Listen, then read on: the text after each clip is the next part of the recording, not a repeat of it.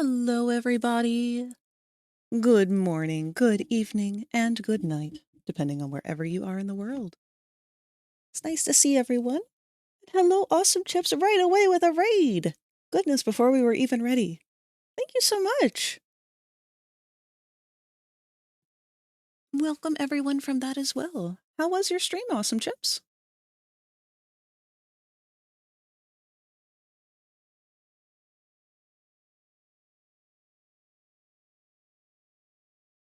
There's the bluebird of happiness. Now that's a first. I wouldn't say that's always a good name for me, but I try. Admittedly, I'm feeling a little bit out of it this week. Had some strange news in the family. It's hard to say whether or not I mean, I don't want to say it's nothing bad. I mean, it's something natural, but it's one of those things, not necessarily happy news.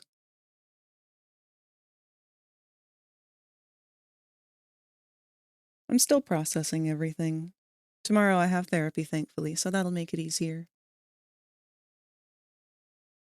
But unfortunately, because of that, I'm kind of just in a weird headspace today. So we're going to just do some doodling. If it doesn't work out doodle-wise, we'll do some gaming. Just play it by ear. Regardless, though, I'm excited to spend this time with you guys. May or may not do some more dabbling with those ornaments. We only have a handful left. I'm very excited to get done with those. That was sort of the plan over the weekend, but unfortunately, my brain was very, very focused on other projects.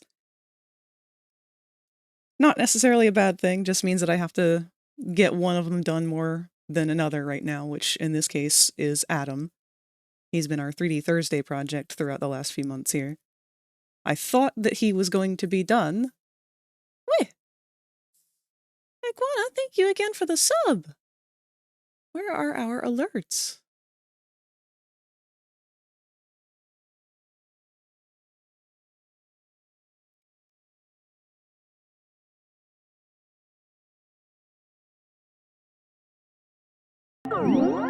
There they are. Took them a minute. If you become lightheaded from thirst, feel free to pass out. For 5 months. Yo, what up? And thank you for the hydrate, Ninja.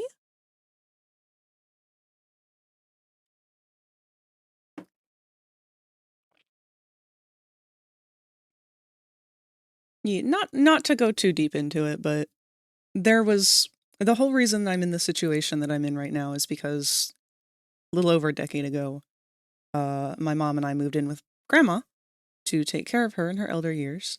Hey, bitch! Hey, bitch! Hi, Kolar.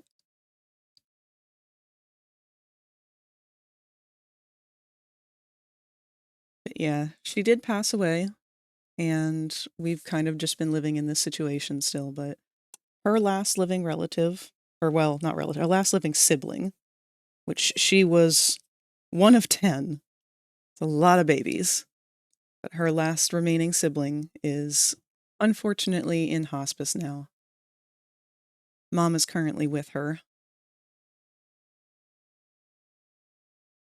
And the weird part is, like, it's not like I was really close with any of the other ones. I had Grandma, and I didn't really get to know any of the siblings because they were all spread out all across the place. But when we moved back with Grandma, I started to meet them, and in that time, like, 3 more have passed. So it's kind of weird now that this is the very last one, and I've just been trying not to think about it a whole lot, but at the same time think about it in a healthy way. So apologies if my energy's not really at its normal level. It's just kind of weighing on me today.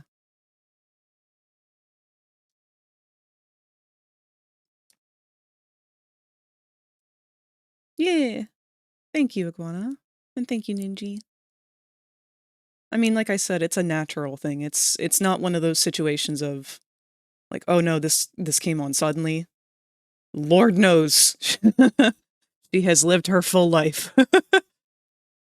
And she's lived it on her terms.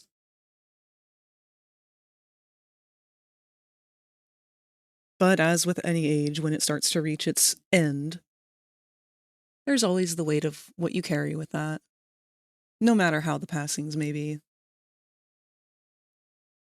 I'm happy that her terms are much better than Grandma's were.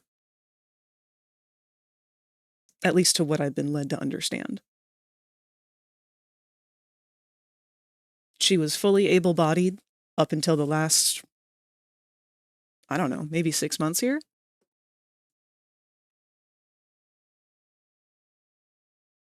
So if anything else, again, I'm very happy for, ironically, the way it's going. Grandma ended up getting dementia, and for about an 8-year struggle that plagued her, and it was horrible. So if nothing else, I'm relieved that that's something her sister's not going through.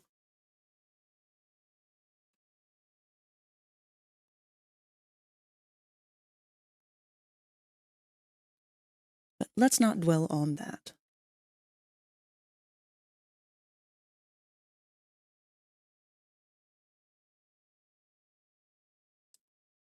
It's weird because I've been so focused on so many projects lately, I haven't really taken any time to just sort of do anything leisurely. I am going to go ahead and start doing some just warm-ups. Our typical circles and lines. But I don't have anything in mind for today. There's a lot of things that I, quote-unquote, should be doing. But one of my favorite mottos I've learned from therapy is, I will not should myself today. And on days that are particularly harder than others, that's what my therapist likes to remind me. When putting pressure on doesn't seem to be helping and just seems to be making things worse, it's okay to step back and say, I will not should myself today. Don't should your pants. Exactly.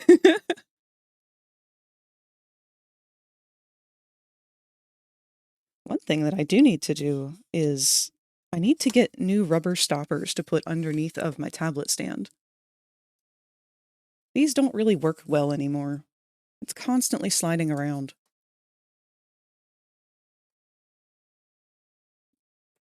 Of course, if I cleaned the dust off of them, that would help.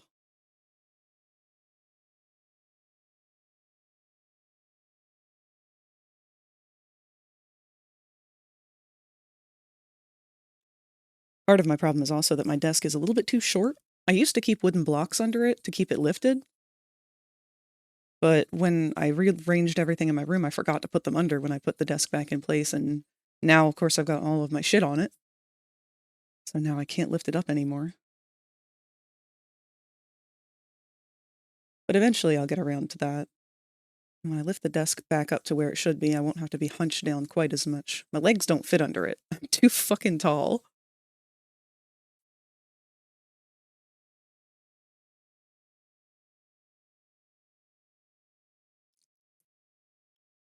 All of your shit on it. All of my shit. Which isn't that much. I don't really keep a lot on my desk other than clutter that amalgamates over time from me leaving a billion sticky notes all over the place.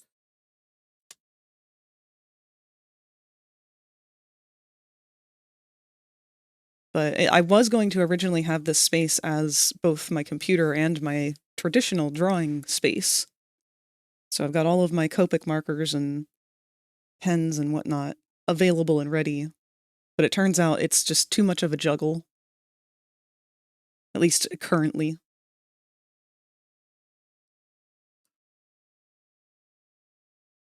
Got some more Yu-Gi-Oh cards today.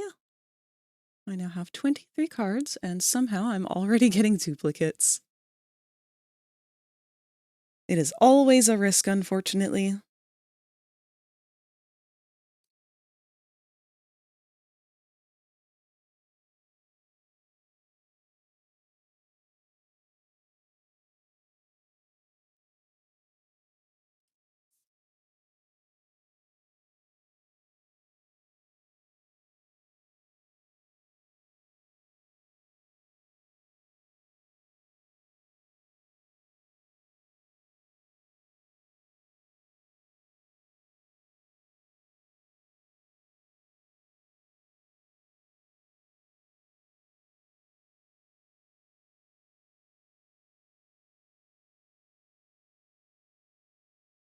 I'm trying to hold on to my inspiration here.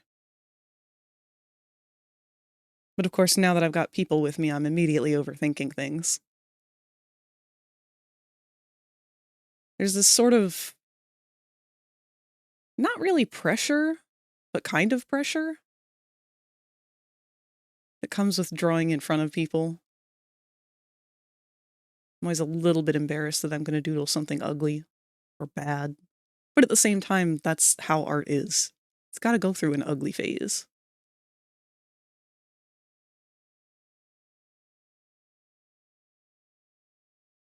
And besides, if all everyone wanted to see was perfect art, then they would go look at AI bullshit. I don't know if I told you, but I might be losing my job of 19 years soon. Oh, fuck! Because the company I work for bought an entire other company that does what I do, but just uses AI to do it. Wow, that's fucking garbage. Holy shit.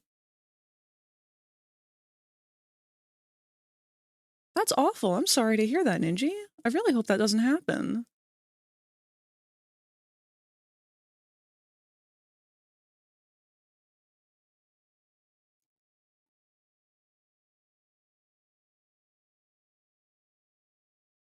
True, but I was not expecting to get 3 duplicates from my second pack. I don't know, man. Anytime it comes to any kind of blind bag anything anymore, I almost always immediately expect to get duplicates anymore. Cost them something like 15 times our yearly budget to buy this company. Sounds like they shot themselves in the fucking foot, man, because the AI bubble is bursting. But that doesn't stop it from affecting you, and that's the part that bites the most.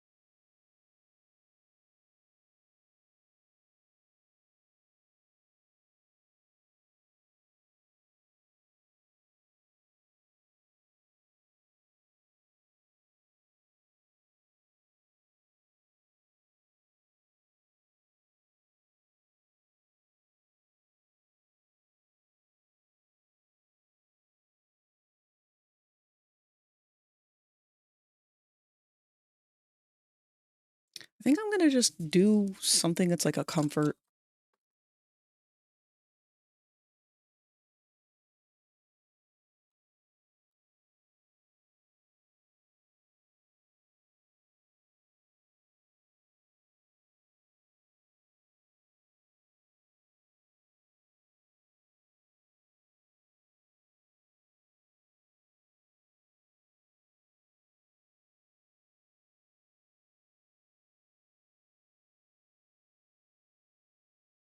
It's probably gonna be kind of silly, but one of the things that helped me when I was going through a rough time in the past was redesigning, restylizing, I guess, the FNAF characters.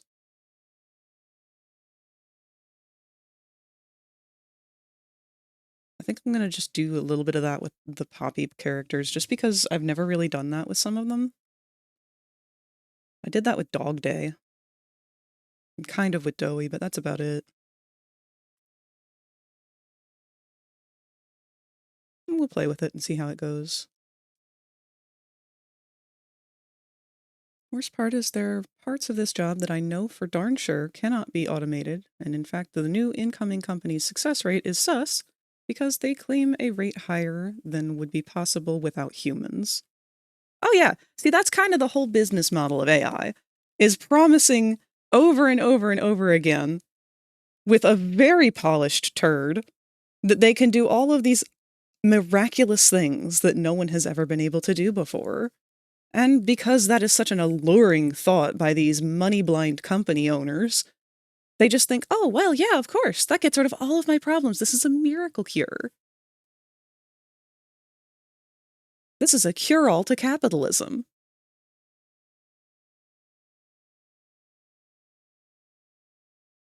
And to anyone who's bothered to learn anything at all about cure-alls, the one thing that you do know about a cure-all is that a cure-all cures nothing. History repeats again and again and again.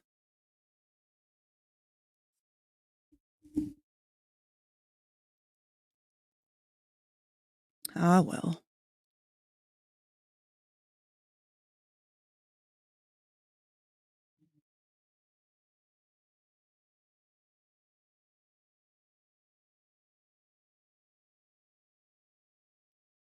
Cure all these nuts. I don't have to pay my employees? Sign me up. Nah, man, the greed of humanity is wild.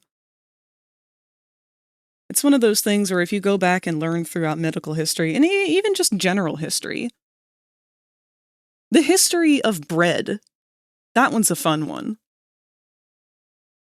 For a while there, we were putting so much crap in bread to try and make it less bread than bread, so that we could sell more crap than bread per bread that we sold, that it was becoming difficult to identify what bread was.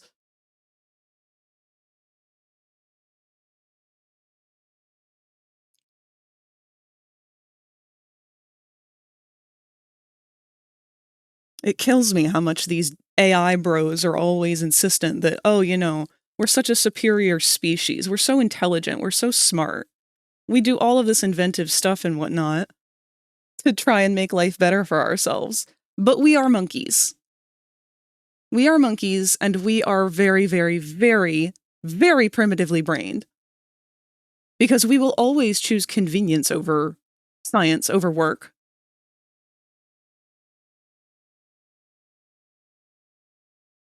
Oh, the milk has spoiled? It's gone bad? Well, I'm already inconvenienced enough by this infant I have to take care of. And I don't really want to have to deal with it throwing a fit over not wanting to drink this spoiled milk, so let's just put borax in it.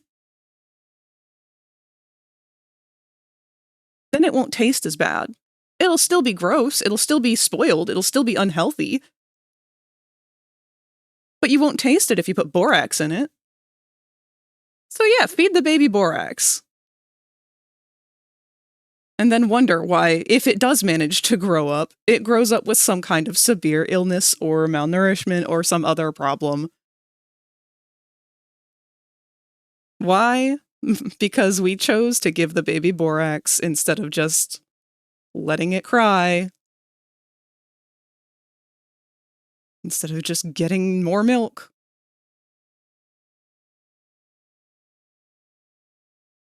But you can't just get more milk. What is this? You think cows are just giving it away for free? How come peasants get to have all the milk they want? They should have to pay for that.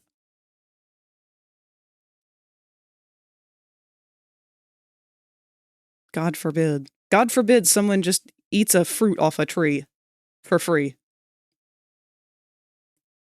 We would much rather argue over who's entitled to the worth of that apple than just be thankful that another human being was able to eat something that didn't cost somebody else something.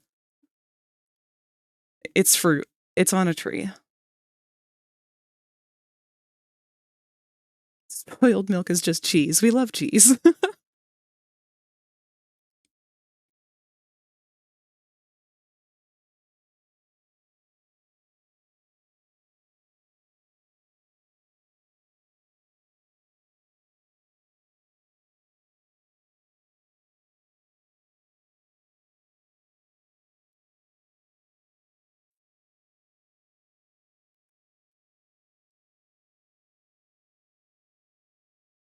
Then make it less apple.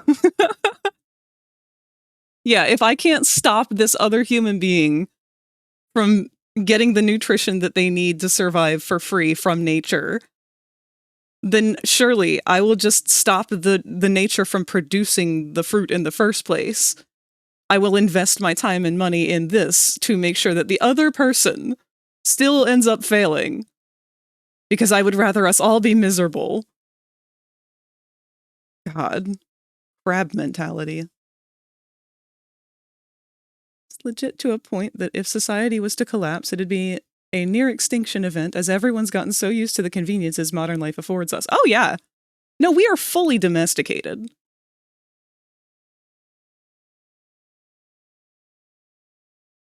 Better see some of my baby man on this page. Individual. Don't deny me of Catnap. Catnap is one that I've done before, but I do need to go back and kind of touch up. He's actually one of the first ones I ever doodled. I think I have a whole page of the smiling critters that I had been working on at one point.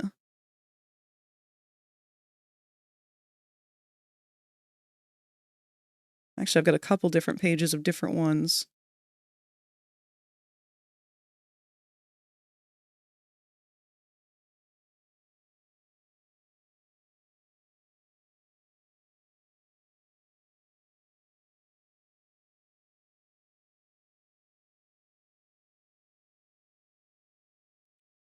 Still remember when Farm and Corps weren't able to form a profit during COVID, and they destroyed more than 30 million tons of bioproduct like potatoes. Yeah.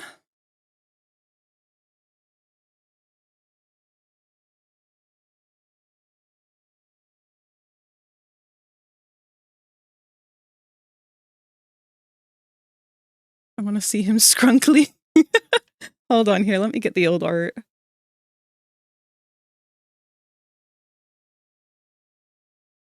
Actually, one second. I don't know if there's some stuff on here that I'm not willing to share yet.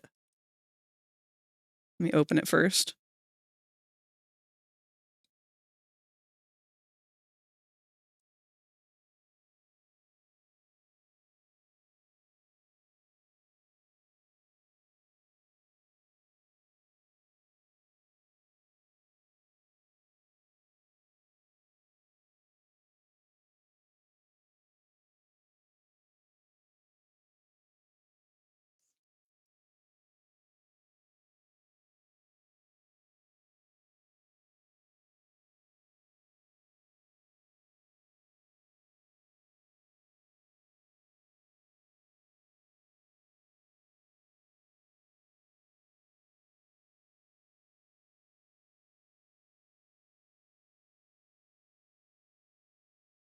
Okay.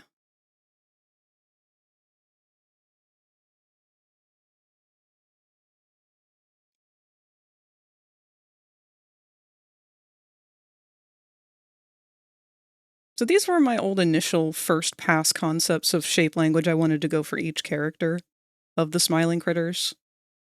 I've definitely changed some of them around, but not a whole lot. Bobby, I think, is the one that's changed the most.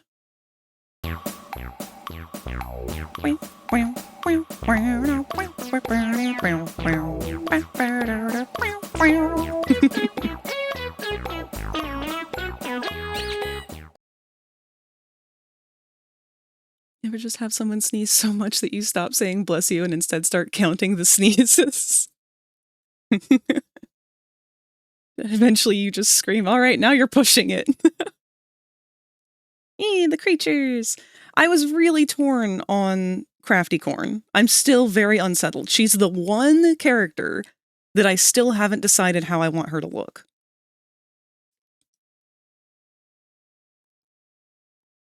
Yes, Fluttershy was exactly the inspiration. There was actually an old My Little Pony horror AU crossover with Amnesia back when I was in, God, I don't even know what grade. But that was where I had initially drawn inspiration for Crafty Corn's bigger body. I wanted her to be more like Catnap. Actually, there might be another older version of this. Hold on.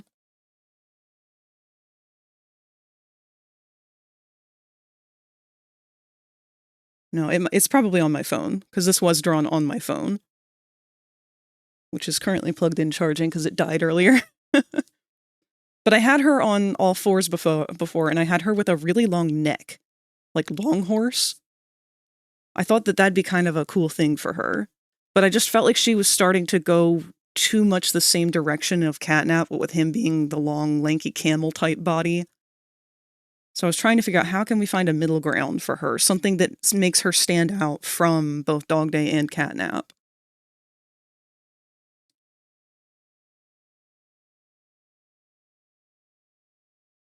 My Little Amnesia, yeah.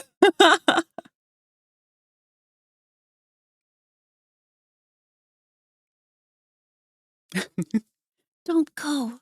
Stay. Please.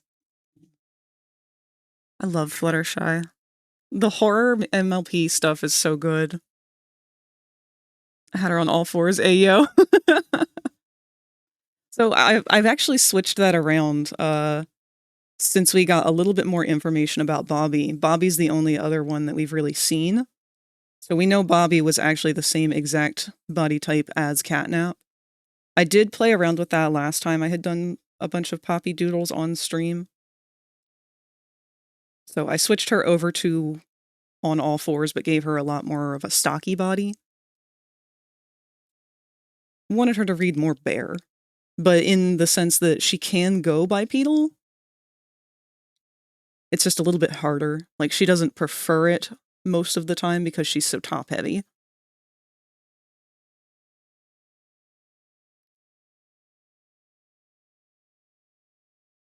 A lot of people are saying that Hoppy will be a factor in Chapter 5. I don't see it. No, me either.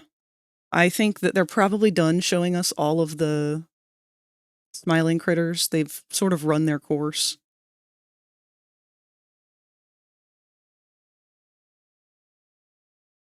Cannot express to you my love for the horror AUs from the My Little Pony fandom. Like, the zombie ones are fucking good.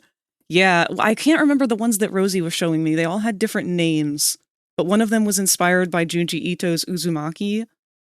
That was such a cool one. They had amazing designs. Hi, Sleepy.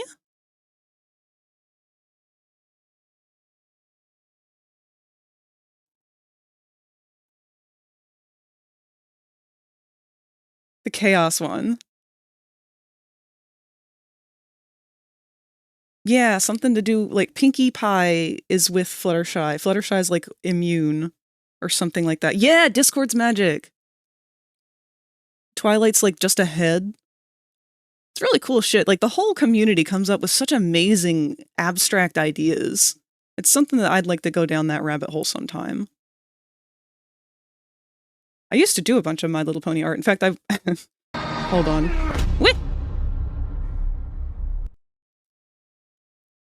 I'll show you guys real quick. I've been doing all of Adam's menu icons over the weekend, because I've been trying to get him done.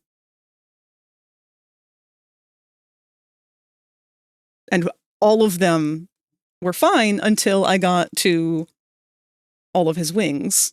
Wing toggles.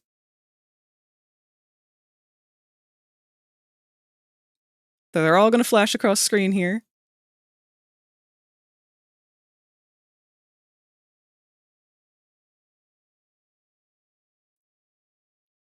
Oof, that was a lot of them. I forgot how many there were. So I'm just going to close them as they go, but like each toggle that I gave Adam has its own icon, so like his wings tucked in at his side. This is just My Little Pony art. Like, as I was drawing each and every one of these, I realized, no, I can't escape it. The history of being a My Little Pony artist has come back to haunt me, but in a good way.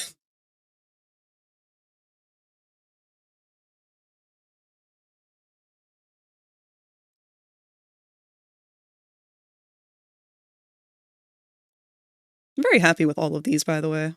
I do need to go through and resize some of them because their icons kind of get in the way.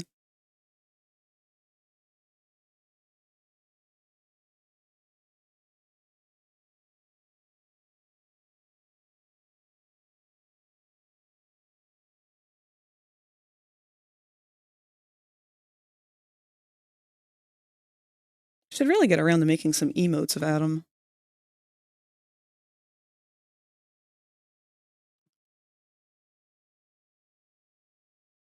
There's two I found based on the Rapture. And it's a trip? Floor! Yeah, that one's for the floor toggle. There's a couple that are pretty funny without context, like the one that's like just the guitar that says body.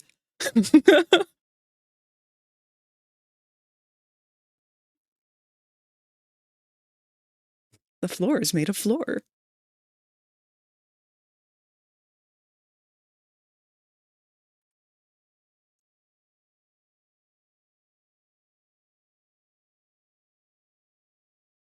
Oh yeah, here's cat naps and dog days. This was a lot earlier on. This was before I had even put any thought into the other characters. We had our actual models. I was trying to get kind of like an idea for how different their bodies were.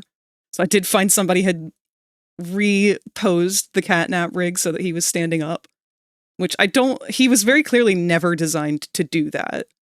So I really wanted that to be a key element when it came to his design, was that he was meant to be quadruped. This is about as far as he could stand. I had an old comic that I did of Dog Day and Catnap discussing that exact thing, but again, it was on my phone, so I have no idea where it is. They did have eerily similar body structures, and I think that was intended, because I think originally they were kind of thinking, like, we're not going to model the other ones, so we're all just kind of going to make them look very similar. And that's why Bobby ended up just being a recolor of Catnap as red. And Hoppy just ended up being another recolor of Catnap, but green. Him's a hunched man. He got that scoliosis.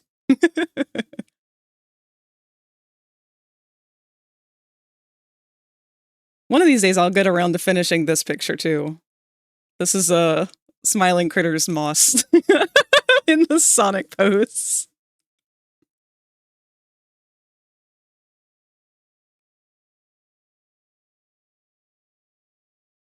I had a bunch of AU stuff worked out.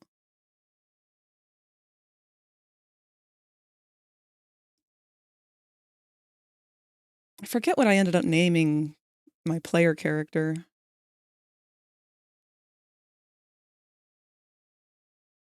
The whole premise was based off the idea that these little players were their own toy line, instead of just being representative of the human characters. And what it would be like if they were still roaming around inside the factory of just these little guys. Little helping hands.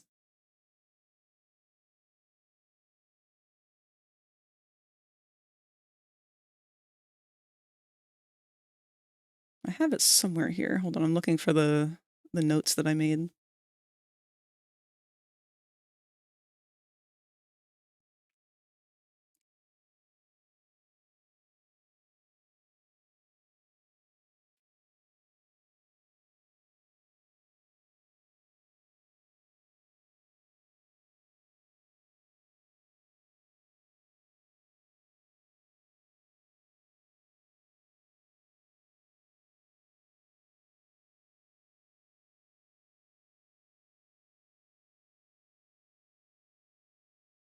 Okay.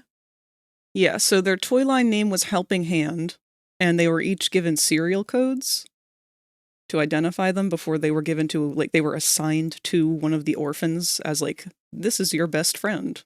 This is your toy. This is so that we don't have to have people looking after you. The toys will look after you. And the main character of the story I wanted to tell didn't have a child.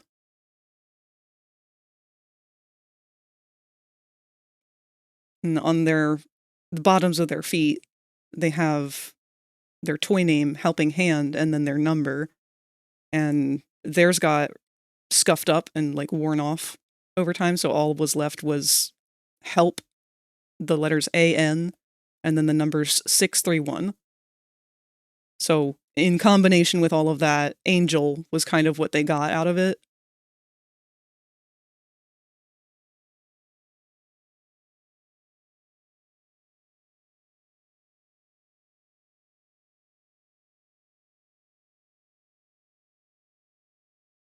Dog Day was the first one to find this one, this specific one, which was actually on that picture with Bobby. Wherever that one went. Yeah. Bobby and Dog Day are the one that find him. And Dog Day's the one that names him Angel.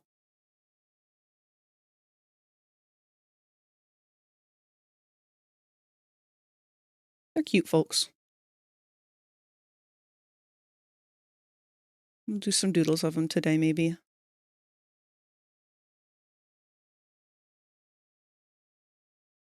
I have too many projects as is. Don't make me want to make a creature to have for this damn game. Listen, Chapter 5's coming out next month. Now's the time. I really should get my player model finished. I mean, he is done, with the exception of I have to redo the animations and the rig for the hand toggles, but other than that, I already did it for FNAF.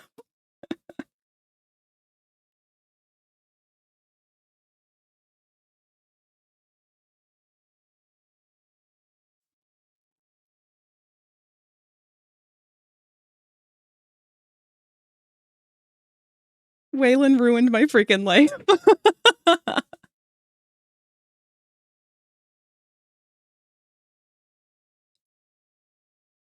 Nah, they didn't ruin it, they just enriched it. It's our human enrichment for the day.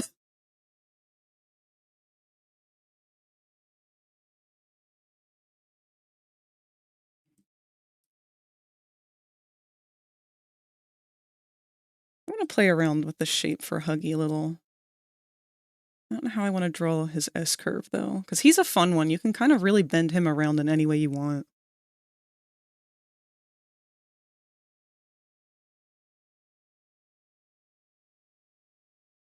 I love characters that can move without bones or move in really weird ways.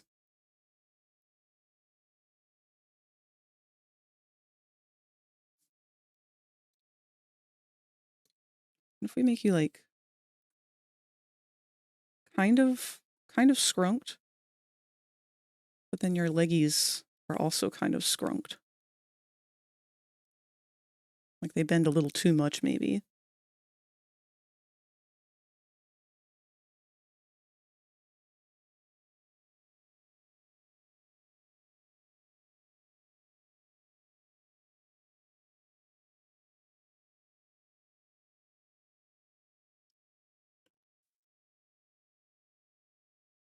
Older model and or sibling to Montgomery, he owned an adult lounge while the kids played. Before he owned the lagoon, he was used for security protocol. Death roll. That's cool. I love how so many of us have definitely just kind of been like, yeah, there's 100% an adult portion to this Pizzaplex. They did not build a Pizzaplex this big without being aware and catering to an adult audience.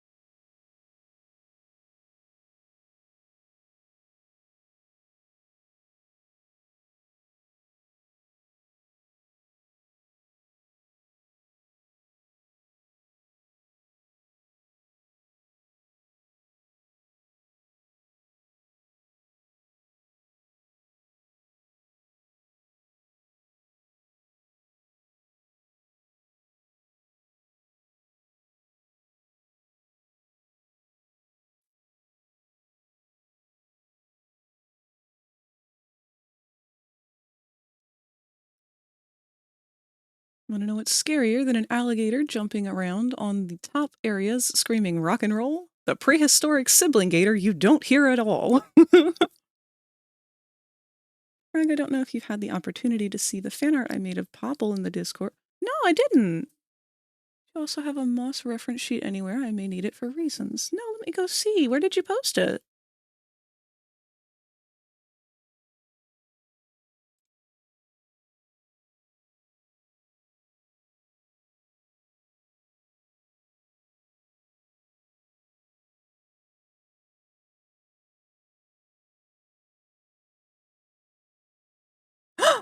Oh my god!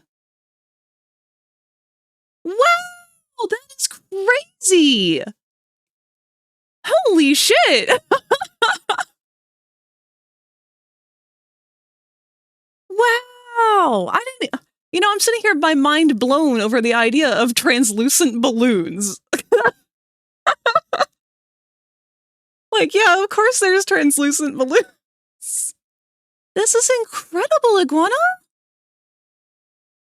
Holy shit!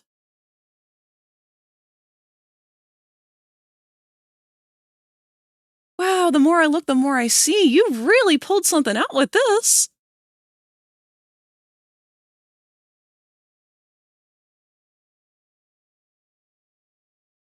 I can't even wrap my head around how you got all of his details like that. This is so good. Thank you. I'm honored.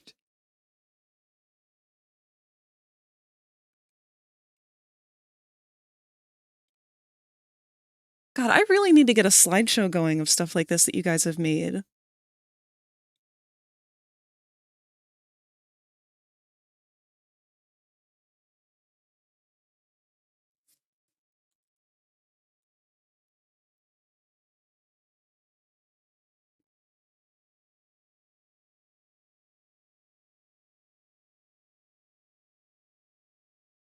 I need to go back and find the person from VRCat.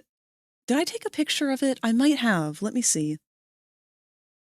Because there was somebody in VRCat this last event that they had, and they were doing balloon animals, but they were also doing balloon animals that were 3D scanned, so you could have it as like a little additional accessory on your model. It was really cool.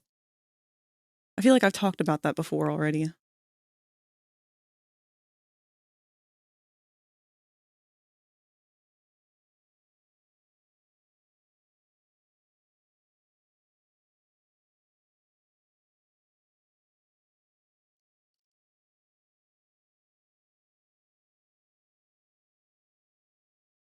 Is this it? Not quite. This might have been last year's VKit. Oh no, this is this year's because Tot's on the... You know what? I might as well just open some of these pictures to show you guys.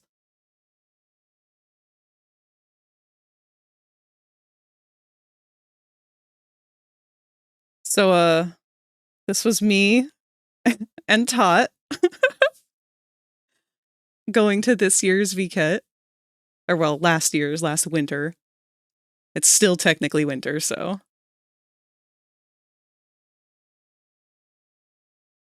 But if you've never been to VKit, it's really, really awesome. It's Japan's virtual reality market.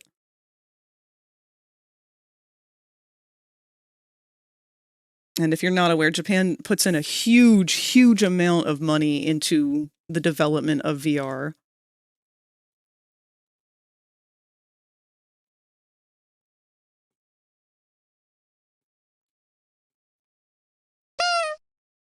Oh, wow. Hi, Zatani.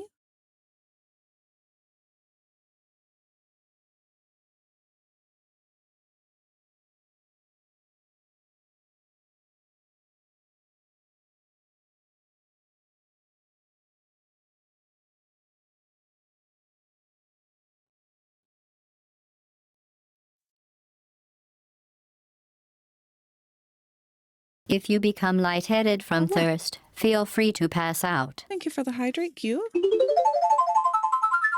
And the posture check. I have scooted down a little bit already.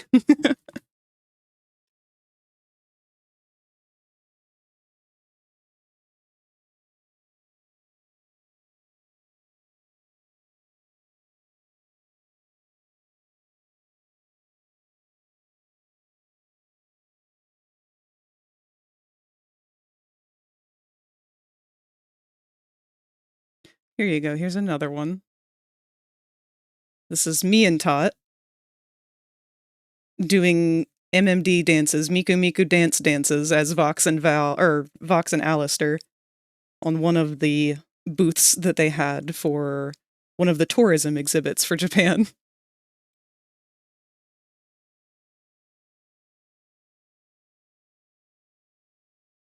Sadly, I don't think I did take any pictures of the balloon animal thing, but I'll try and go back and find it because I really think that that'd be a cool thing to show. It's the first time I had ever seen them do anything like that. But the artist in question, they make balloon animal figures of people's characters. And since it's a balloon animal and they can't really send that to you, what they do is they take a 3D scanner and they scan the balloon animal and make a virtual figure of it so that you can have it as like a little prop to use in VR.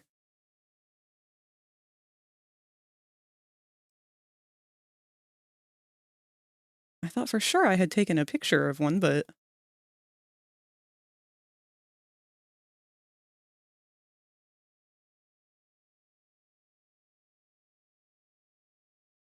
instead I just have all of these stupid pictures of me fucking around.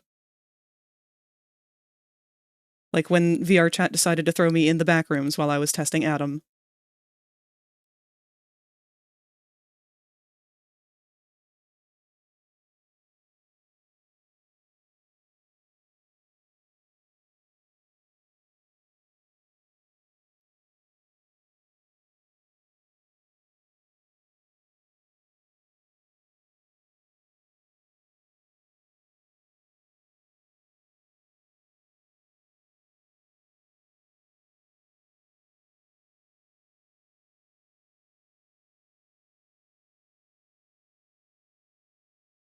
Angie. I thought for sure we took pictures of them.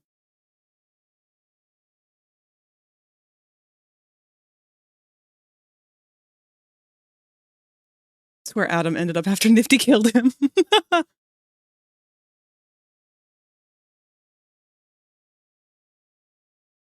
Here, let me go ahead and grab a link to the VCat worlds. Just so that anyone who is interested can go check them out. At least the hub world.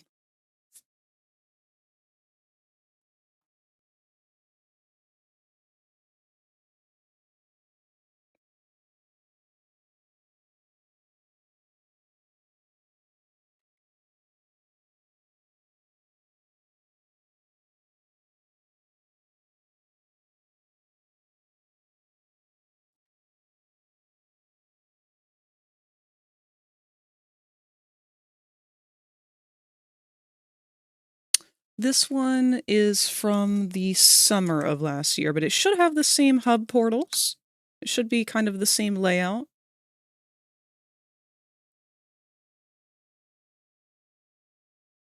If nothing else, you should be able to get to the previous event's stuff. But I think that it's possible they may have taken down the winter ones temporarily because they're getting ready for the upcoming summer market.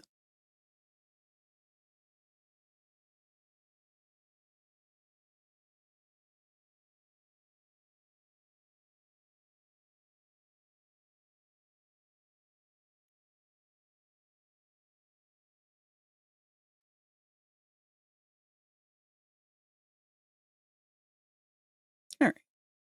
Back to some doodling.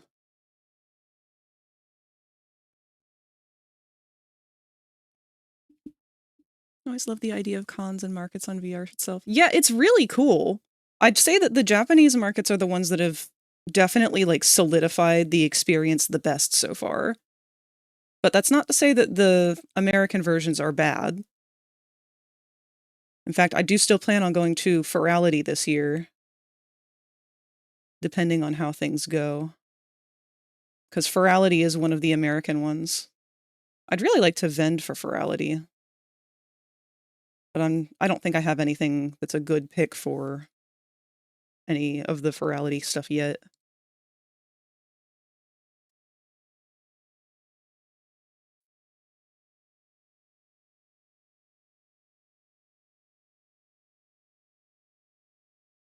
The weight on this arm is not kind of how I want it to be. It needs to be ganglier.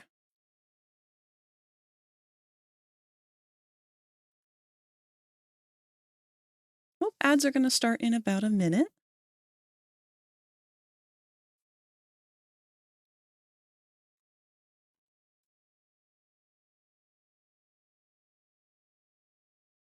I sort of hate that that arm is going to disappear like that.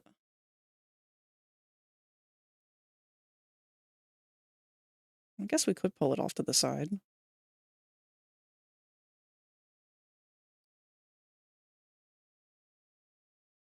Or we could put it behind that leg.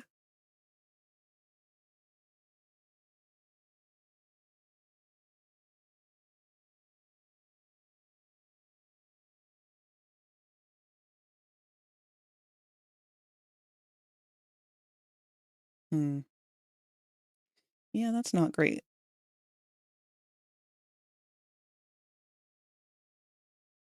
We'll hold on to it.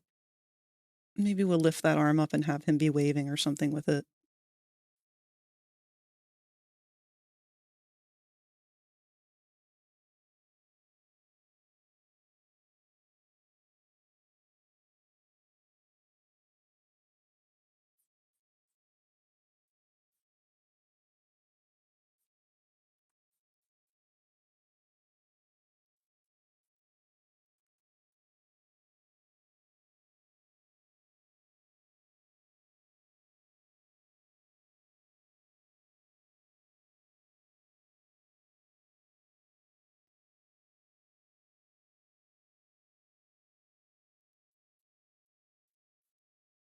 There go the ads. The one thing I really don't want to do with Huggy is give him a tail. Everybody gives him a tail. It's the one thing that I don't like that people do. Not because it looks bad, but because it's such a gut instinct to do that I feel like we need to fight against the instinct to do it.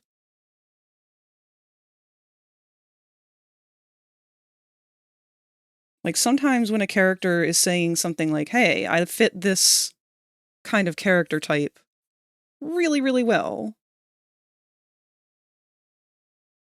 sometimes it's a good thing to question why and to see if you can do something to pull it back out and differentiate it out of that.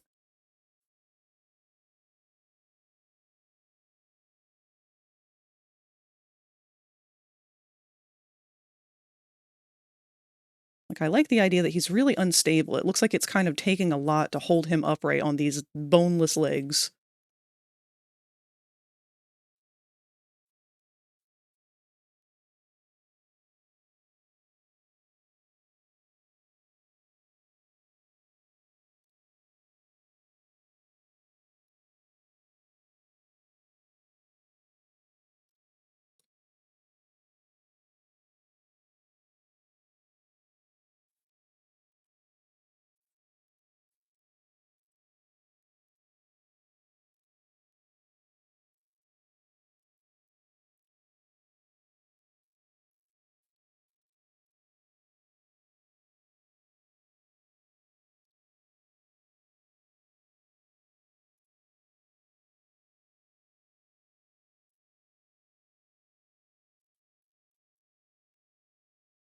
Because it's like one of my favorite scenes, too, is when Kissy shows up and she pulls the lever to open up the gate to let us through. There's something really cool about how they animated her in that scene. There's still some level of retention of uncanny valley in her. She's not fully there.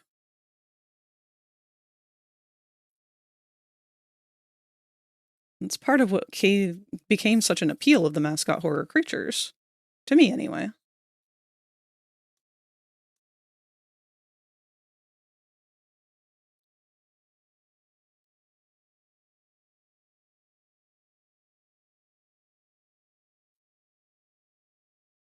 It's like her arms almost weren't fully in her own control when she was reaching out to try and pull that lever.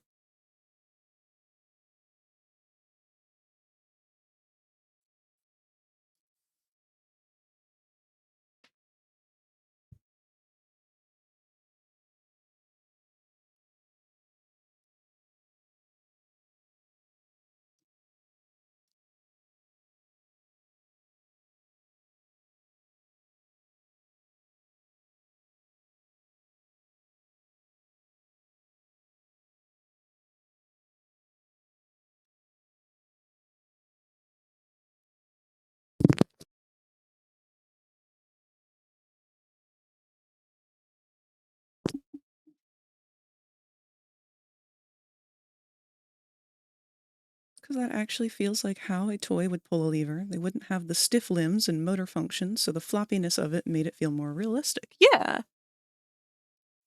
They were more acknowledging of the no-bones situation, which I think is kind of cool. I think they're actually going to go into why the toys function without having skeletons sometimes in the next chapter. Whatever this red pink goop is that they've been showing us, I think is like infusing into the toys, like the fibers of the materials.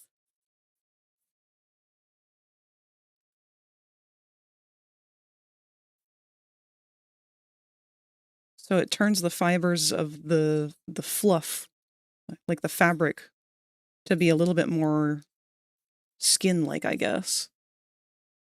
More like an organ than just fabric. Yeah, I think it's a cool concept.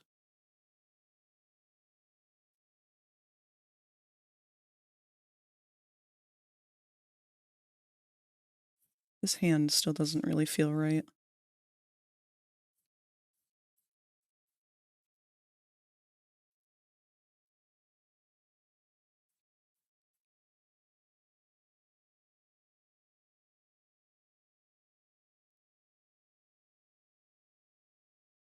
Welcome back, Sleepy.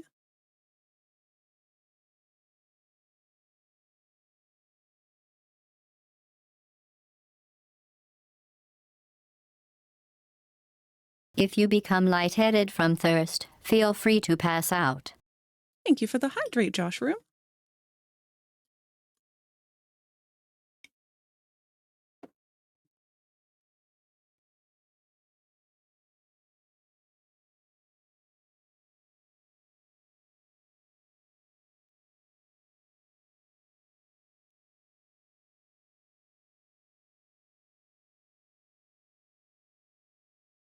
Goop sort of looks like one of the past lives of Finn the human.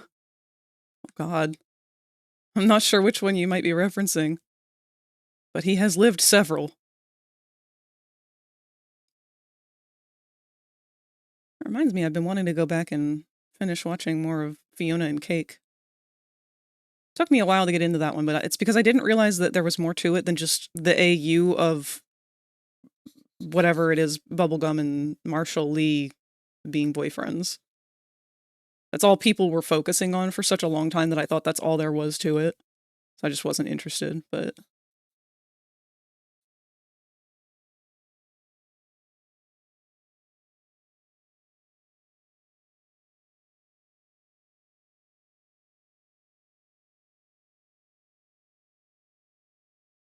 End the stream. I'm gonna do it again by tomorrow, maybe.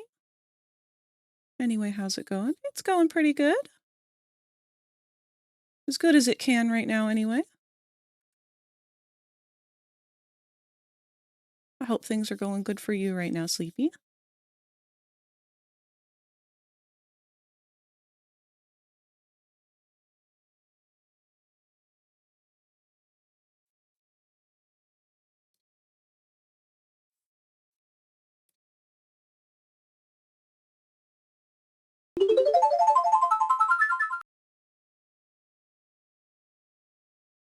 Thank you for the posture check, Satani.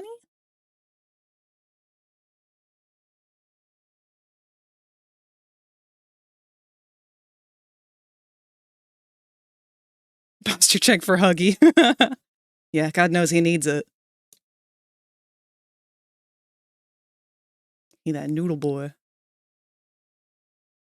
I still really hate the way this arm looks. The other one, the legs look fine. This arm, it's not carrying its weight.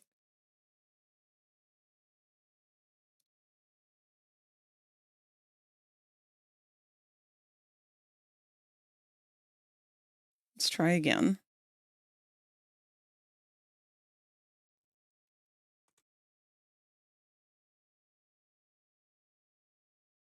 Hey, look, we turned it into Kissy.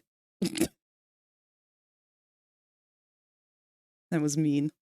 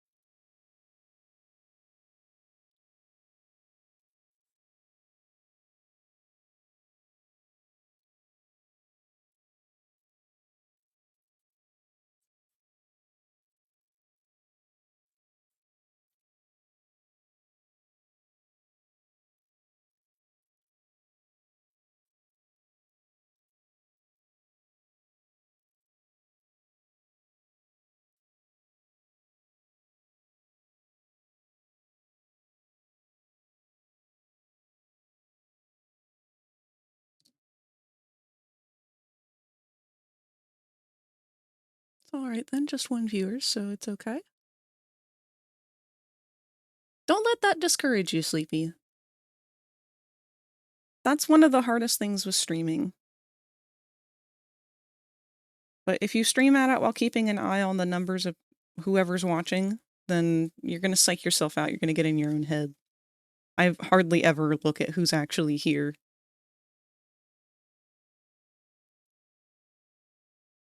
A lot of my yapping is just kind of the regular yapping I do to myself in my own head.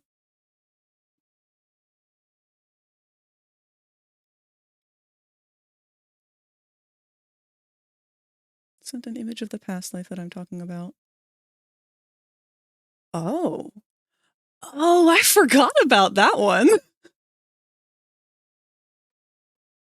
Because that's from the lemon grab episode, isn't it? Where it's like flashing through. No, it goes through and flashes through a bunch of his different lives. Is it when he's astral projecting? I need to go back and watch Adventure Time. That show's made me cry such an unreasonable amount of times.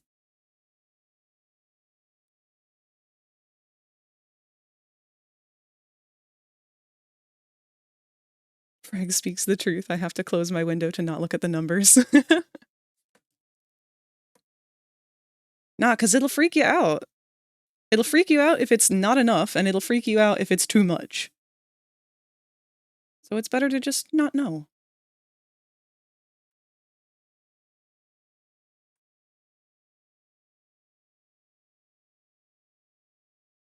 That's actually working. That's going somewhere.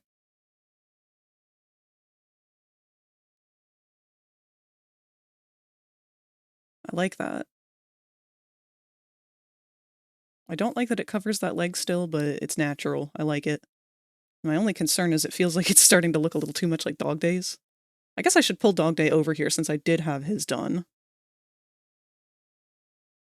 Or like his general sketch anyway.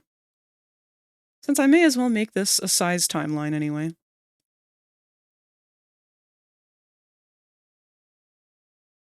I mean, why not? I do it with every other mascot horror.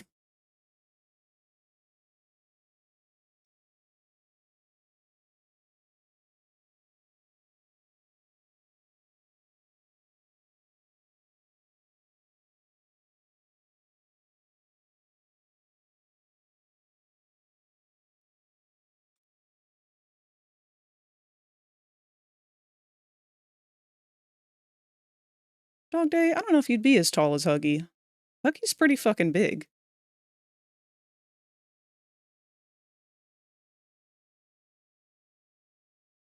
Well, we'll leave you off to the side for now.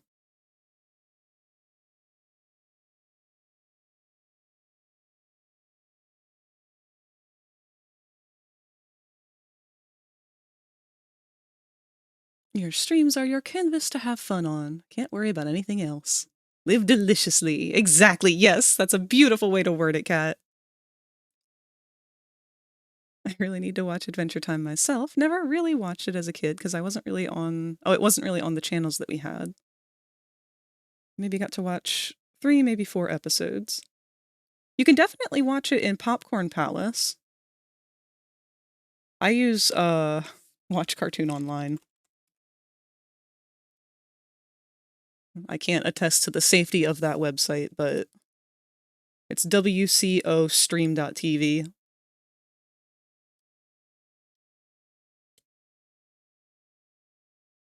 Because I'll be damned if I pay a premium for Cartoon Network.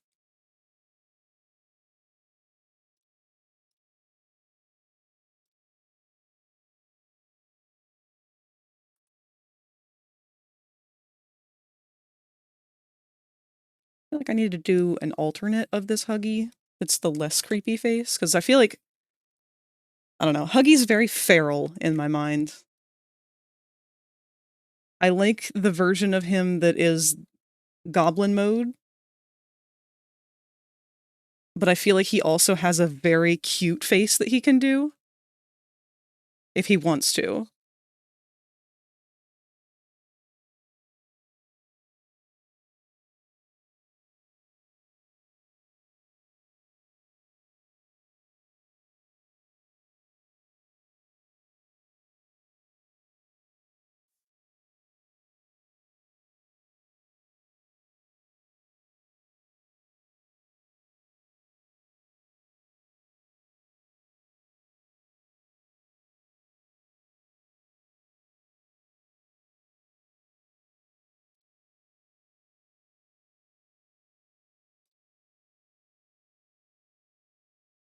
Probably wouldn't be as hunched if he were doing the cute face, but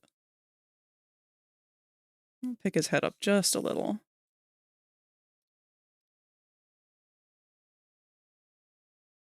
Because he kind of gives me, like, dog vibes. When he needs to become security dog and go attack somebody, he does big scary face, but if he is just kind of, like, vibing, he's just happy doofus face, you know?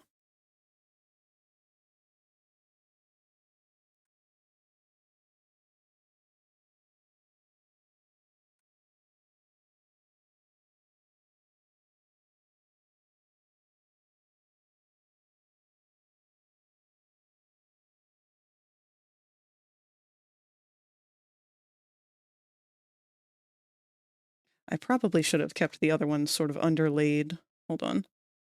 I don't want to deviate too far from it.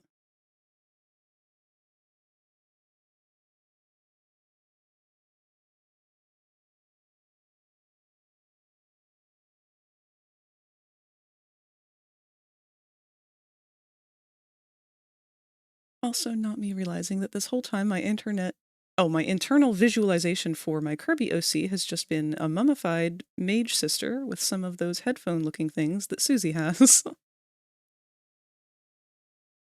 Can I pet that dog? I feel like you could pet Huggy.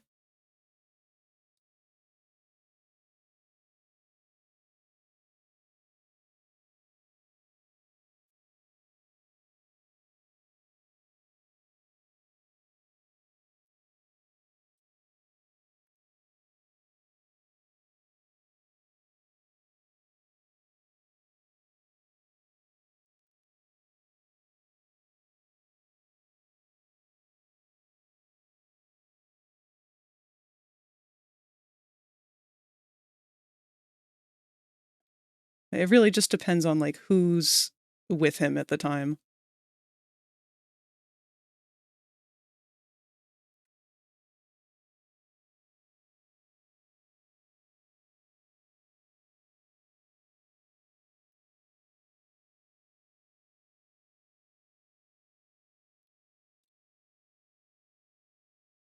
Like, Yarnaby's kind of the same way.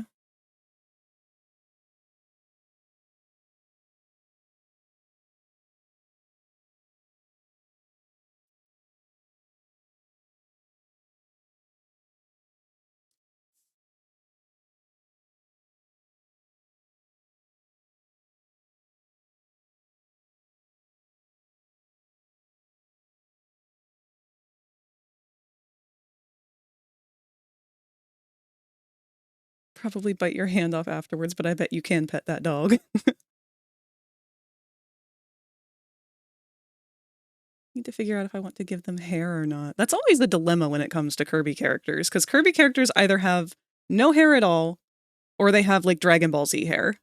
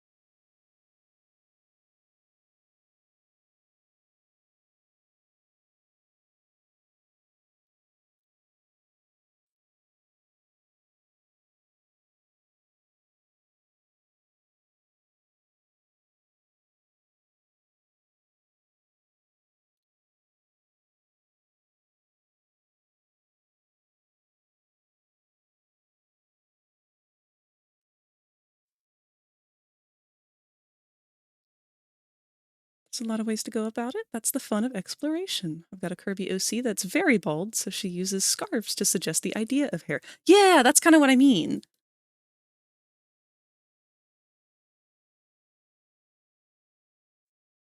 Like, not so much that it's bald, but they just, like, don't do hair. They have other things in place of hair. They're big on hats.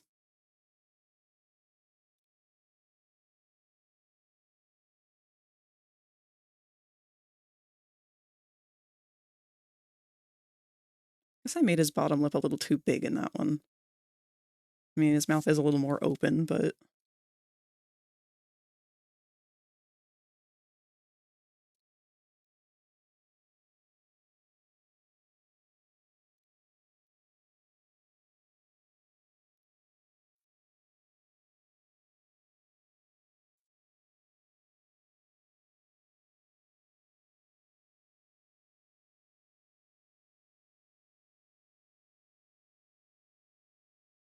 I don't know. I'll go and touch it up later another time. Find a hybrid between the two.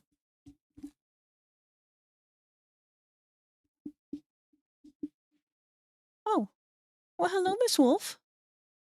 Hi, Sweet Bean. And Bronca.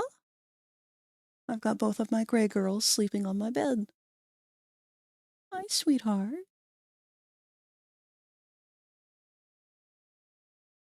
My room is one of the warmest in the house right now since it's so cold out, so I can only assume that that's why they're all in here. Yesterday I had all 3 of them in here. Just turned around all of a sudden and realized, oh yeah, my bed's the hot spot right now. Literally.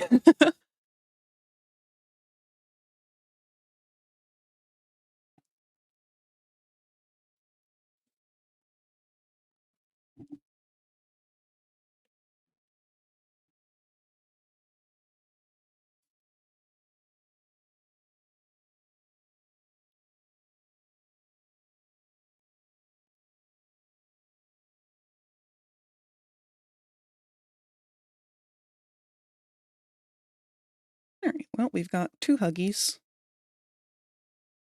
Let's...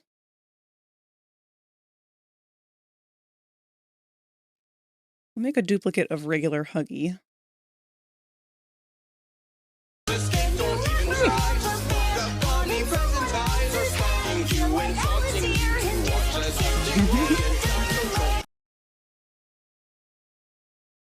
We're gonna go ahead and make him a lot lighter so that he can just kind of be of reference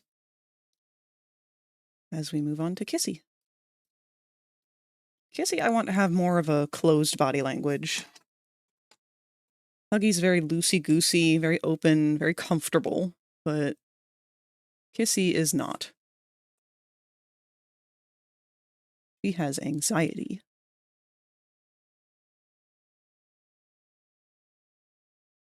And while they draw her very outgoing,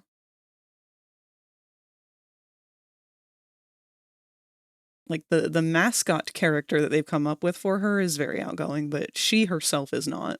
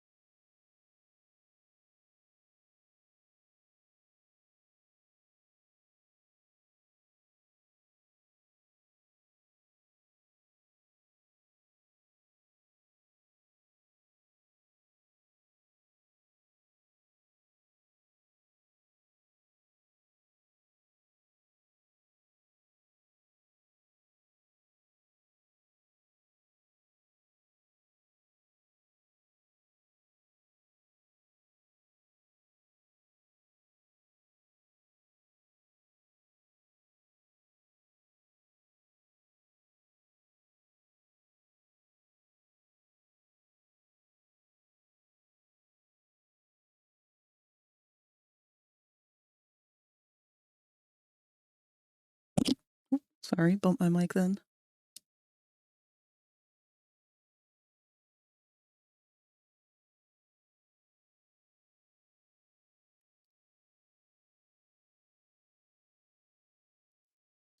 All right, let's kind of go a similar but different direction.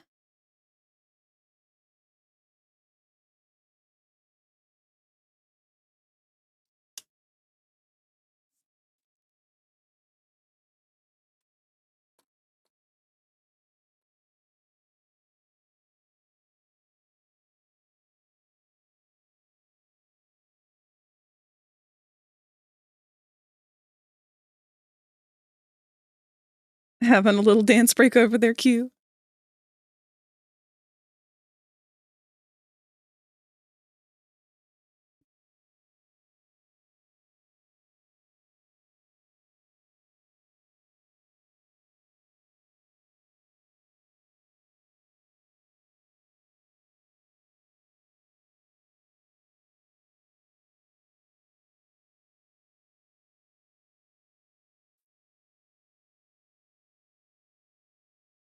I'm going to push her hip a little too high on this side because I want her to be kind of like overdoing what I want her to be doing here.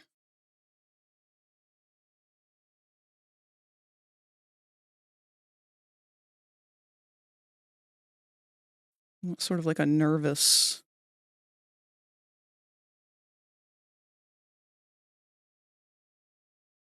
She's too tall.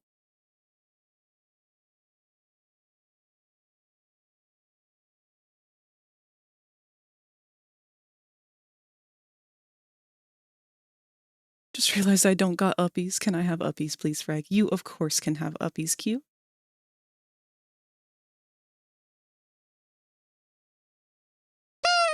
Oh, wow.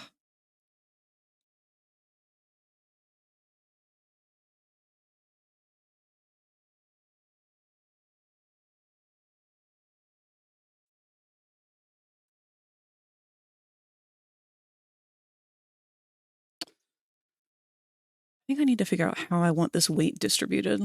Because I want her to kind of like be kind of curled in on herself a little bit. You know how people normally would like pinch their legs together? Like if they're, like if somebody's standing here kind of like, they got the one shoulder hunched. Maybe they're reaching out to grab it. They got the one leg supporting their weight and then this one kind of like cruxed in, like nervously. I want this sort of pose going on, but with all her jankiness. Hey, Fo.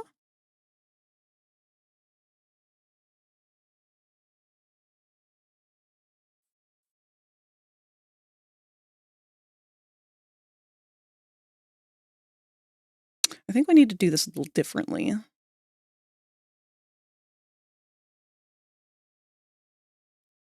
I'm going to detach the legs and relocate this part of her body.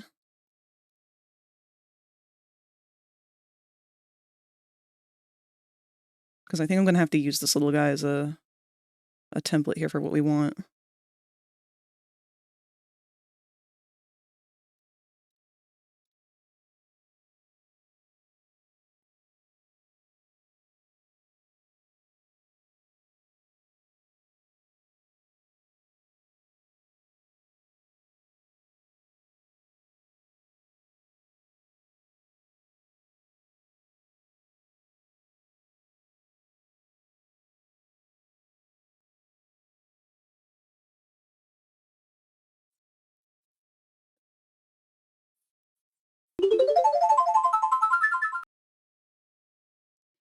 Big stretch.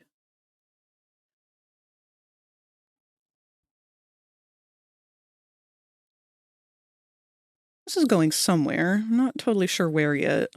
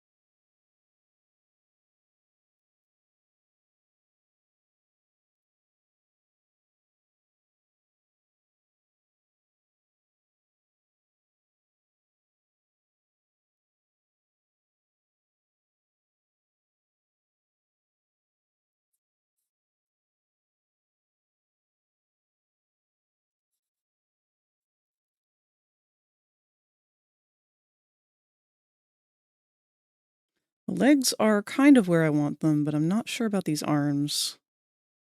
I think we gotta do something different with them. I really don't like that crossover.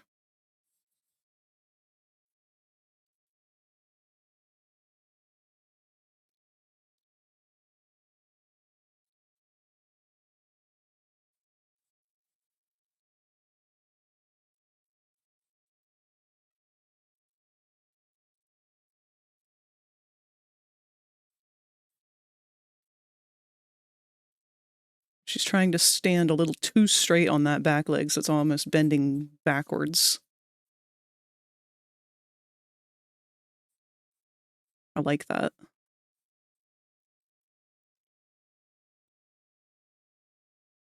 Mm. We could have this one fold back behind her and grabbing that other one from behind.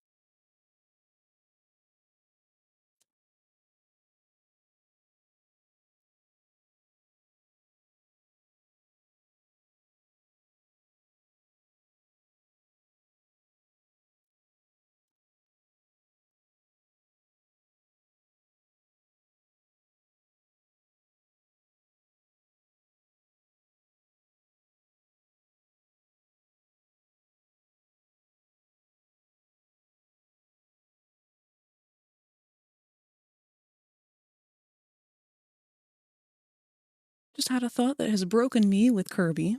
Do you think Magalore and Highness might be a similar species, except one's got a Squidward nose? Because they both have the cat ear things. Oh no. I don't know how you would even begin to piece together the relation of species of Kirby characters.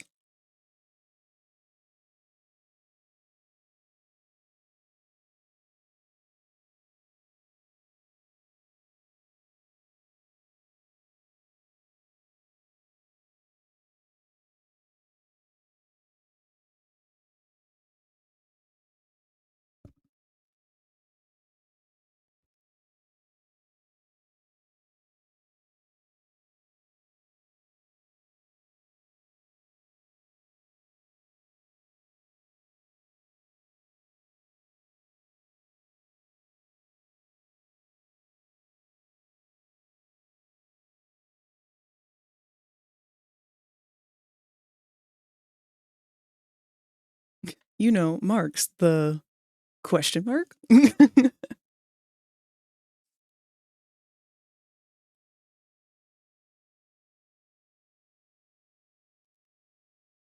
Ah, got an eyelash in my eye. Eesh.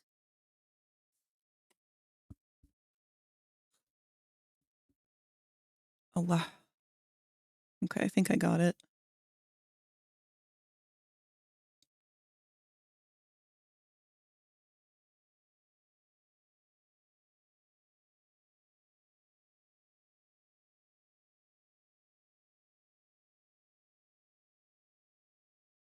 All right. I like this pose that we've got going on for her. I'm gonna try and tuck this part of her arm in a little further.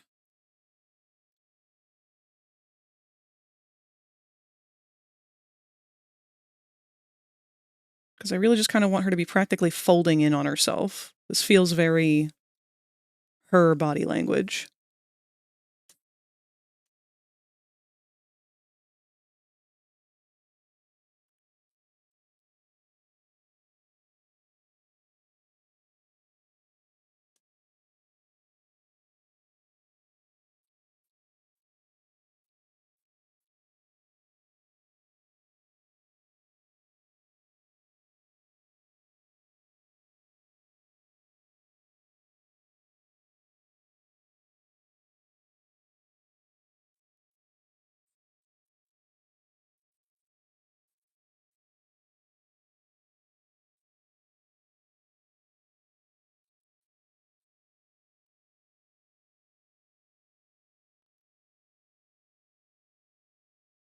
I think instead of refining this sketch, I'll probably just kind of keep it as is, work out a little bit of the details here of the placement of her feet and stuff, but I think I'd like to just kind of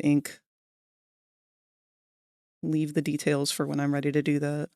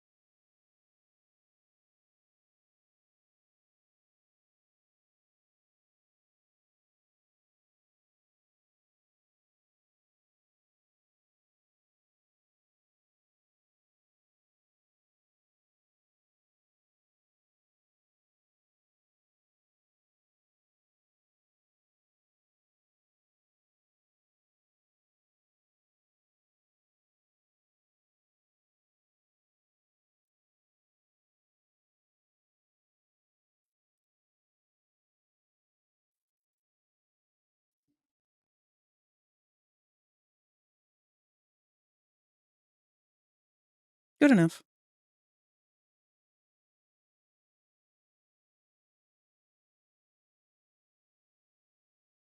God, I can always see how much more I struggle when I stop being loosey-goosey with it, but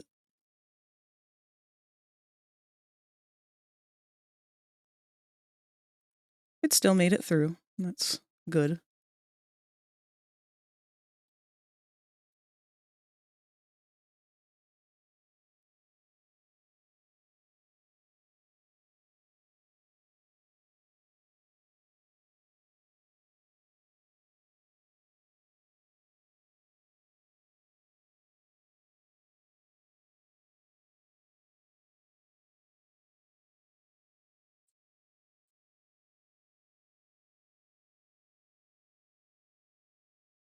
My friend Saturn plays with that idea. One of his OCs is from the time period of the Ancients and the same species as Highness. And many years in the future, Magalore is his mini great-grandson. There's like an evolutionary change there. It's great. Evolutionary change was losing the nose. Sneezed too hard and lost his nose.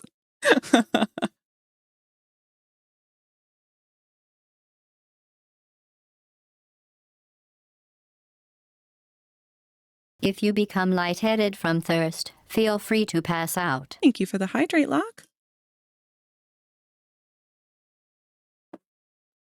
How is your blender endeavor going?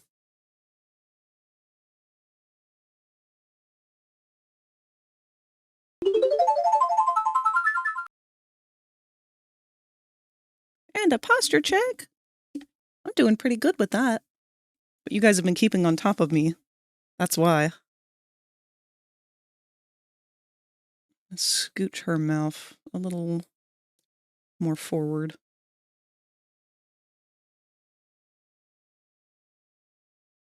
I'm not really in love with how her mouth is placed, but it's also because I'm just kind of convoluted, all tied up into the mess over here.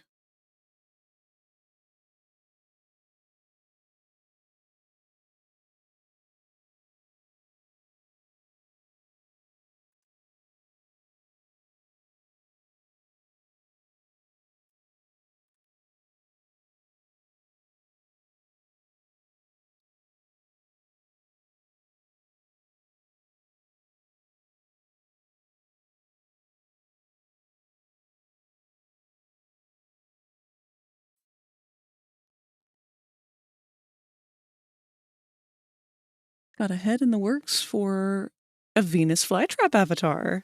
Hell yeah! Decided to be restful though. 1 hour of sleep I ended up getting is kicking me in the bum right now. No, now is some time to get some rest then, if that is the case. You cannot be creative on an empty brain.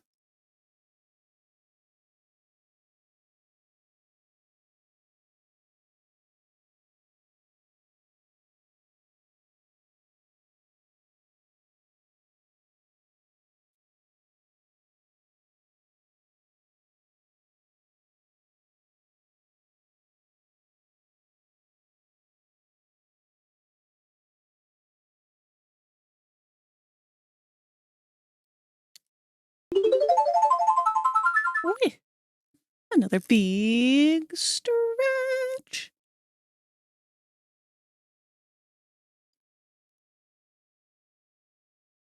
That went up against someone whose power was having a debilitatingly bad smell, so only those with noses, or without noses, and therefore couldn't smell, survived. Knowing Kirby, there's probably a creature out there whose power is really bad smells. You know what? You're right. I hate that you're right, but you're right. Long time no see. Your art's looking great today as always. Thank you so much, Cactus.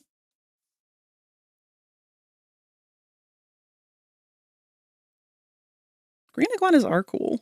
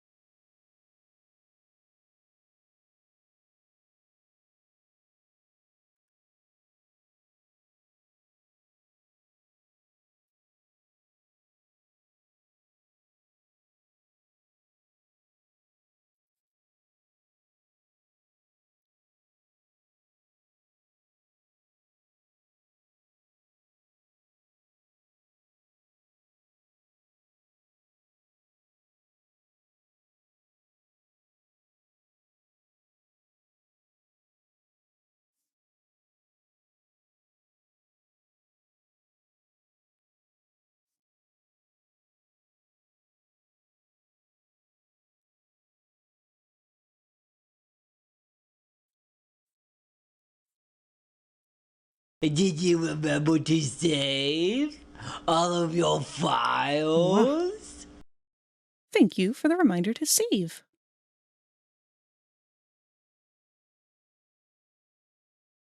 And thanks for the alert, Cactus. Sent you a video, Frag, and I hate that everything in the video is something I do regularly. No obligation to watch it right away for clarification. Uh-oh.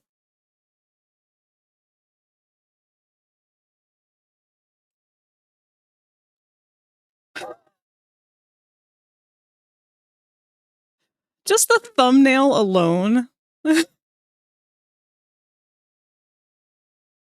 I will get to watching that, because I have a feeling it's going to call me out on some things, too. Alright,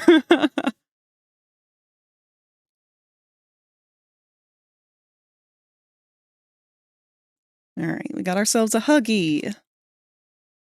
We've got ourselves a Kissy. Who's next? Whoops. Apparently I'm going to throw my whole window to the other monitor.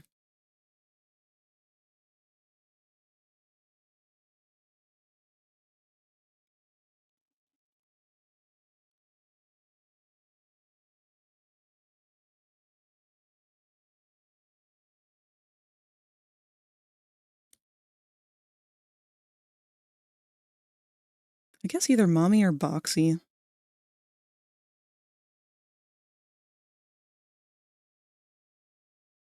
I have drawn Mommy before.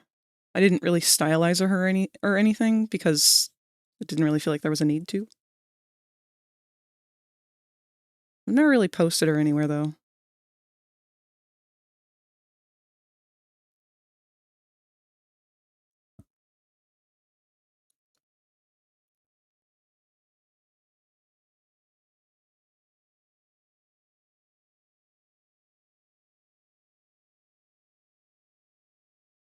She's a cutie. She is a cutie. I love her.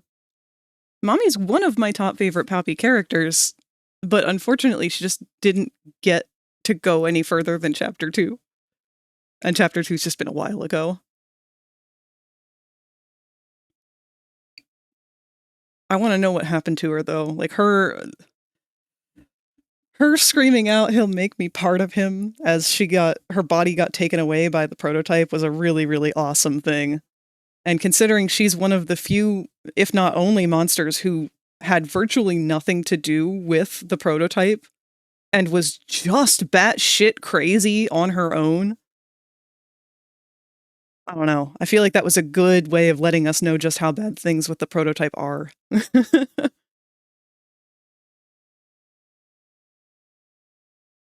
Decided to leave the head and make some work on the body, and I think I've leaned into the Mage Sister theme and made a variant of the Mage Sister outfit. What have you done? He'll make me part of him! Dies.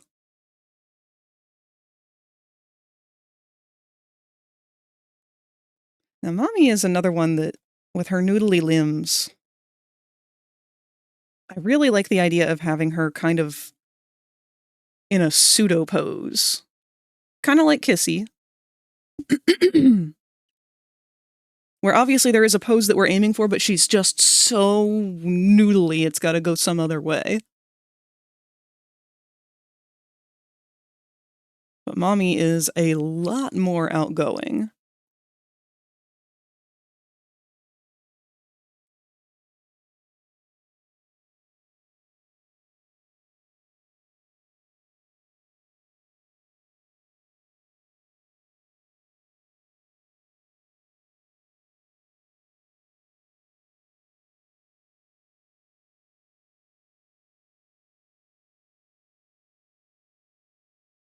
We want her pose to radiate confidence.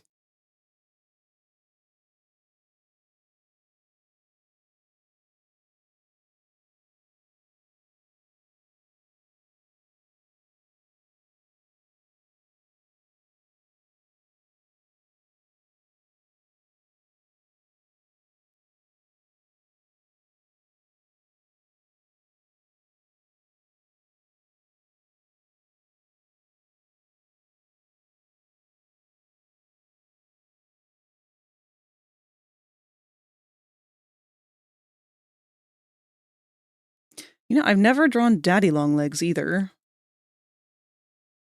And granted, he never actually shows up outside of his 2D art. I don't know what kind of a role he would have had. I like the idea of the role that he would have with the character of Mommy, as in who her mascot cartoon counterpart was meant to be involved with.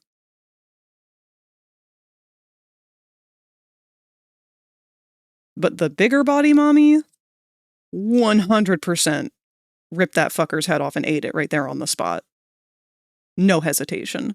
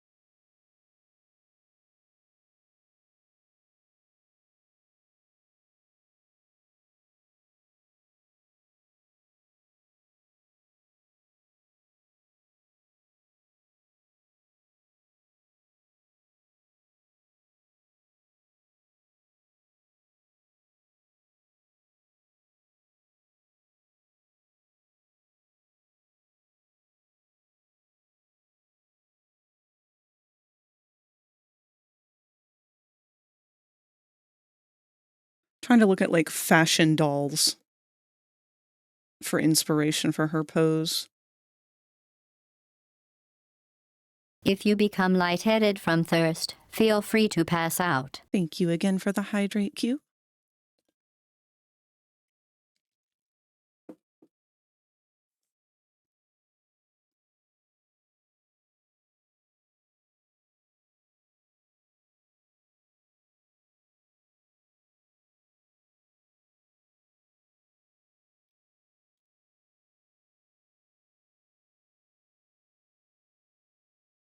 Okay. I've got a couple of ideas here of what I want. I might slap down a couple poses from reference here.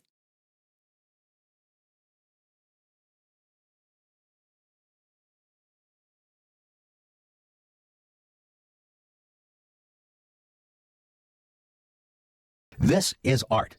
You will hear a buzzer. When you hear the buzzer, stare at the art. Sorry, y'all know I can't see chat when I'm trying to find references on things.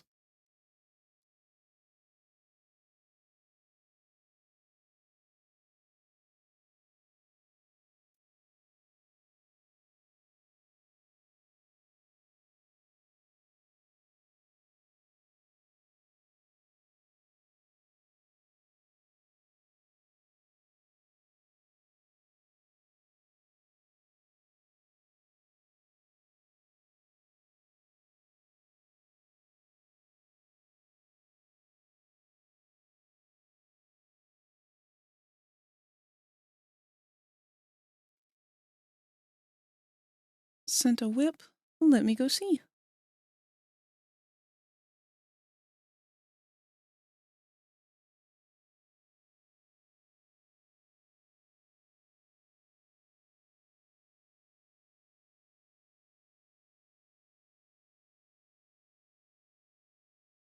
It's hard to make out the details because the camera is a little blurry for the first one.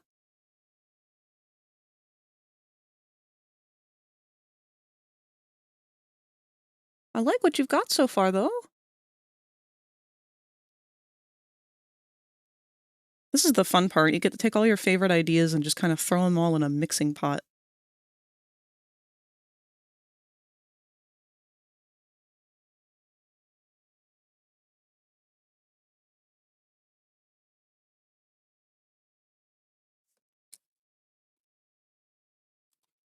All right, let's get something going for mommy here. I do need to get a different picture of her though, because you know what? No, we'll just mostly use the picture of daddy. Put this one a little down here. The only real difference between the two is I think she's got a much bigger rump.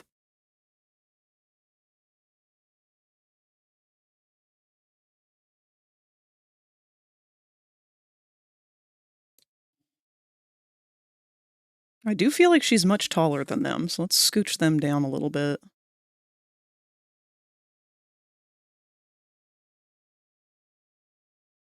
The only reason I say that is because of how big she stretches herself. She really goes all out to make herself intimidating. Like, it's deliberate with her. It's part of why Mommy's one of my more favorite characters of all of the bigger bodies, because she has no reason to be the way that she is. She's just like this. Like, everyone else has a reason to be evil, or to be manipulated by the prototype, or to just fucking hate for no other reason other than the shit that they went through. But Mommy, she was like this before. And I love that for her.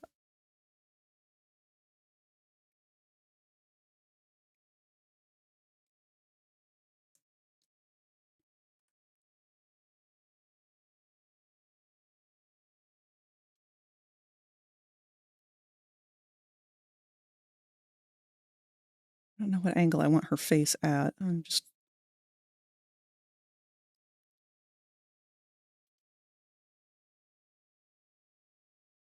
I guess I should do it like I did with Kissy, just a stick figure kind of what we're aiming for.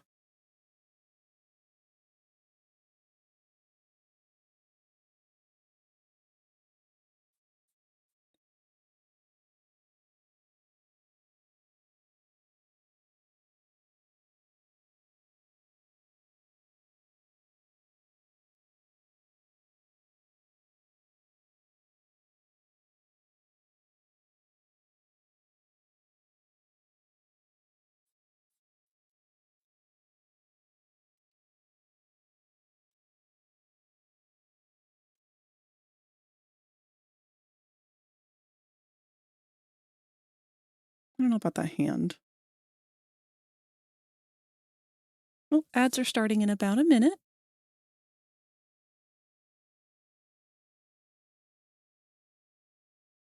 Oh, that's much clearer Q.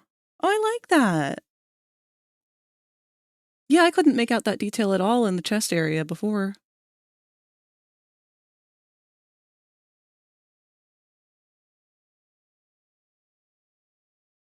I don't really think it needs anything else, other than deciding on a color palette.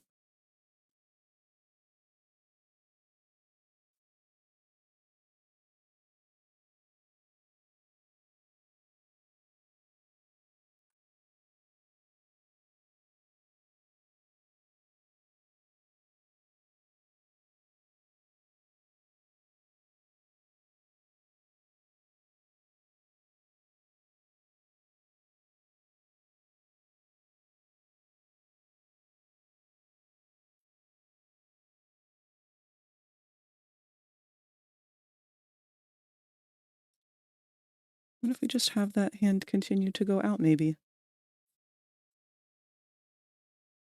It's definitely giving more Lily Love braids than anything right now, but that's probably just because I've had Lily on my brain. I want to know more about her.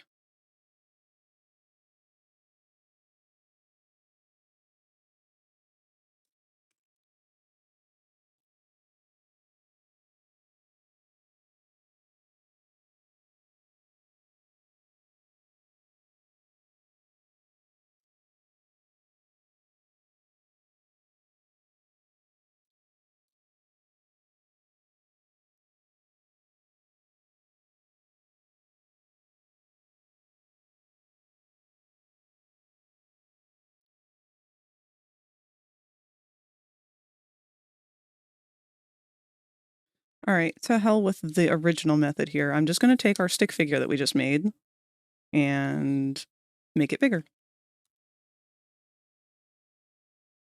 I don't know why I do this to myself.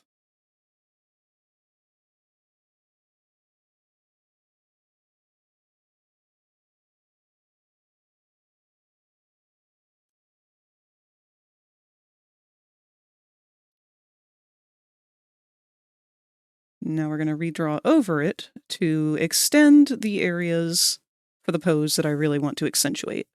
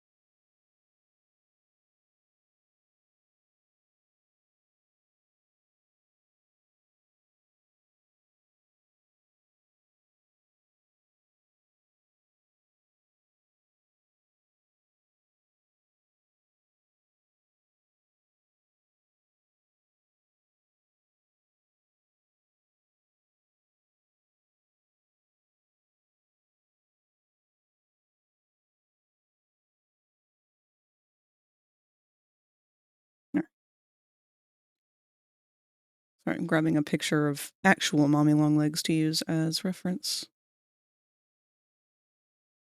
Friends have agreed they need something for the top of the head?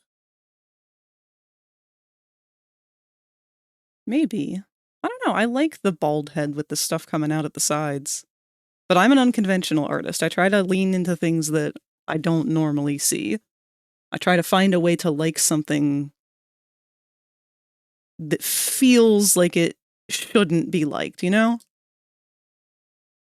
I want to reinvent it so that it's more of what I want it to be without making it more conventional.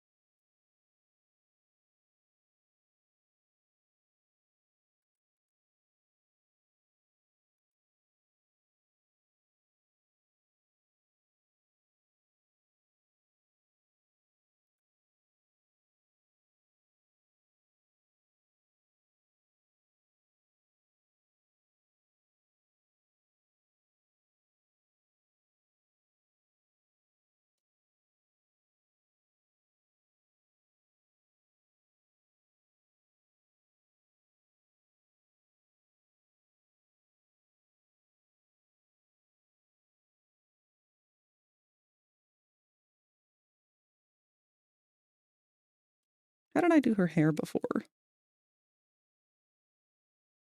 A little zigzaggy.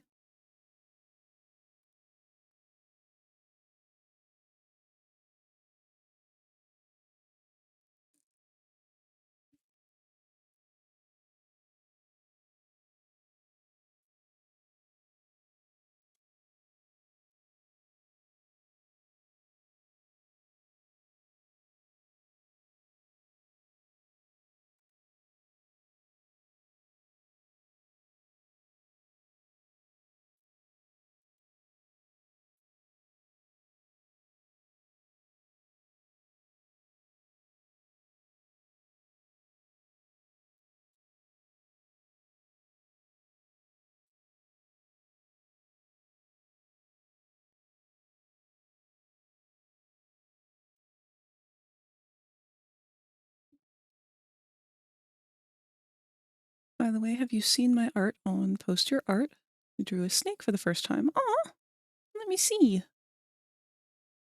Yeah, that was right above what Q was sending. That's cute as heck. I feel like I almost recognize that character.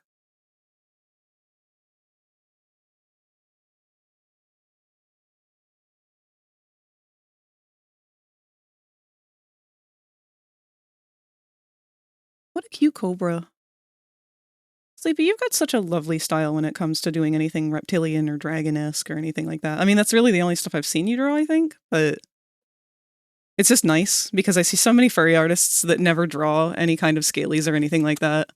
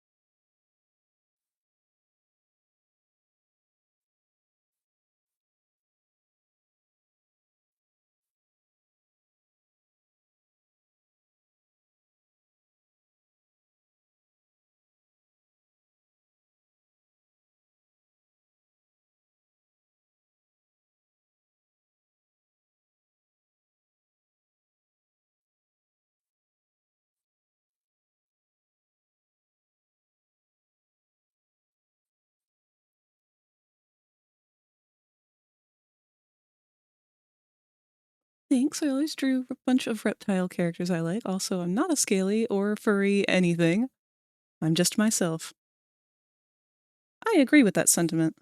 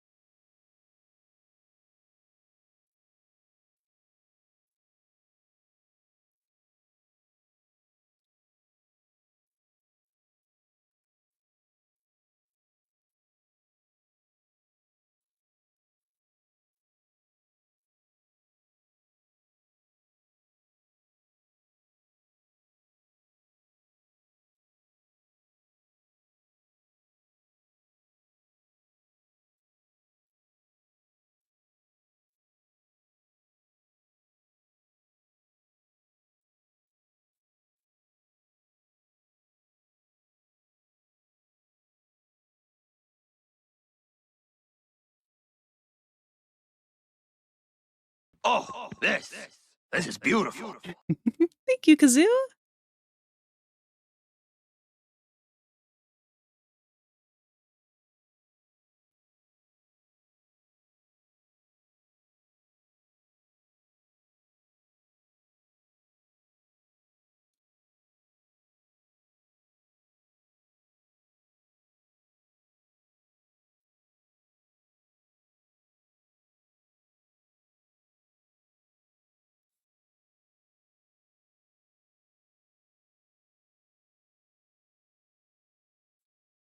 Yeah, Echo Stan is back.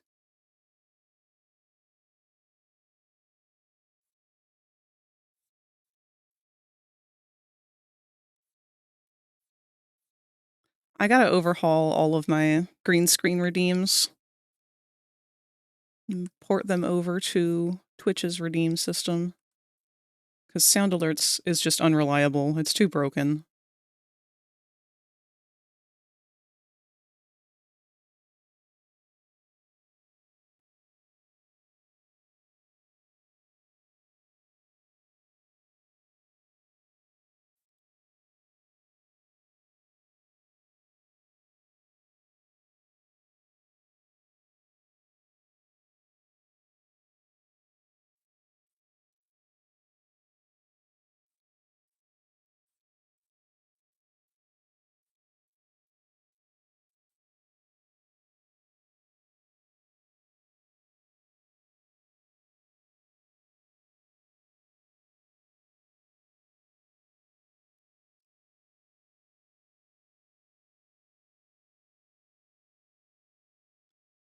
I feel like in twisting her legs up like that, we've kind of lost a little bit of the effect from the initial pose.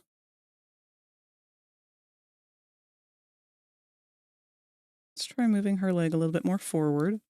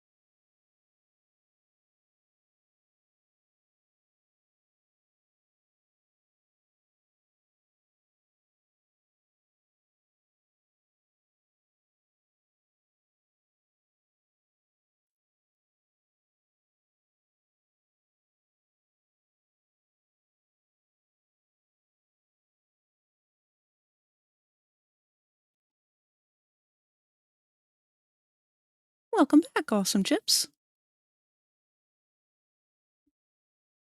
Sorry I missed you with your initial raid.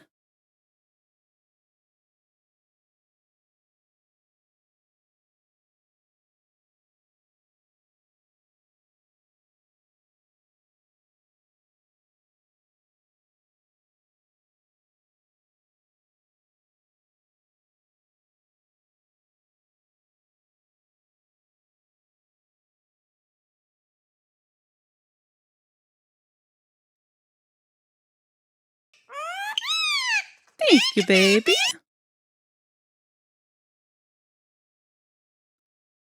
I had to dip out after raiding earlier. Hope stream's been well. Yeah, it's been going good. I don't know how long we'll be keeping up with doing the poppy doodles today. Just kind of following the dopamine for now. I did a lot of work over the weekend that needed to be done, so I'm giving myself a little bit of a break today from the obligations.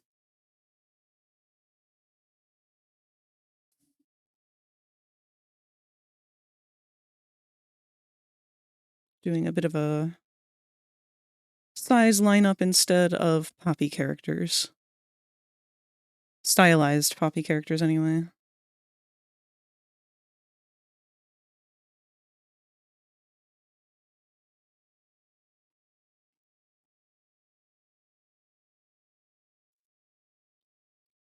Debating how I want this hand to go. Maybe instead of having it like that, I'll have her, like,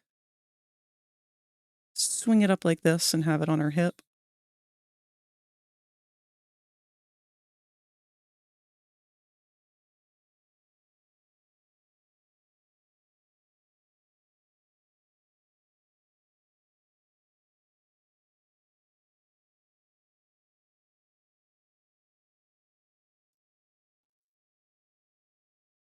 Just vibing right now because I didn't sleep well. Gonna wait a couple more hours to sleep so I don't mess up my sleep schedule, though.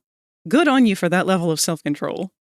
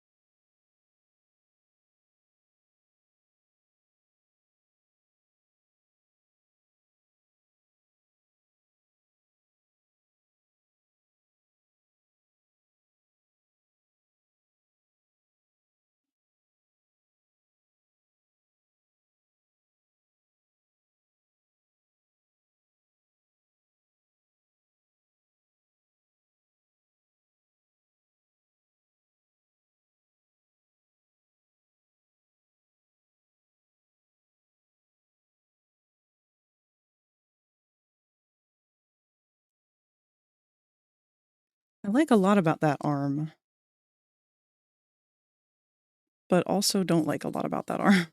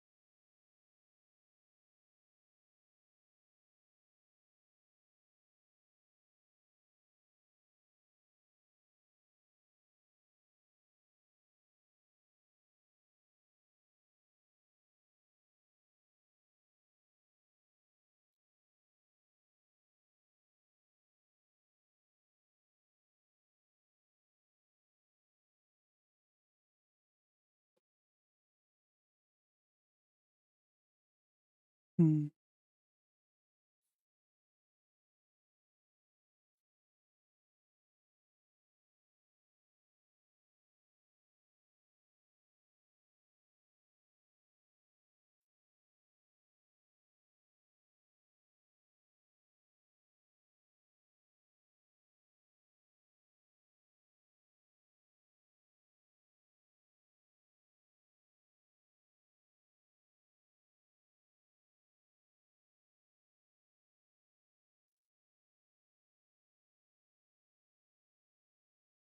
If you become lightheaded from thirst, feel free to pass out. Sorry, I'm kind of getting hung up in my own head.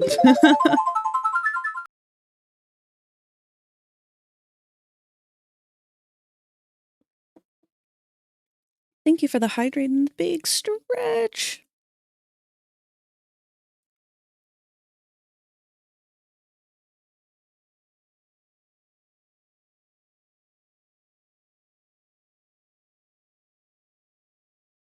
I keep zoning out because I'm trying not to think about things that are happening right now. Just an IRL situation. I talked about it a little at the beginning of the stream, but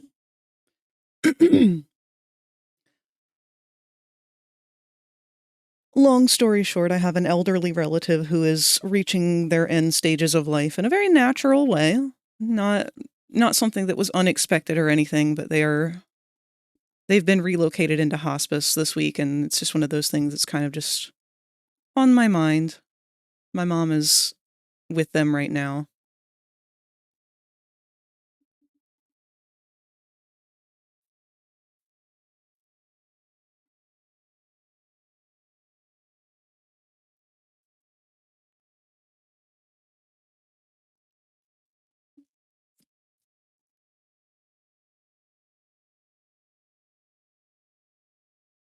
And there's really not much to think about, but it's one of those things where if I don't continuously tell myself not to think about it, I will. So that's what we're focusing on today. Not focusing on that. I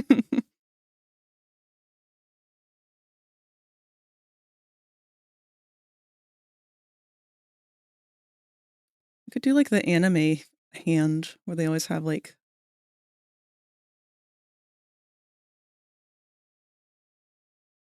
whatever that thing is that they do. Feels very flat though.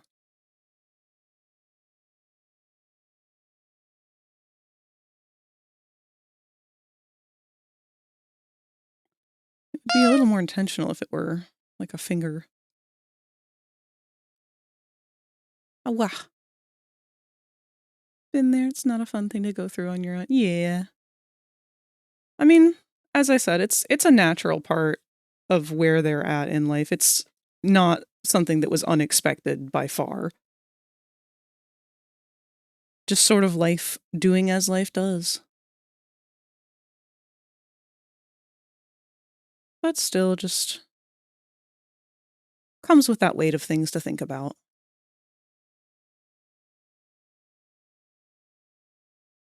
I feel like I've had to think about those sort of things a lot since COVID.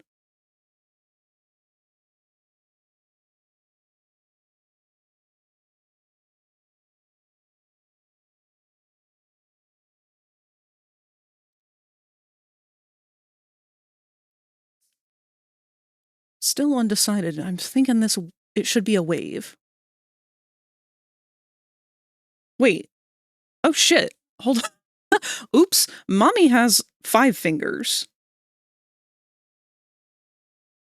I've been drawing her like Popple with only 4. That's an easy fix. Actually, if anything, it might make my life a little easier.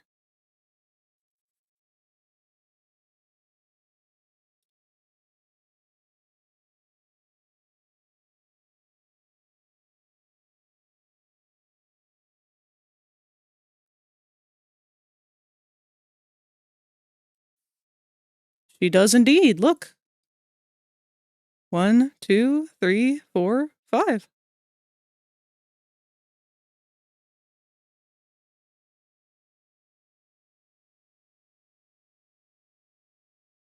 Yeah, Huggy and Kissy only have 4. Bunzo's only got 4. And that's even funnier because we know Lily Lovegood. Lily Lovebraids. She's only got 4. Which is an interesting choice considering she's a ball-jointed doll.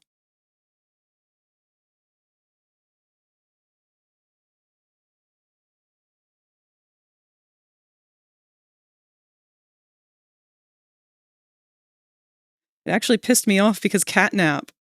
Look, Catnap also, he's got 4 claws. It's hard to see in this picture. But he's got 4 claws. And it pisses me the fuck off because all throughout chapter 3, there's claw marks all over the place. In fact, one of the generators gets damaged when you walk away from it and come back, and there's claw marks all over it. And the claw marks that they used are only 3.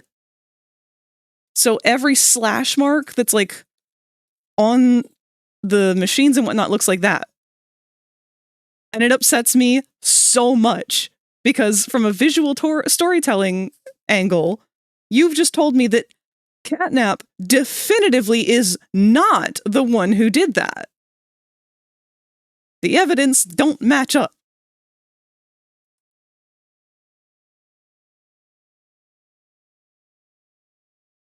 The only one that has the claws that could have done that are Boxy's feet.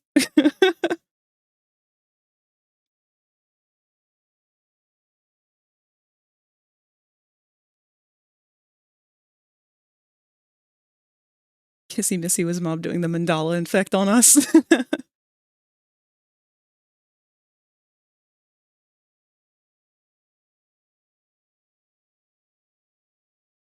about Miss Delight? She's probably got a normal amount of fingers.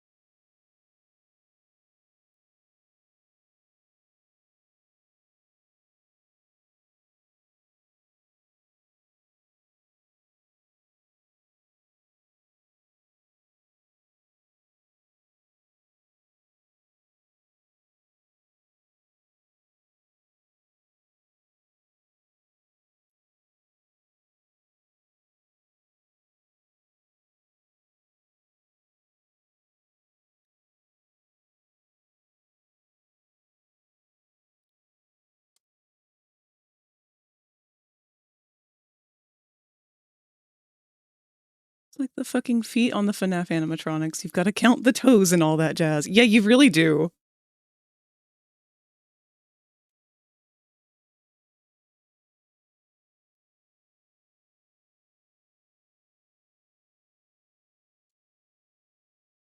Freaking Sun and Moon are like one of the only ones that actually have all 5 fingers.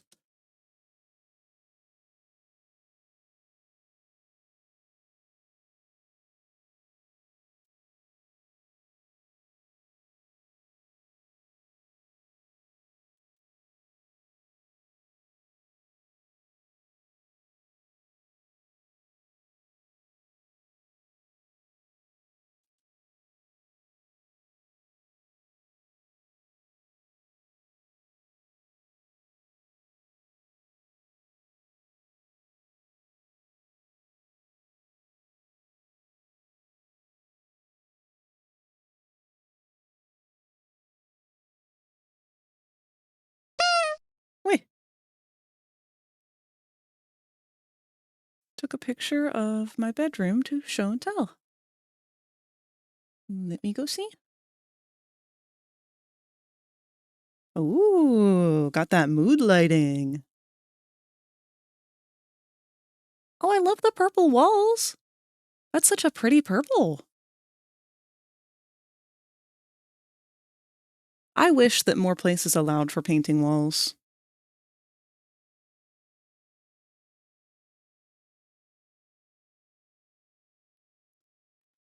Would you rather try to survive the hour of joy or try to survive a 5th night at Freddy's? Probably a 5th night at Freddy's. Because that one's just based on pattern recognition. And, well, luck, I guess. Hour of Joy was strategically planned. I'm worthless when it comes to that. If somebody's got a plan against me, I'm just gonna lay down and die.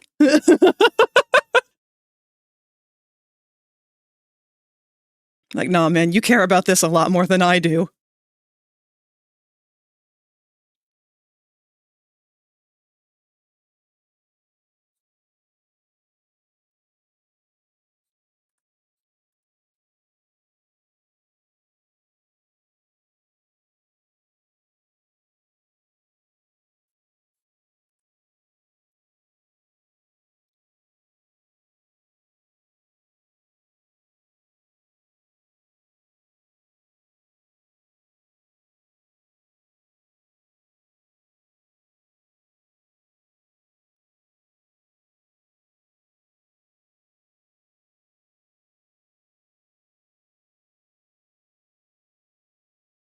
Right after I got this room for myself because my sister painted the walls, but it used to be green, but it's purple right now. Right before I made this into my own room. A few years ago, I can't remember. That's cool. I'm glad you got an opportunity to do that.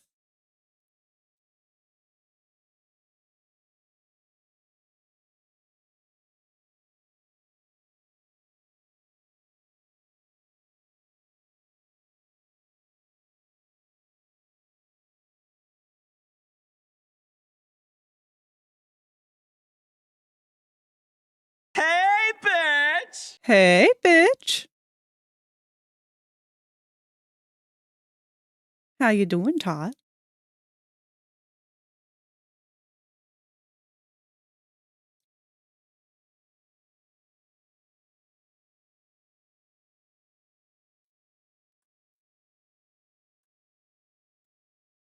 Vibin'? Hey, Todd, I'm gonna need to steal you and Mort. Are you guys gonna be around tonight?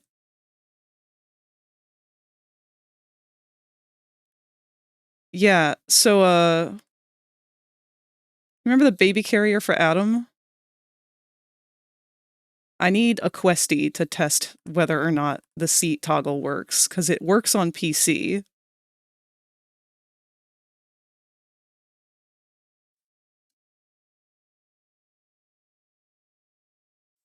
Okay.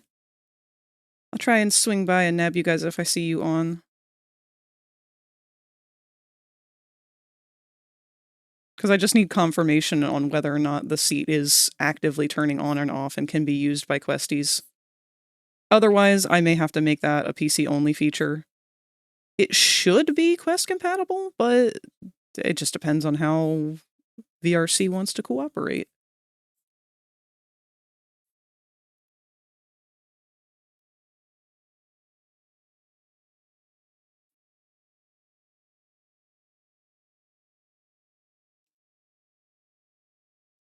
Just at me when you're hopping on, or invite me if you see I'm already on. Hell yeah. I will do just that.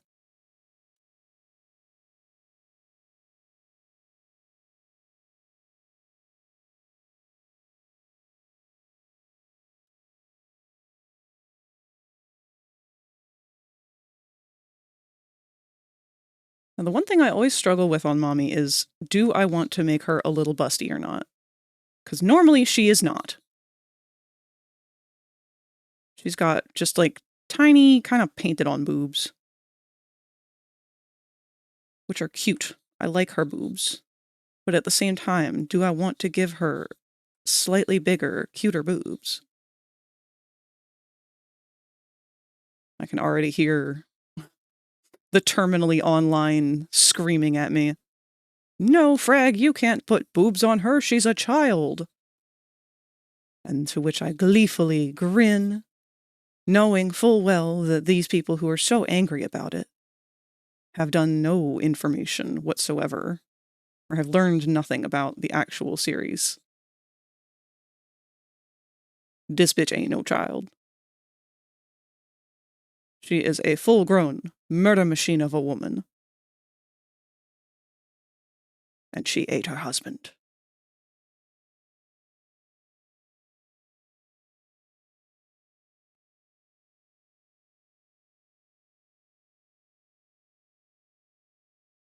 Oh, probably not sleepy. I just want to hop on long enough to get to get confirmation on whether or not that works for Adam. But I'm pretty low energy today. I'm starting to feel, I don't know, the blues in a small sense. I want to blame it on seasonal.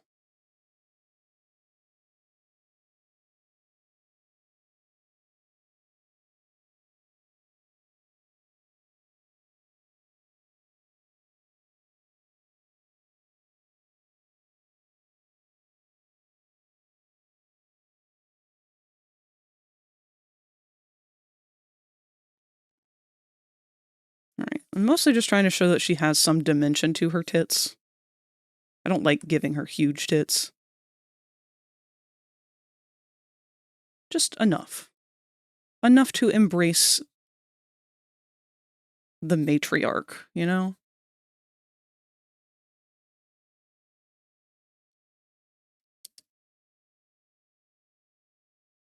Get some rest when you're done streaming, you need it. Thank you, I will definitely be doing that.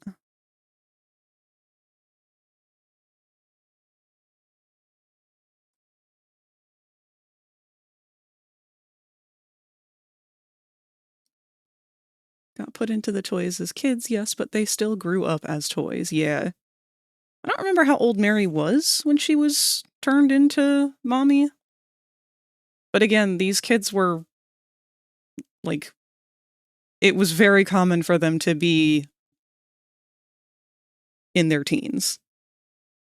I'd say the majority of them probably were anywhere from 12 to 17.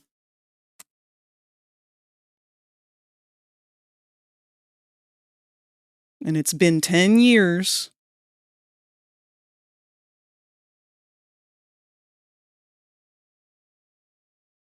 Like, the number one person who tries to argue with me about Poppy stuff and, like, the characters themselves are the people who have done nothing to look into Poppy, know absolutely bubkiss about the story, and assume that it's like FNAF, where the kids were murdered and it's their ghosts that are haunting these toys. And as soon as they start an argument like that, I'm closing the fucking conversation.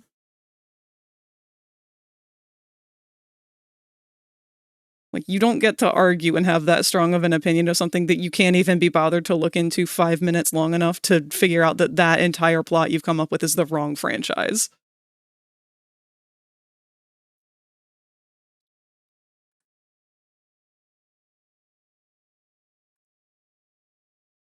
And then you can always see them panic after they reach that point and you've already disproven them. And they're like, well, yeah, but they were kids and they grew up for 10 years in this facility where there were no adults and no one could teach them. They're mentally stunted. Okay. They're also cannibals.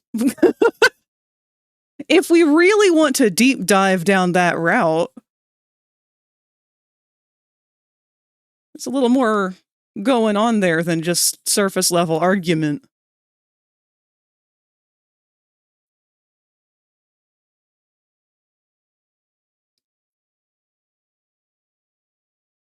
Who's going to put the children on trial?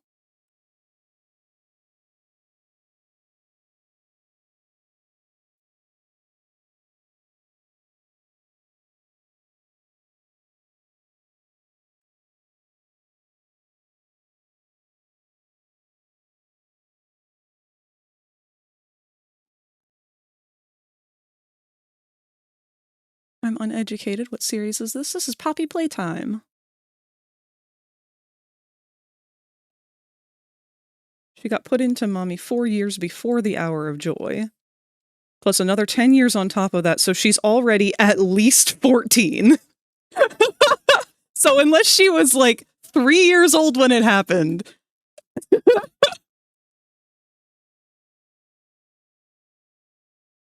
I saw a TikTok, would you rather, of staying 5 nights at Freddy's Pizzeria or being part of the Hour of Joy? Bro, the Hour of Joy has a 100% fatality rate. These people have no idea what they're talking about. See? Which means that even if she got put into mommy at as young as 8, she'd still be in her 20s.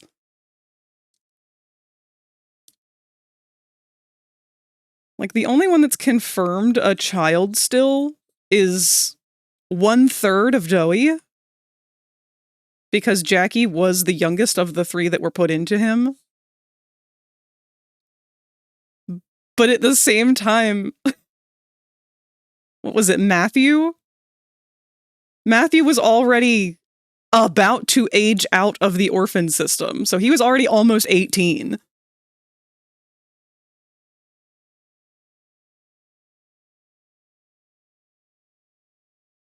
Like, I'm not gonna say that that outweighs it or anything, but it does have some kind of effect to things. What kind? I don't know. But I think we have more to argue about than the technicalities of the children's ages at this point.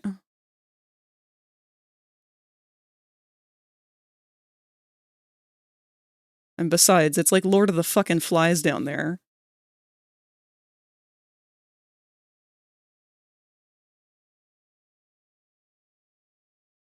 These guys are more concerned about devouring each other's flesh.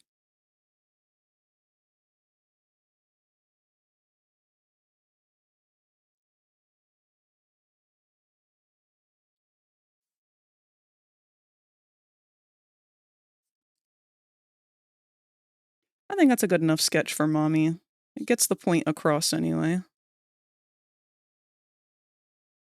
I'll redo a lot of these details if I decide to ever go back through and ink things, clean it up and whatnot.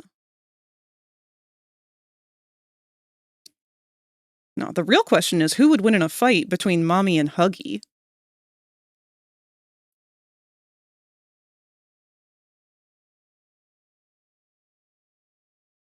I think they'd be pretty evenly matched, to be honest.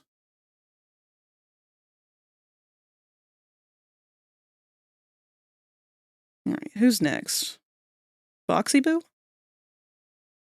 Let me go find a different picture of Boxy.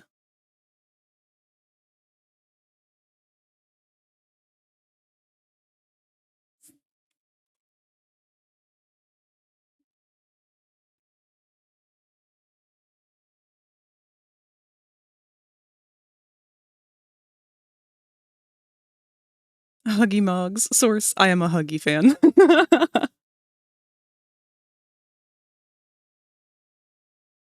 It could be a pretty interesting spin-off game. A Street Fighter-styled Poppy game. I'd play it.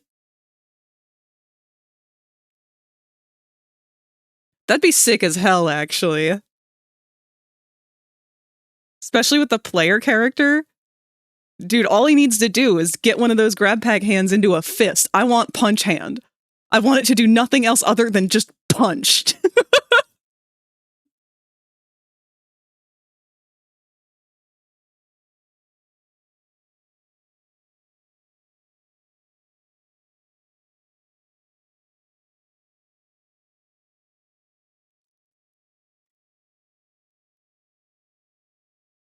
Alright, Boxy Boo baby.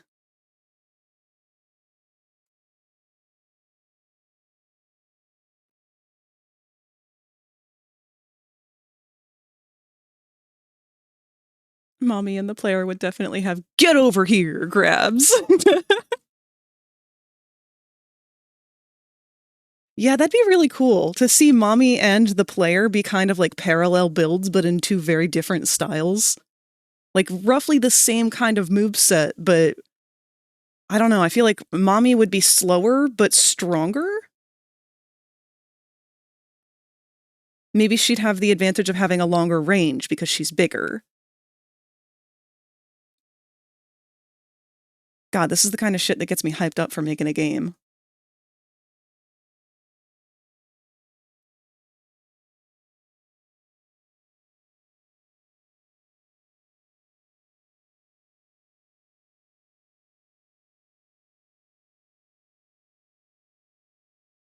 Alright, now Boxy's a non-humanoid for the most part.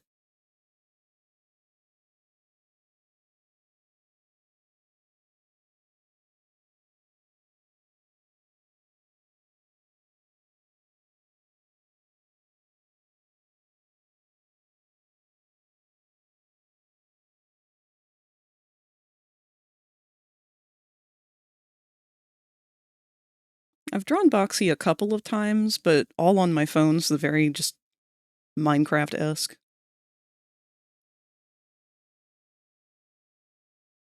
I don't really know what kind of a pose to go for with him. Let's expand our canvas anyway.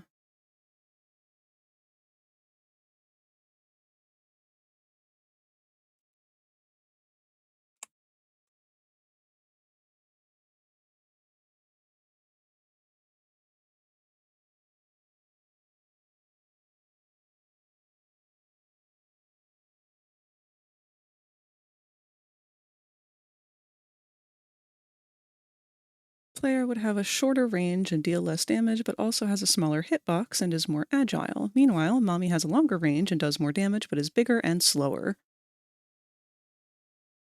This is the kind of shit that I wanted out of Project Playtime.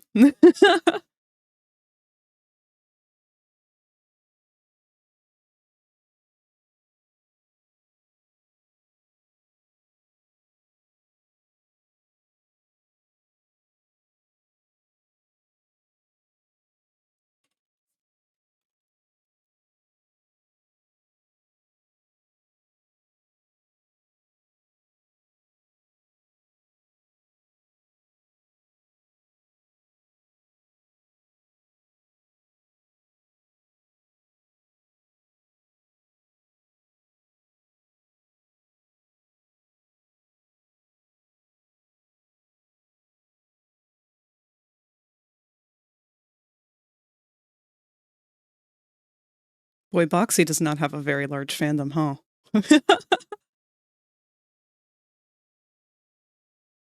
One day he might make it into the mainline games.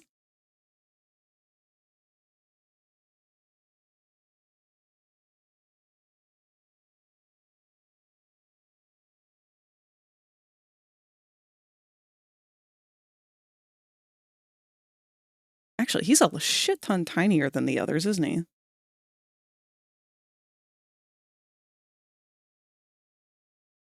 I don't know how accurate this actually is as a height chart.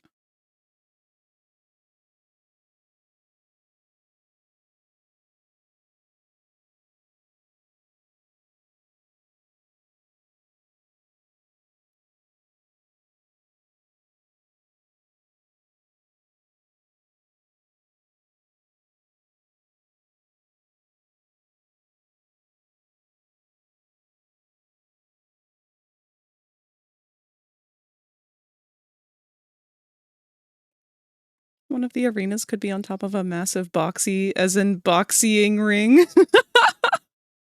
Oh, that's cool. I would love that.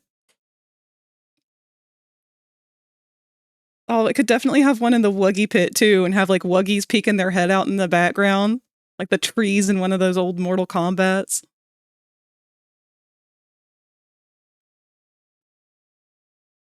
Remember, I drew Huggy Wuggy once in 2021, so I'm gonna post that in your art. Hell yeah! Let's see. Oh! Oh, that's great, Sleepy! I love that! He looks so menacing! But also he kind of has the, like, I threw up face.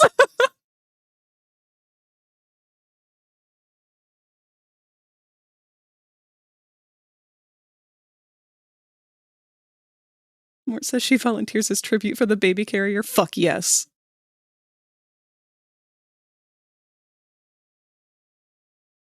Mort is our honorary Abel.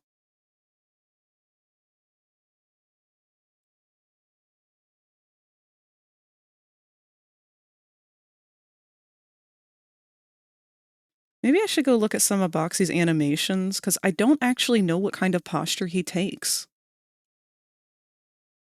And it's tough because, again, he's not really fully humanoid. He's got spring limbs, so he's more like a Rayman build.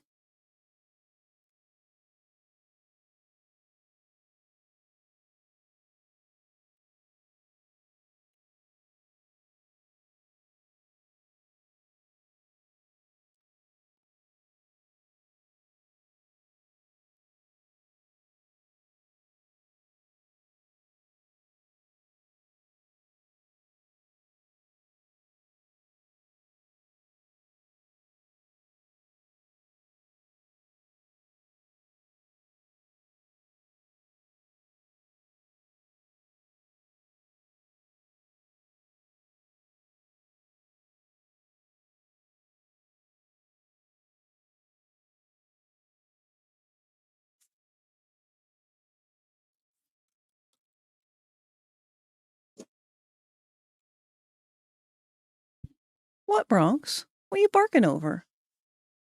Why are you boofing? Hi, big girl.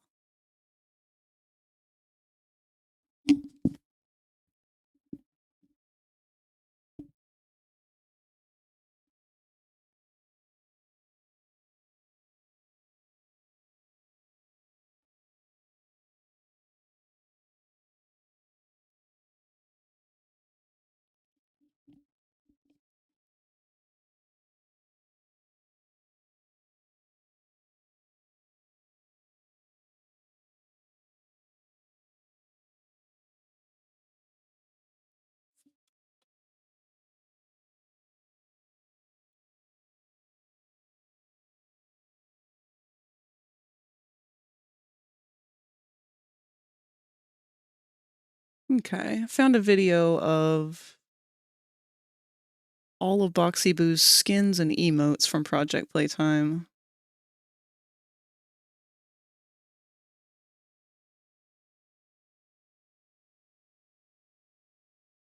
If you become lightheaded from thirst, feel free to pass out. Wow. Thank you for the hydrate. You heard the boof?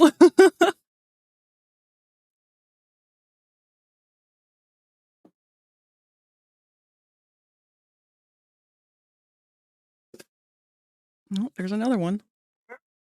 Oh, I don't know what that one was.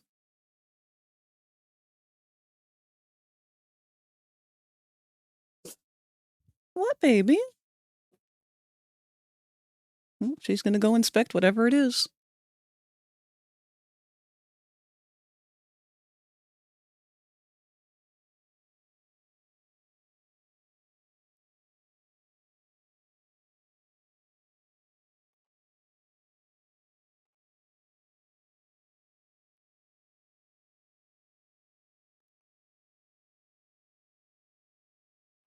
Alright, unfortunately this video lied and does not contain his emotes. And Bronx is still barking. So whatever she's heard is bothering her. I will be right back. I'm gonna go ahead to the away screen to go check on that. Our ads will be starting in 6 minutes.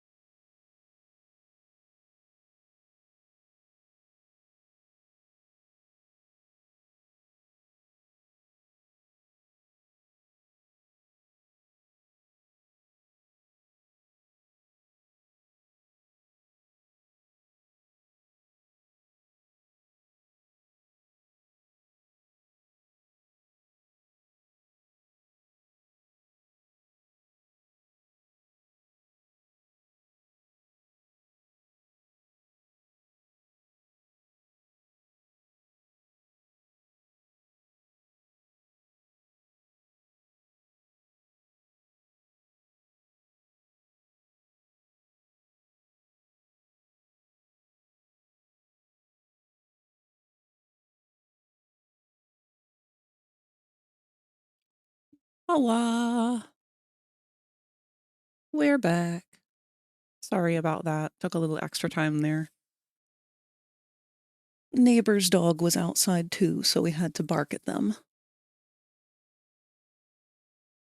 But she's feeling better, refreshed, as hopefully you all are as well.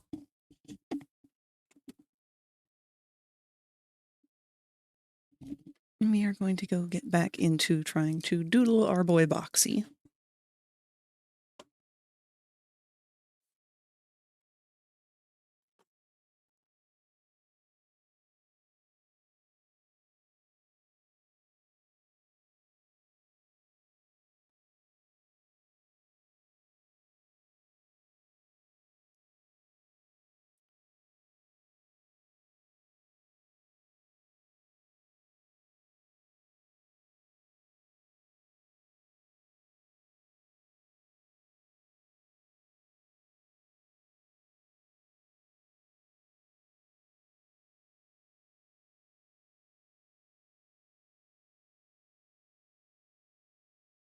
All right.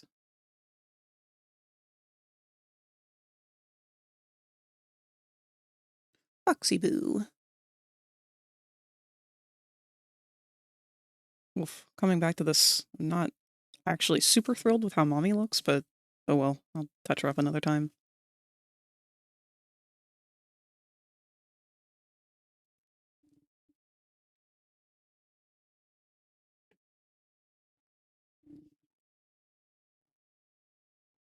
Let's scoot Boxy further down, since he's going to be about half the size of them, give or take.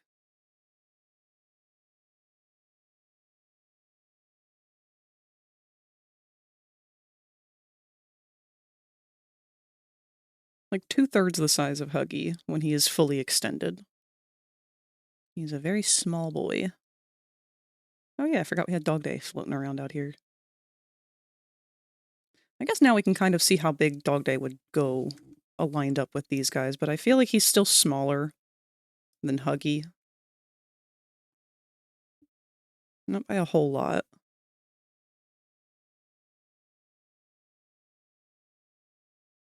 I guess it would depend on how big the player is, because I know how big the player is in scale with Dog Day.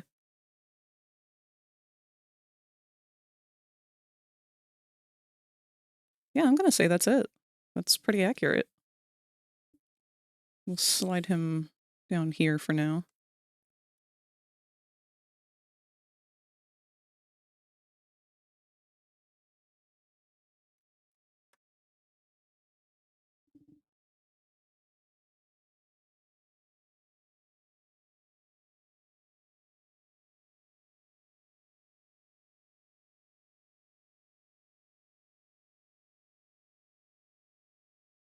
All right. Buxy time.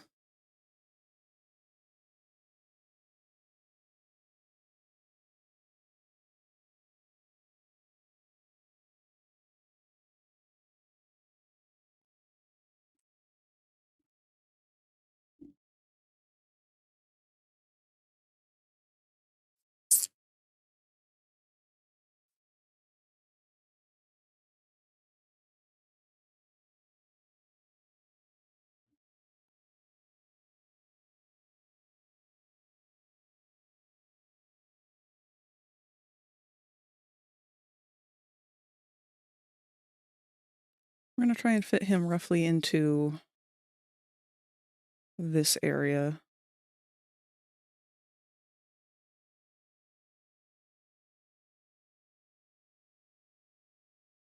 He's deceptively small because his box really is the size of his whole ass head.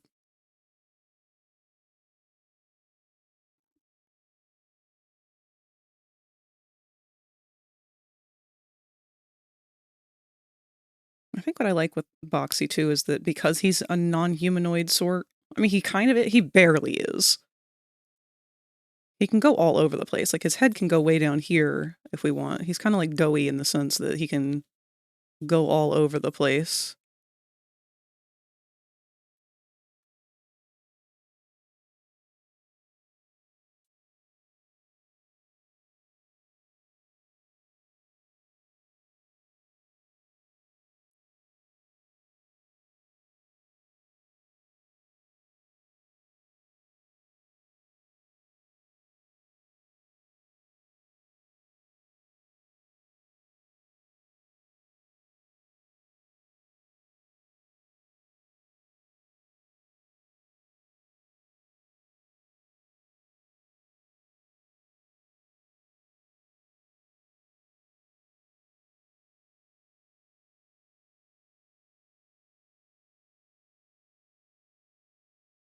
A little too feral, I think.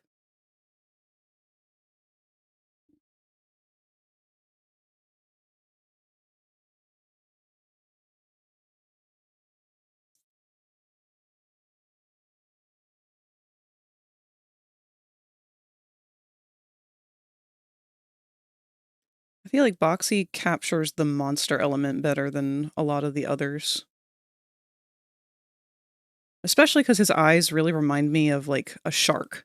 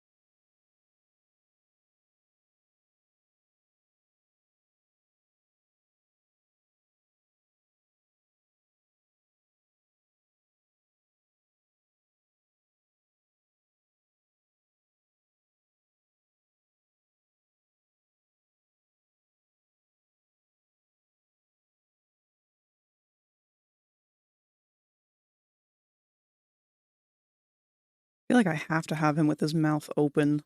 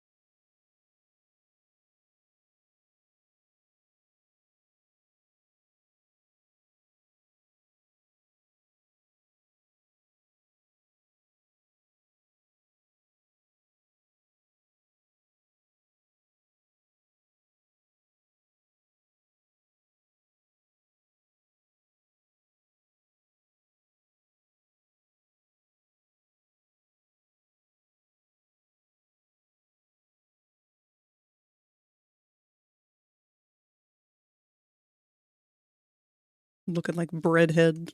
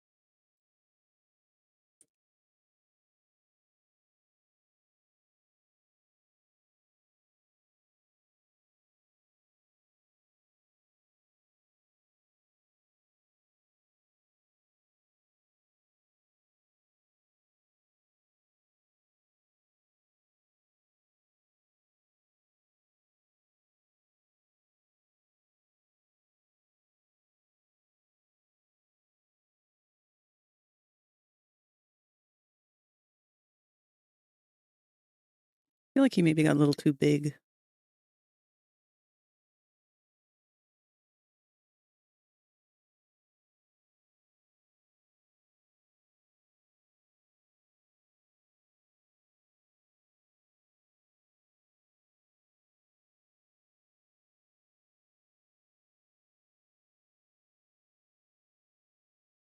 And rectangular, for that matter.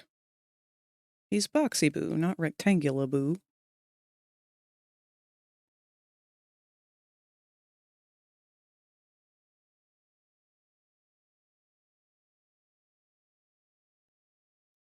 I think I'll take this arm and move it up a little more.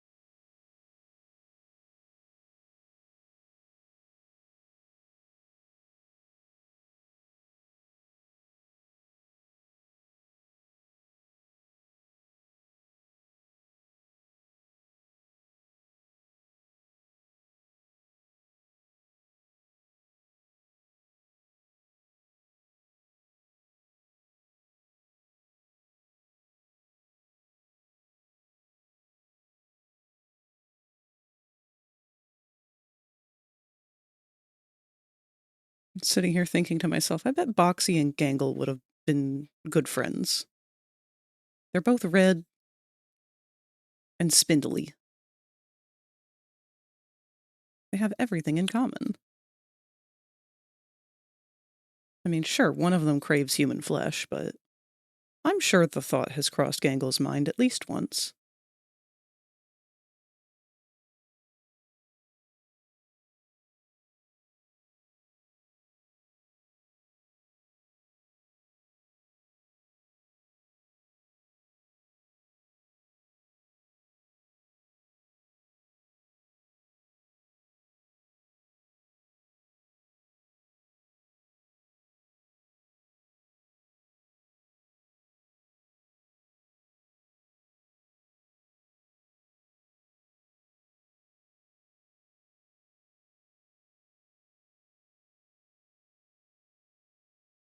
We'll make him cuter as we do our second pass.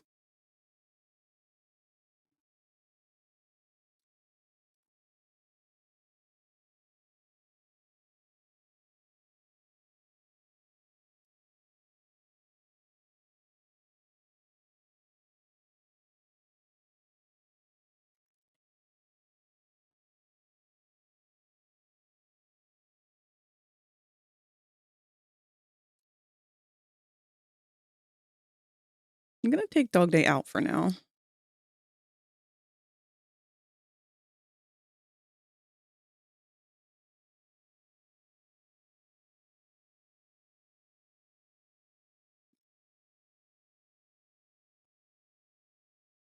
All right, we've got our Ruff of Boxy.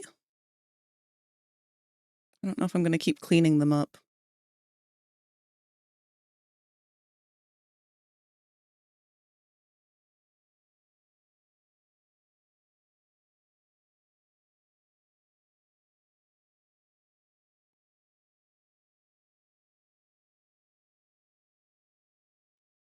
Hi, D. Cruz. How's it going? I hope you're having a great day.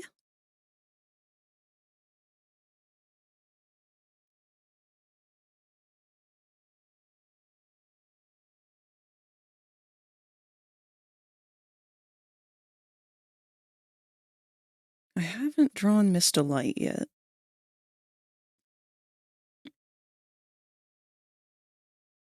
I kind of think that maybe I should put the player in before I do that. Let me open up my old player pick.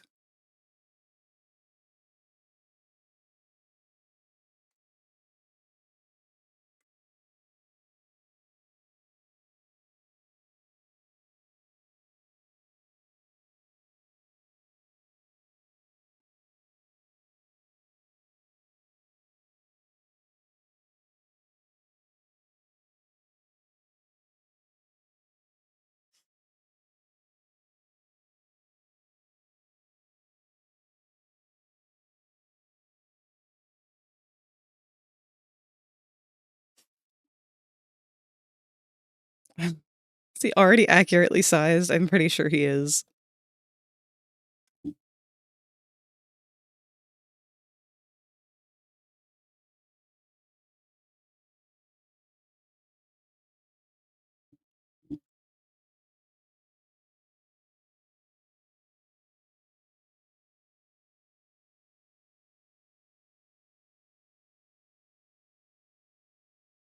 Trying to keep them all on the same lineup, roughly. Looks like Kissy's got a little bit misaligned, but the rest are good.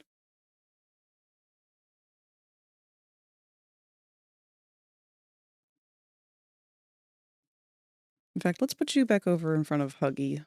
That makes more sense for you.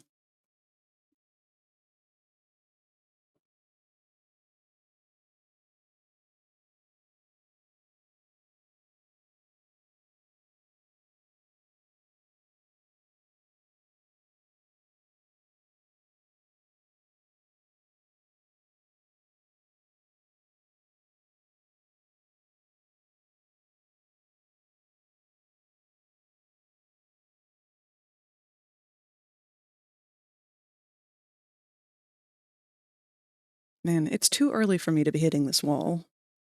I've only been at it for 3 hours.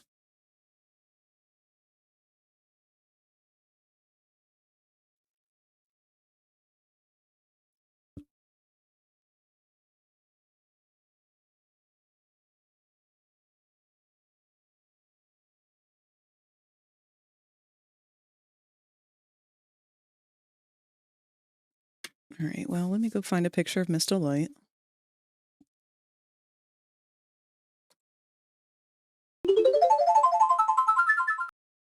Thank you for the posture check, cat.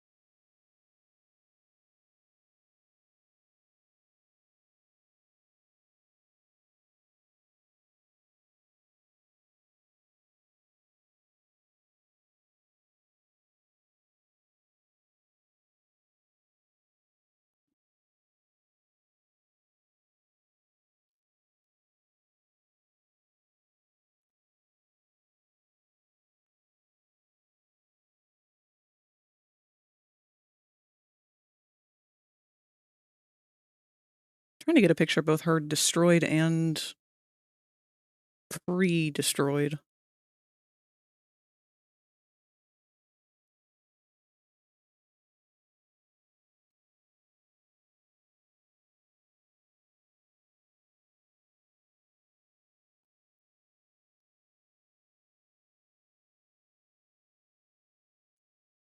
But of course, all of the images that I'm finding are WebPs, which means I can't easily port them over here into Psy. Hi, Godella, welcome.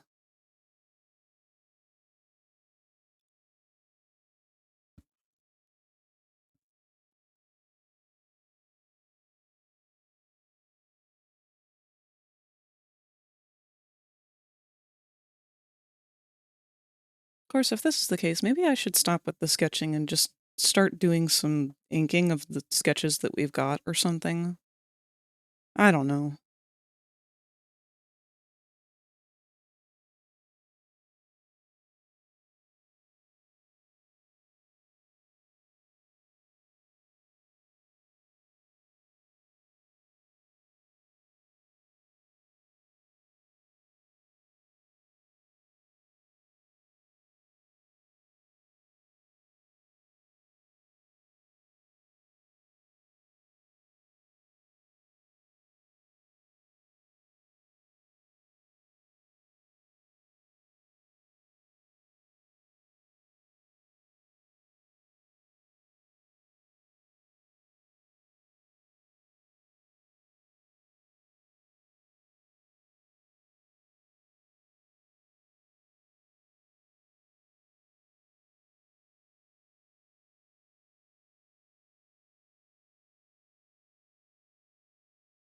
Actually, I can hear that Mom just got home. I hate to do this, but I'm gonna jump away again for another minute here to ask her about how things went. I will be right back.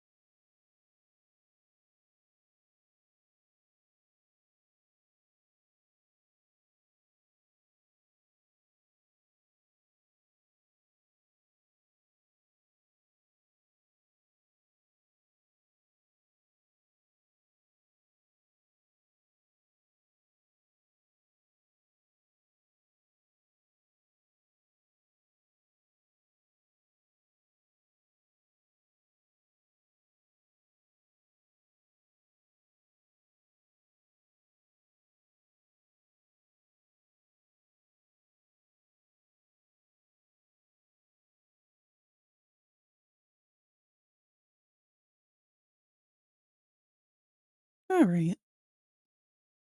Here once again.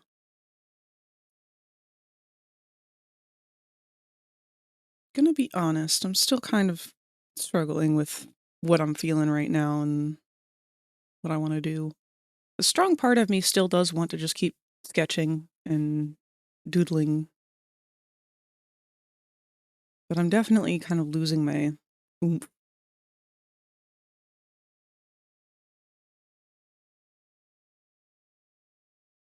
Not really sure what I should go about doing.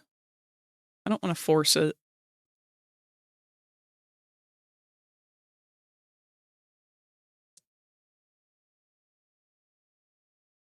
Part of me says it's time to stop with the art and move over to doing some kind of casual gaming or something.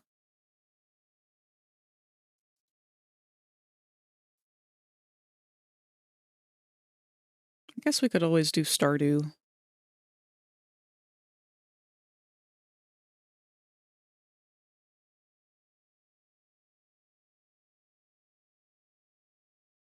I don't know. Let's work on Boxy just a little more here. We'll make a new layer and clean him up some. I want to keep trying to not necessarily push myself, but just, I don't know, I want to beat this. I want to beat this mental state that I'm in.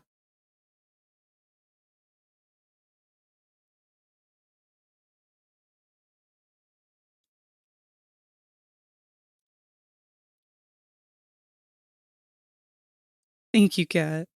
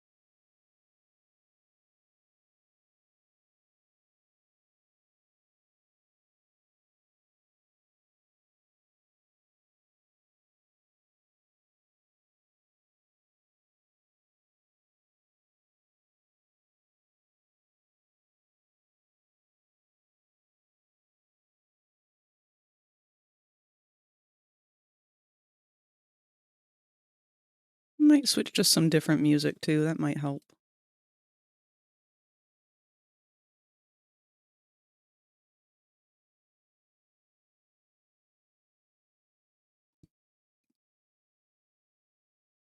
One of the hardest things right now is the struggle of thinking that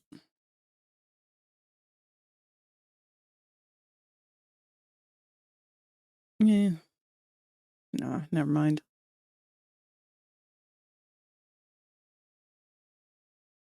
Oh, this is beautiful. Thank you, Dot.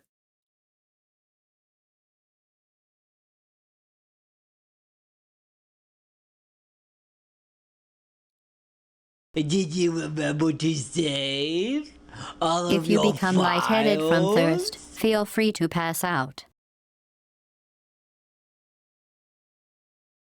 And thank you for the hydrate and reminder to save. I saw Mommy. Yeah, she's there. We've got our player, Huggy, Kissy, Mommy, and Boxy so far. Boxy's looking a little unrefined though, so I'm cleaning him up just a little bit more. I mean, they could all use a little bit of cleanup, but... Mommy and Kissy, my beloveds. Good! They need more love. I feel like they don't get enough.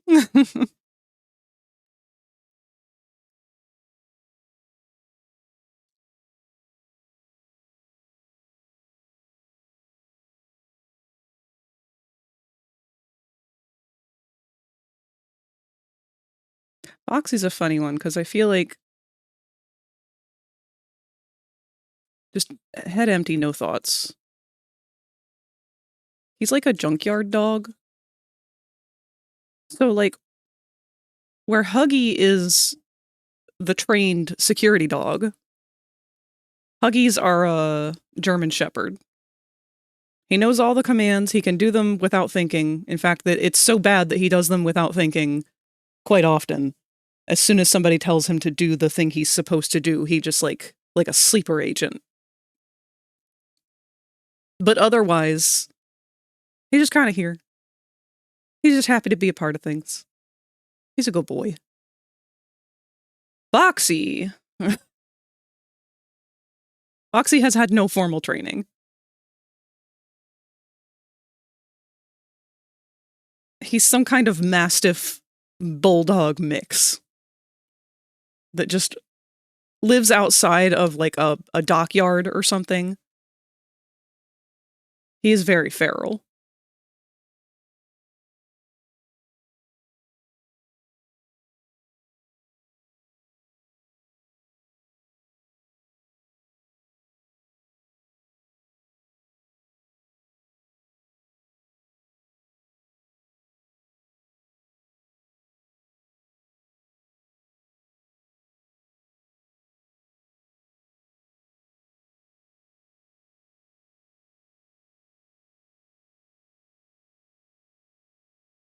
Like, he doesn't necessarily mean bad, he just doesn't fucking know any better. And he's not very easy to train at that. Because he's already, like, had the bad habits for a while. Like, you can't control his prey drive. He has murdered every squirrel that has ever come within 5 feet of him. So if he sees a squirrel, he's just gonna murder it. You can't stop that instinct anymore. It's not because he's wanting to be a bad dog, he just doesn't know better. And no, he can't be fixed. This is just who he is now.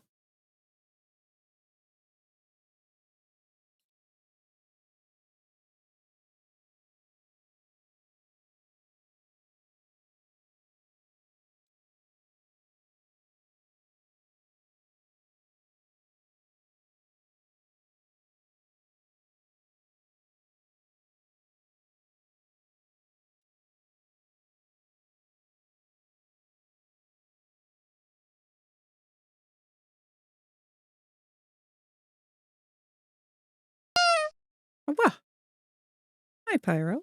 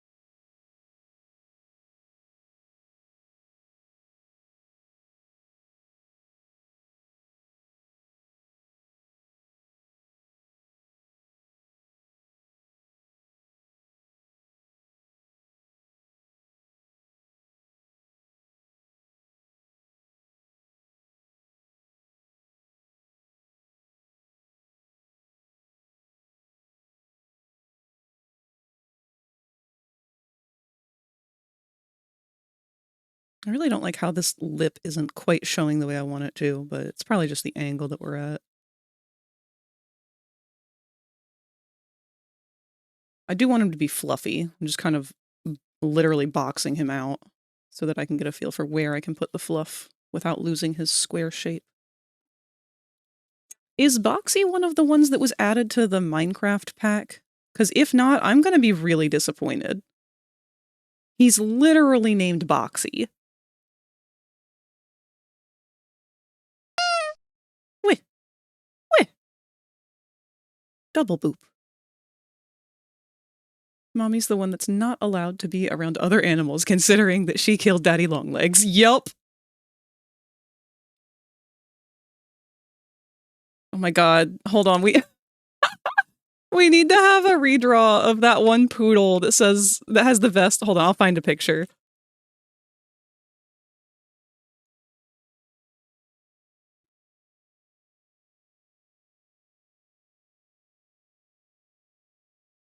This is my favorite. I want to do a redraw of this, but with Mommy.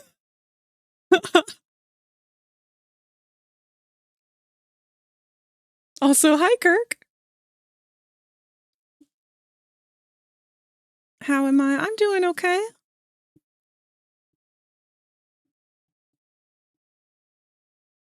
The not keen on men vest for dogs is one of my favorite things ever, especially with this dog specifically, just because that look says it all.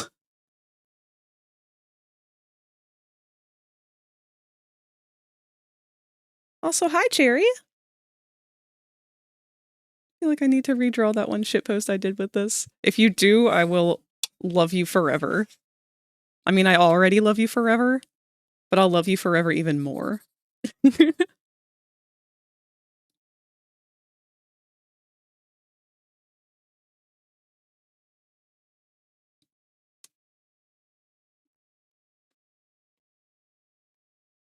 Trying to reach 30 minutes in this one Mario Party minigame. I got $29.99.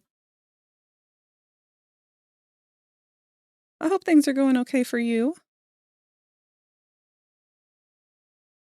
I mean, admittedly, I'm not in the best headspace today. There's some IRL stuff that's been kind of going on today that's kind of weighing on me, but trying not to focus on that.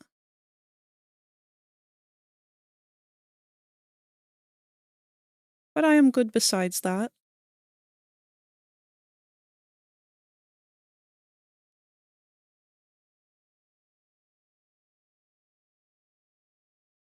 Well, if that is the case, then there is no better place to be than here, amongst others, who can share in the sentiment. But I'm sorry to hear that you're also in a kind of not great headspace, Kirk. I hope that that can change throughout the day.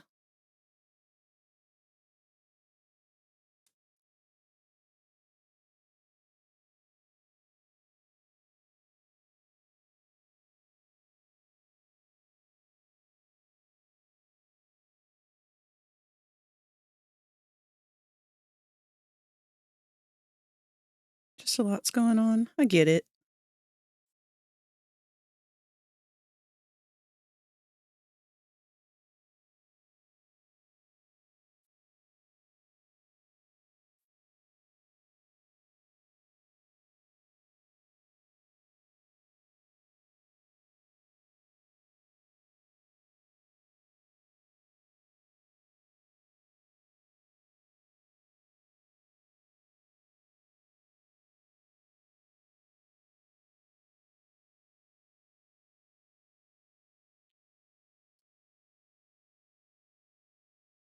There's no Boxy.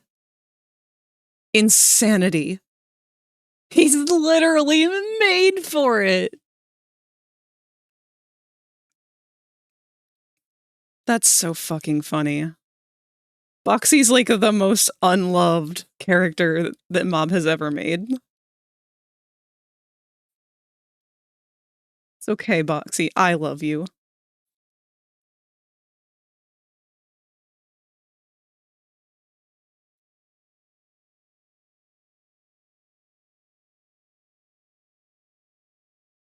Got some good news and some bad news. Which do you want first? Weh. I've had enough bad news today.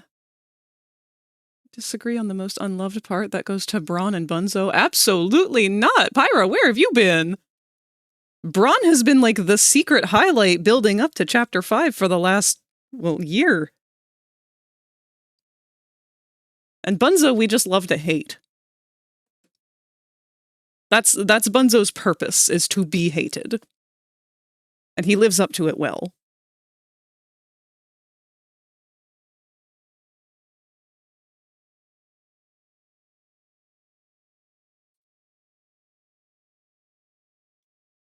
Pianosaurus literally shows up only to immediately get killed.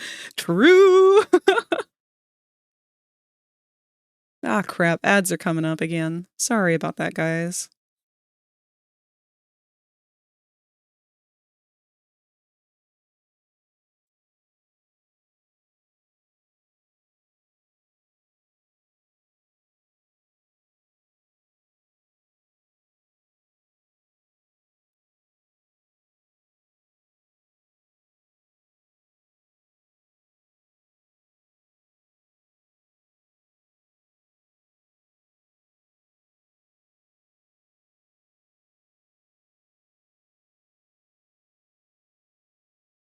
Good news is that I finally got a neck for my dinosaur model.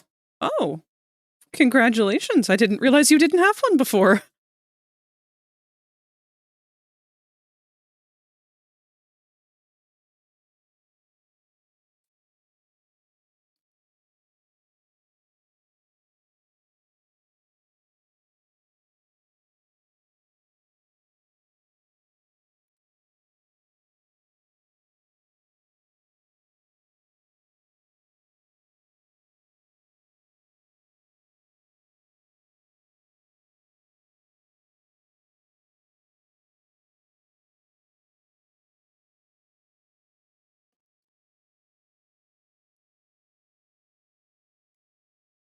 They've tried to put Braun in every chapter and failed every time. I think that's the point.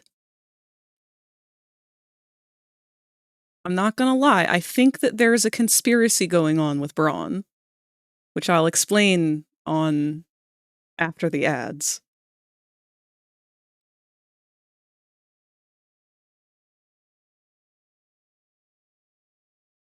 Always seems more like a head pasted on a body. Oh, I'm sorry that that made you feel that way, Pyro. I never even noticed. I thought it was a beautiful model, but I'm glad to hear that it's gotten an improvement. Frag, why is your art so pretty? Thank you. As long as it's not whatever they did to Pianosaurus, then I'm good. Ron had his cutout in chapter 2. He was a lamppost in chapter 3. I don't know if he did anything in chapter 4. He was everywhere in chapter 4. He was a sofa.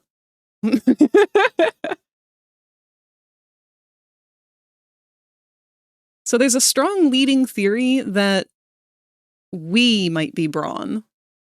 Or at least at one point, we might be a character who became Braun. We, the player.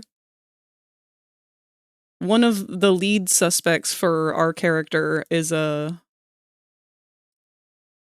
Fuck, what's his name? The pediatrician who became Braun.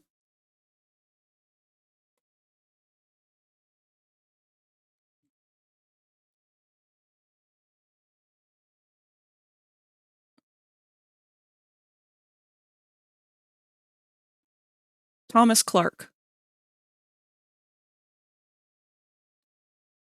So Thomas Clark was an employee of Playco. He was experiment 1199. He was diagnosed with terminal lung cancer. So he openly volunteered to become part of the Bigger Body program to try and use his body for science. Since he was going to die no matter what, the only outcomes were either he was going to die or he was going to live as a toy. So either way, it made sense to him.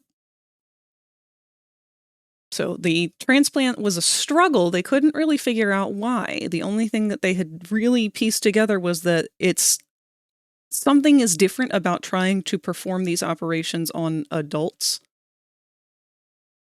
Yeah, he was put into a normal-sized Braun. You are correct on that. Thank you.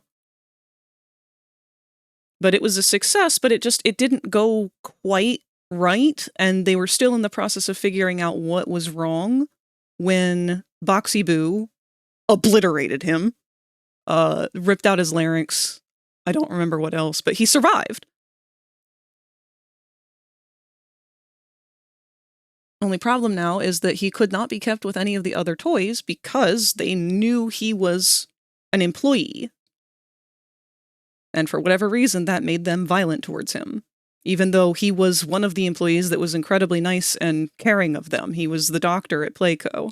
He took care of the kids before they became monstrosities.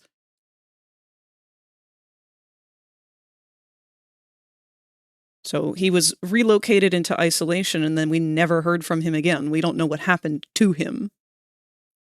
So a lot of people theorize that, and there's been a lot of clues and evidence that I feel really back the theory up,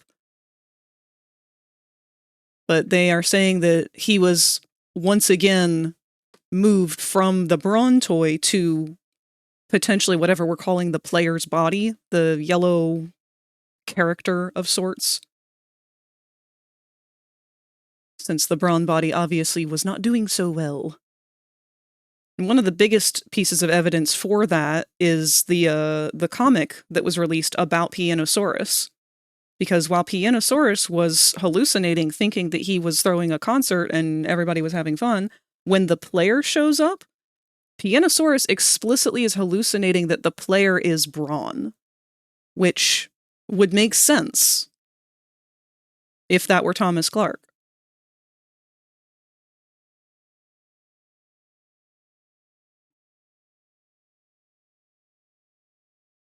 If he was in solitary confinement, why did we not see him in the prison?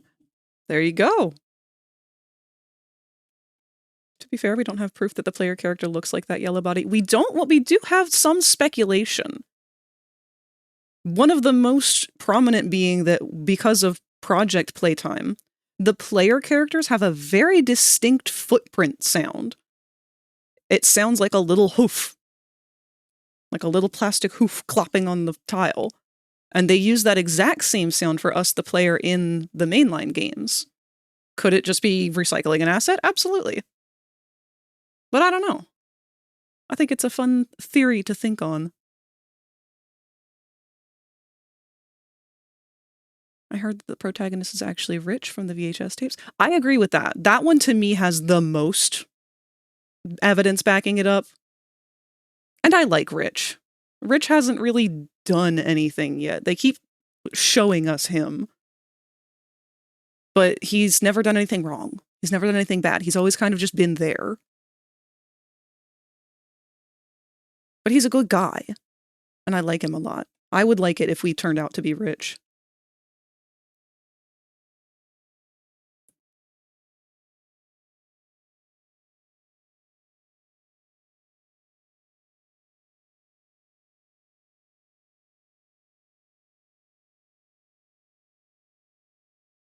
I've heard several people saying that they think that the main player is Stella Graber, and I'm not gonna lie, I'm actually gonna be sad if that's the one that they go with. I just don't feel like her story's compelling enough.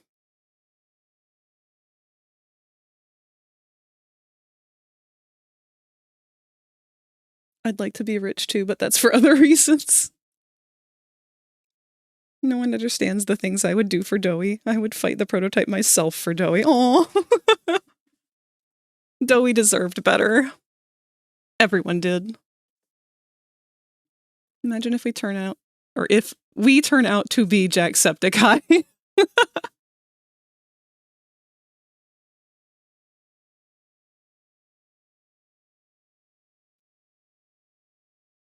I'm curious to know what we're going to find out about Bruno. They're going to try and make us... I don't know, I feel like they're going to try and replace Harley with Bruno. But they can't replace my man. Like, I don't care how fucked up Bruno is. He can't be as fucked up as Harley Sawyer. He can't have that god complex the same way. If he tries, he will be nothing but a cheap mockery of what was the original. Who's Bruno? Dr. Bruno White. He's the one who turned Sawyer into a brain. Sawyer's replacement.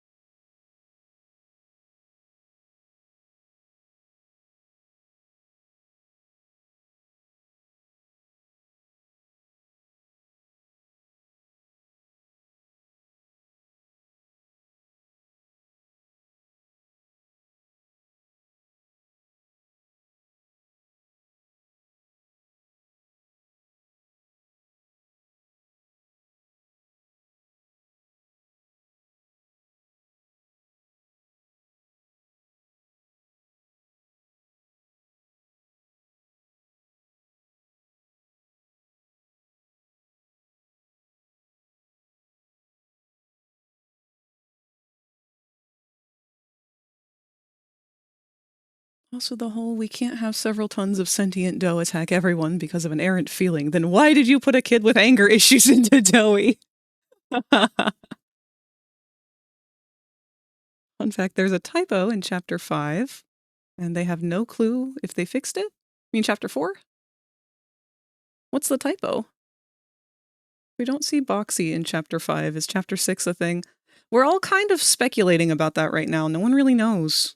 Because originally they said that there was going to be, I think, 7 chapters. But now it's kind of leaning into Chapter 5 being our final chapter. So I don't really know. I'm hoping regardless of whatever happens, they'll still continue the series just in a different arc, I guess. Like, you know, we had with FNAF, you had Sister Location. One thing that they've teased that we haven't seen anything about is the theme park.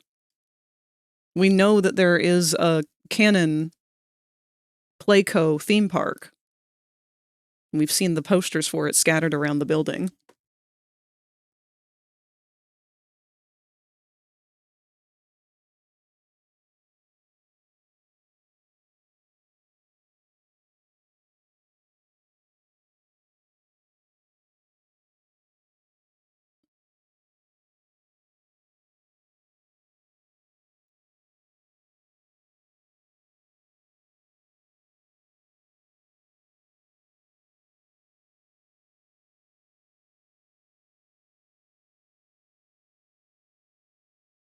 The note that explains Safe Haven says the doors are capable of handling up to 50 psi. To explain how weak that is, the average adult human bite is roughly 162 psi.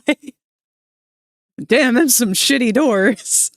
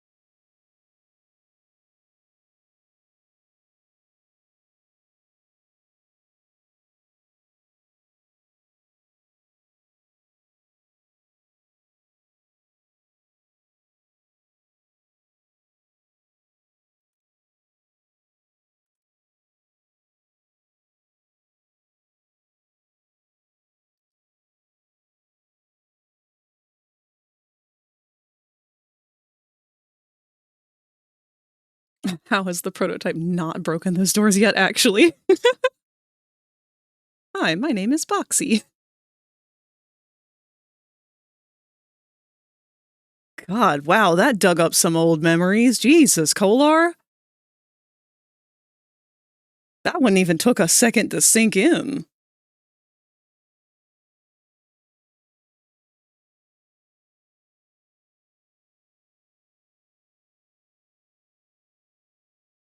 Man, those old internet days. I forget the controversy behind that one.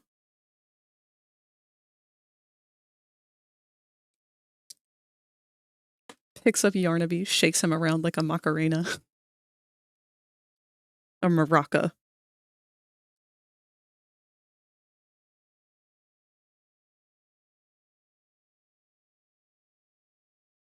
I love Yarnaby.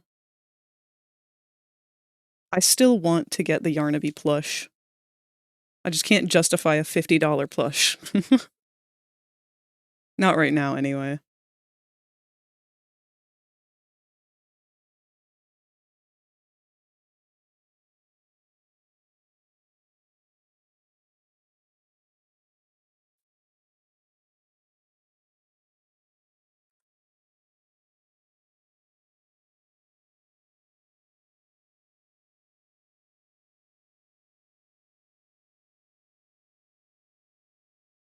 Do you think Boxy has square toe beans?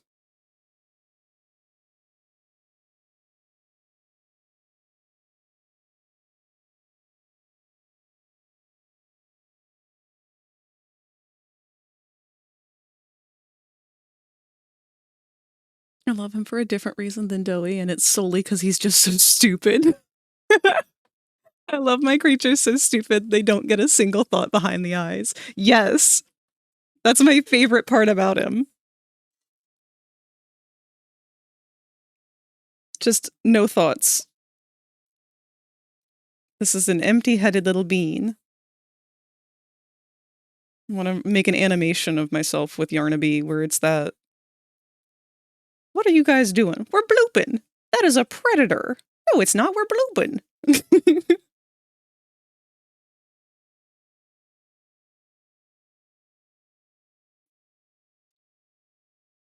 How does Boxy eat? That's something I've been thinking about quite a bit, actually. So I think Boxy's a little bit like a Venus flytrap.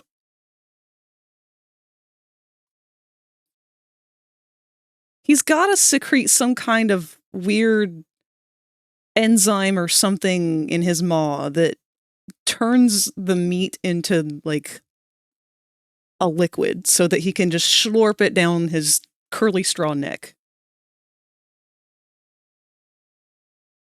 So, like, partially like a Venus flytrap and partially like just a fly.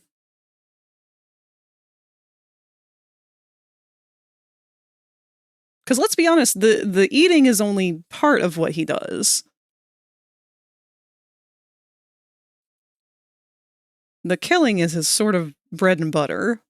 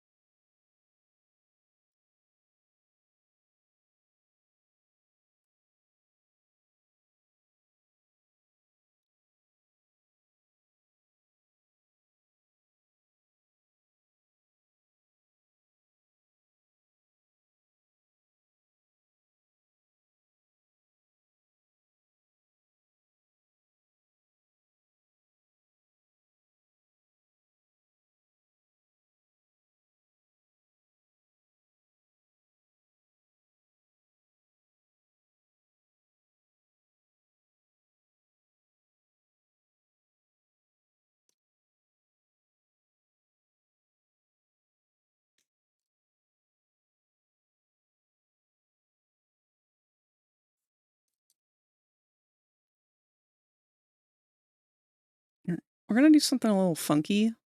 This is something I usually would do for, like, characters like Gangle. I'm gonna map out roughly the shape that I want for our springs first. And then we're gonna do some funky effects to try and make it look more like an actual tube.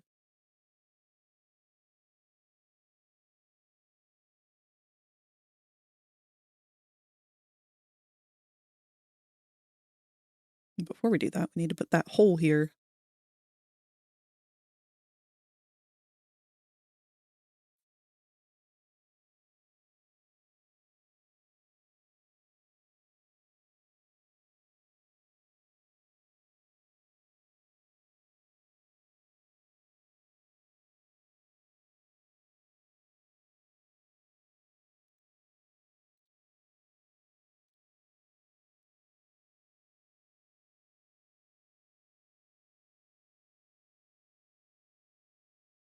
Funky wonky.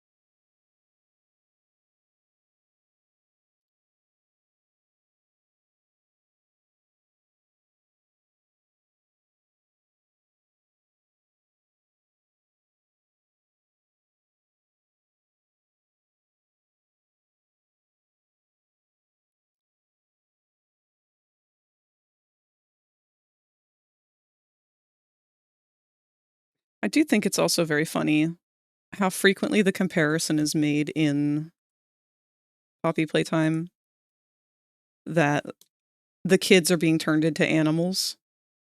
When in reality, when I was a kid, that's all I wanted. More than anything at all, I wanted to be turned into an animal.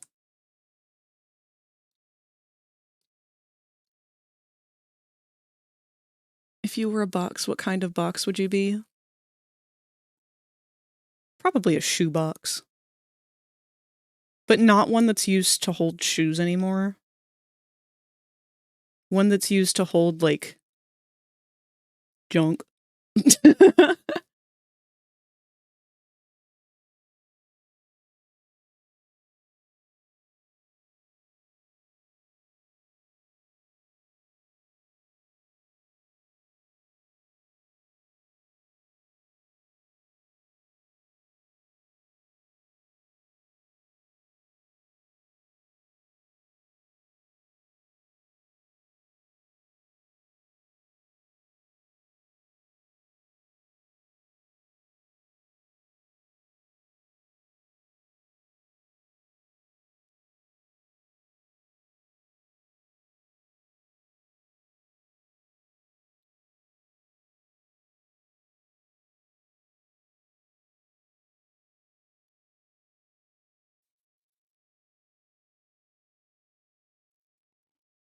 I'd be a cardboard.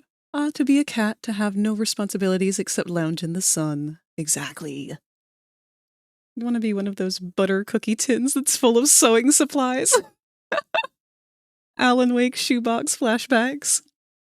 My god.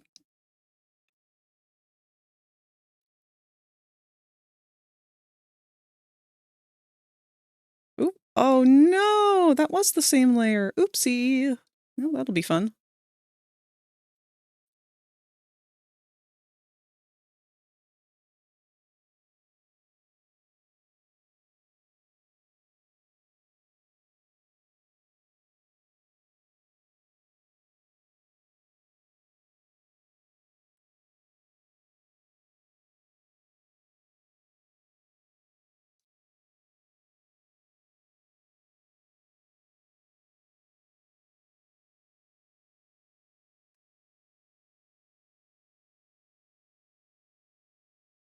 Damn.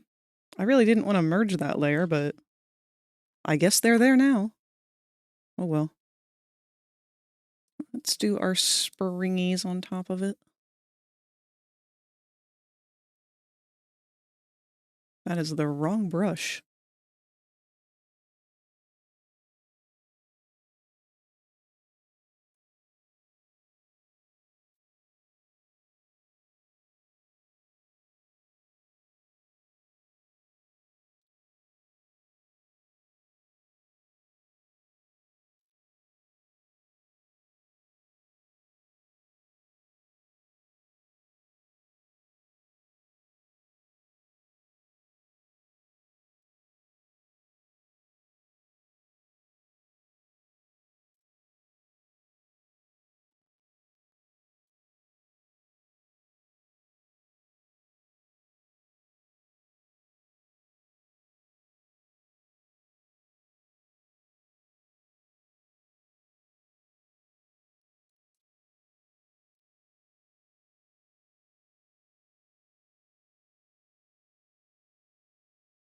And what I want to do here is create the illusion of a spring.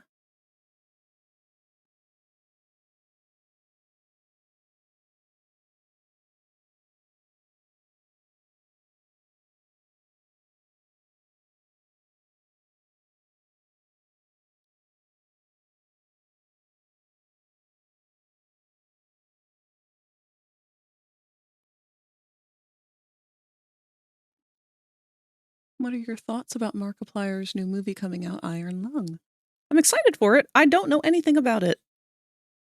I keep meaning to sit down and watch a playthrough of the game that it's apparently based on, I guess. But I just haven't really had the time. And when I do have the time, I don't think to. But I like Markiplier, and I like everything I've seen him make.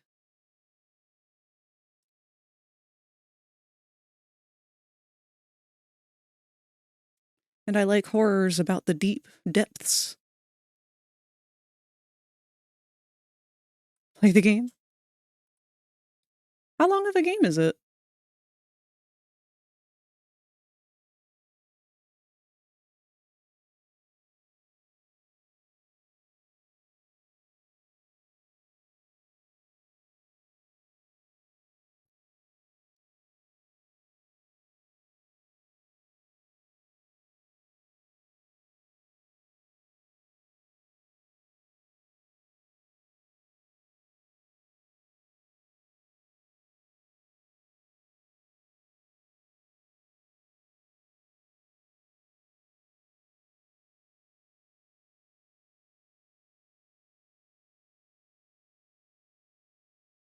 It's crazy. Markiplier makes his own movie for the first time. I know what's in it. There's a person with a pair of lungs that are made of iron. It's very short. Okay.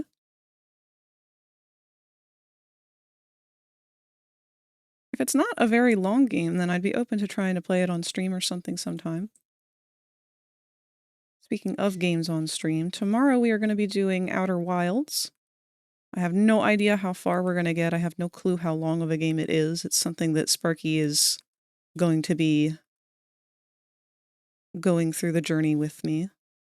He is much more well-versed in what it is than I am. And once again, I merged that, and I probably didn't mean to. Because I'm not totally sure how I'm going to end up turning these into the springs. I had a plan going in, and I forgot it.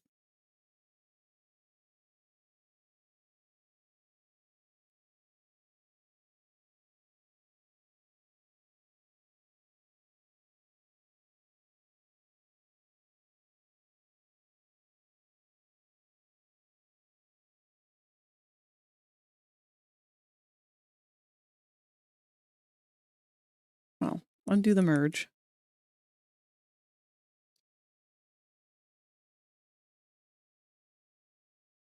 Let's pull these lines back out. Them being merged is throwing me off a lot.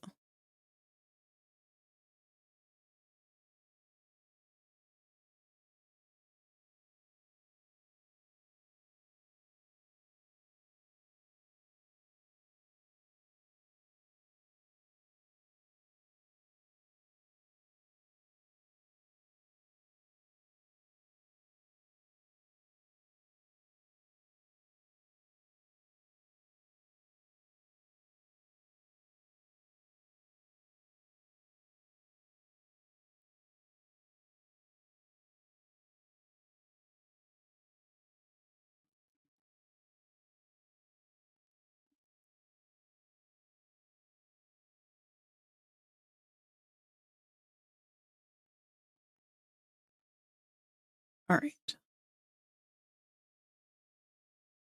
Kevin's going insane. He's been struggling with puzzles and boss fights. You guys still playing Resident Evil?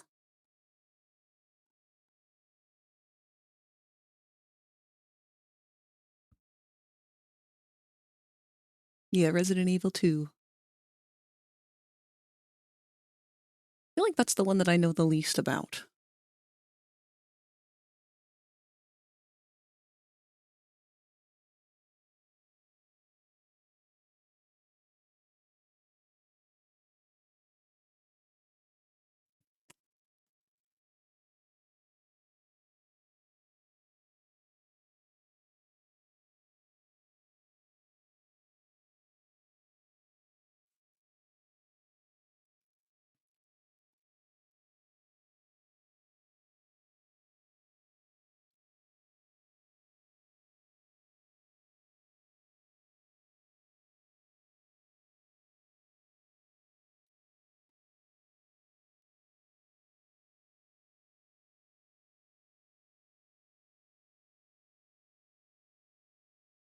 Let's see about making these coils connect.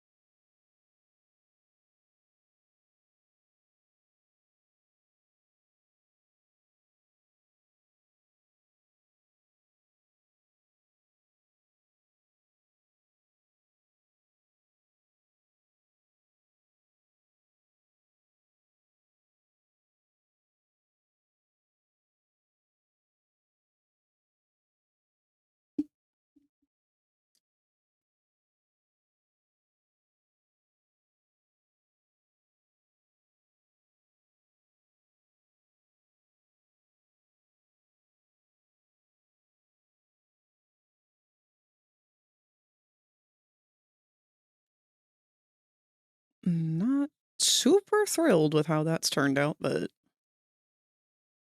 my brain is just not in the right place for this tonight.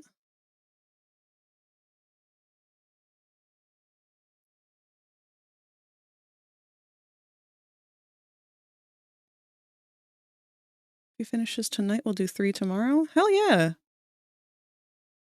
I hope I'm in a better headspace tomorrow.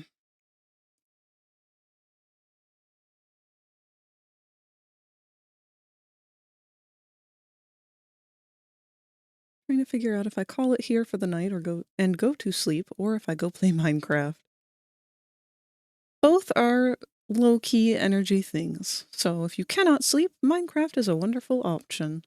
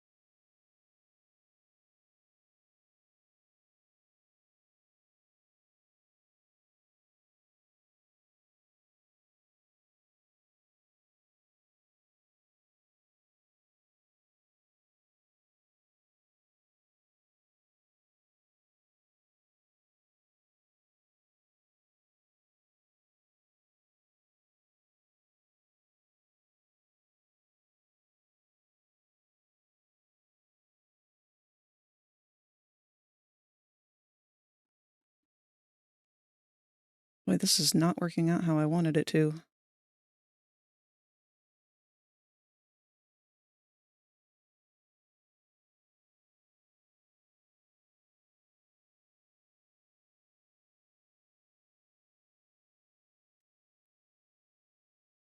Moss space is beautiful and vast and awe-inspiring. If you have any space in your head, then you must be too.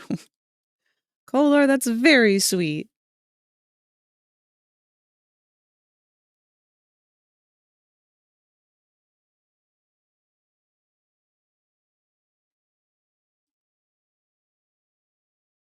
Alas, it does not help the brain fog that is completely stonewalling me on figuring out how I wanted to do these springs. I think that might be my sign that I need to walk away.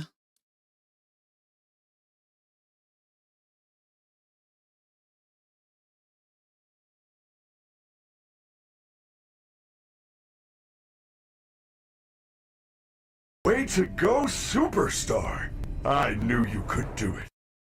Thank you, Pyro.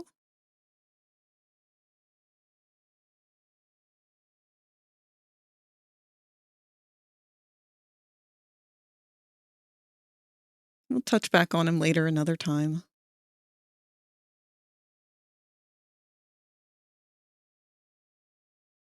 I like all of them. I don't dislike any of them. They need some tweaking here and there, but I don't know. My brain's just not in it right now.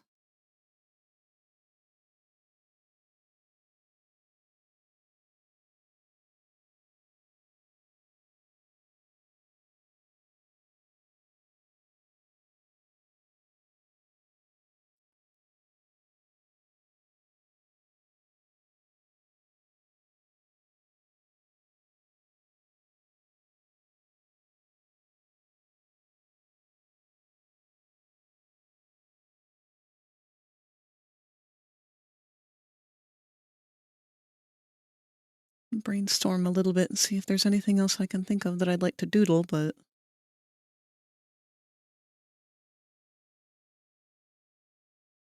it definitely feels like the mood has faded, unfortunately.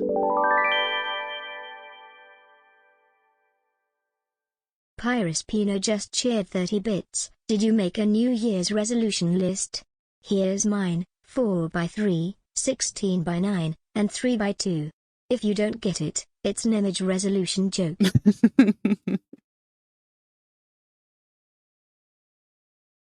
That's very cute, Spino.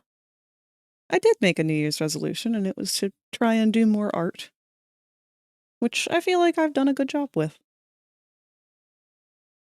Less so today, but still, if you're feeling down and you push yourself to do a little bit of art, and you manage to do anything whatsoever, regardless of whether or not it meets your expectations, that's still better than nothing. I do think I'm going to leave this one here, though. I can tell looking at it that the vibe is off. So we'll just come back on a better day.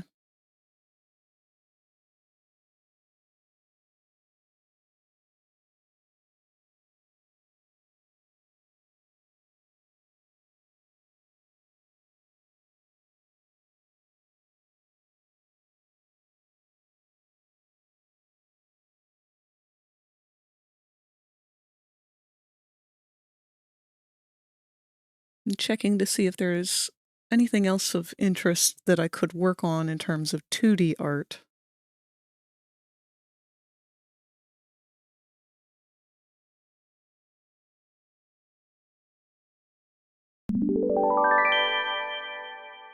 Wait. Pyrus Pino just cheered 15 bits. My New Year's resolution is to continue to move away from thoughts of what happened to me long before my debut in the summer 2025. If I did not get the therapy I needed, I may not be here talking to you all right now. And I'm so glad that you were able to get that. Thank you, baby. Hi, Rosie. That is a wonderful resolution, Pyro.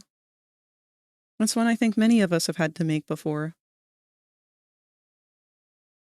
But every single day that you work at it, you get better at it, you get one day further away from that place, and I am proud of you for that.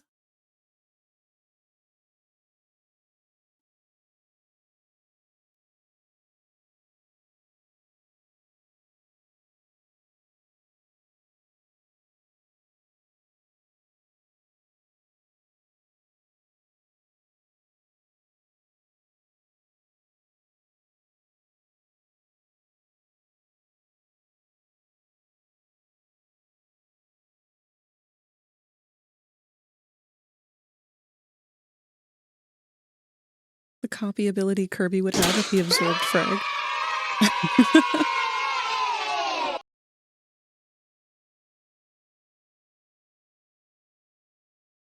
Let's see. We've still got an hour or so of stream left.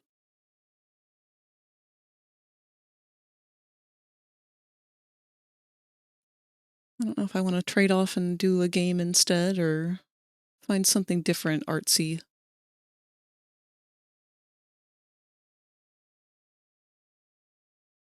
I let the puppy make a mess and I don't care actually.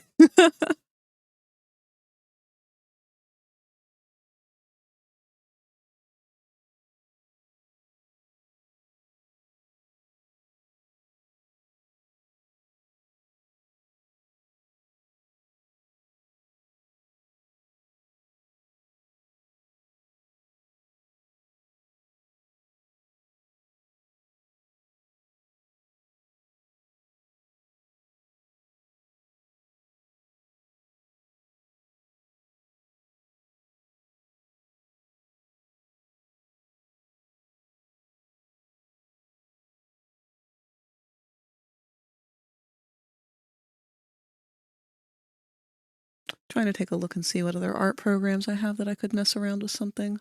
Oh, you know what? Hold on. I've got one little idea that we can do. Let me pull it up.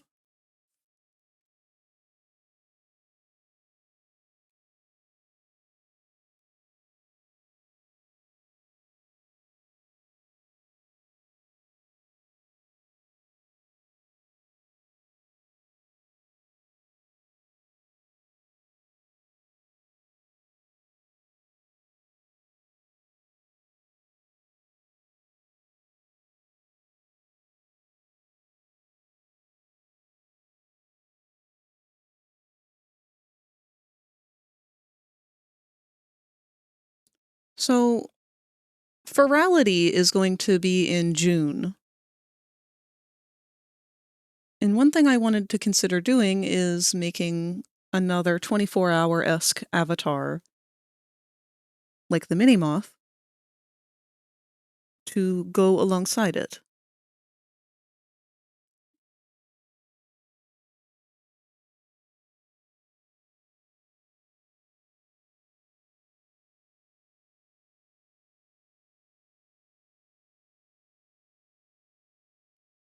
Ferality is a virtual convention. It happens usually once or twice a year. I can't remember. VCAT's always twice a year, so I think they try to do twice if they can. I don't know for sure if they do, though.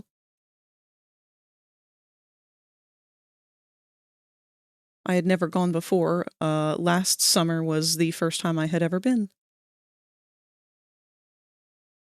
And it's a big furry convention. They devote, just like the Japanese conventions, they devote a lot of time and worlds to these experiences. They have separate worlds for different events and whatnot. They have a big hub world for everybody to kind of just hang out at.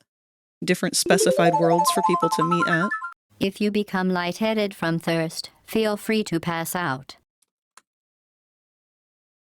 We have a big stretch. And a hydrate. Thank you, Q.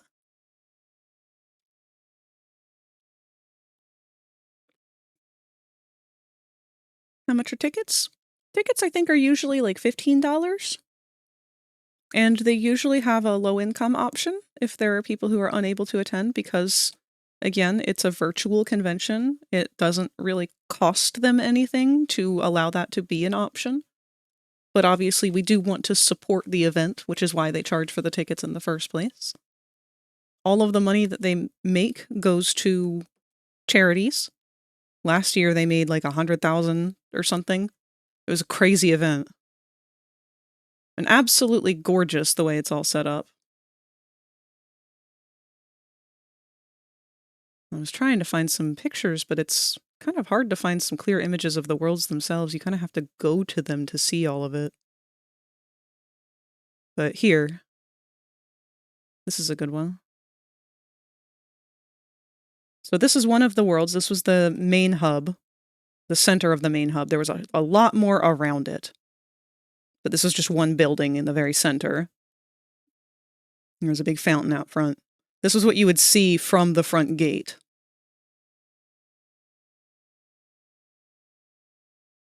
Oh shit, good job, really? But yeah, they do a theme each year, and last year's was Somna, as in, like, somnebula, sleep, dreams.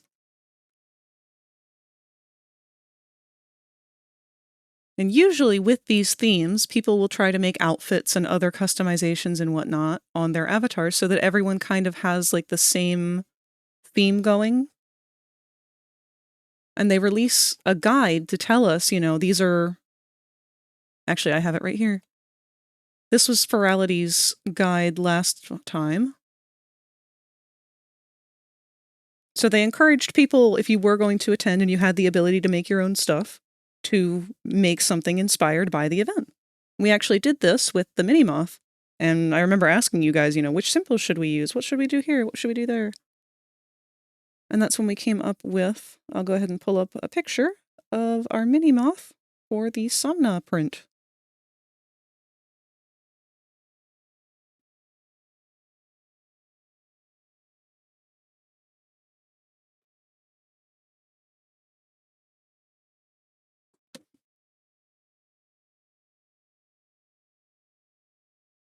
There we are. So that was the moth that I made last year.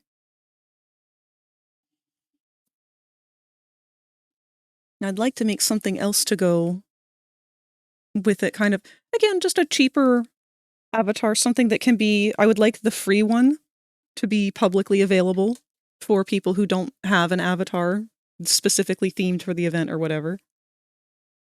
But we don't know much about this upcoming theme. The only thing that we've had so far, and give me just a moment, I'm trying to pull it up, but Boko has decided that it is lap time, and he desperately needs to have snuggles between me and my tab.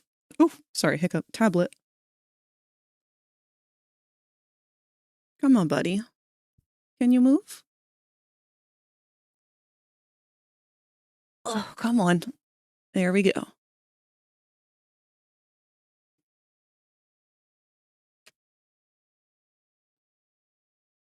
Is it snuggle time? You're not gonna let me do anything? You need to take up both of my arms? No more art at all, huh? Oh, Bobies. You're so spoiled.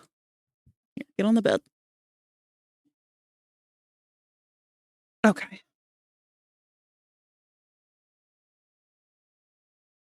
So this is all we have to go from for the announced theme for the upcoming virality. And the theme in question was labeled as specifically retro gaming. Boko is once again on my lap.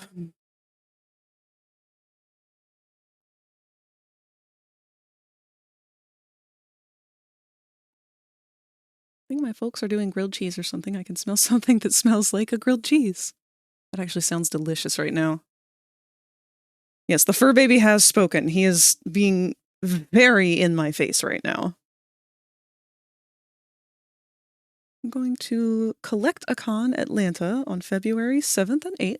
Jason Page will be performing, and I got guests like Lisa Orts, Jim Cummings, Sarah Natochenny on my autograph list to get.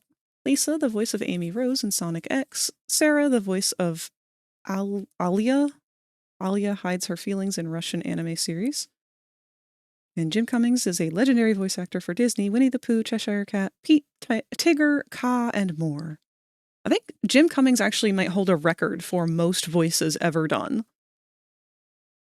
That could have changed between now and the last time that I had read up about anything like that, but I'm almost positive. God, I don't even want to know how old he is now. All right, Bogleby. Can I have my hands back, please? No.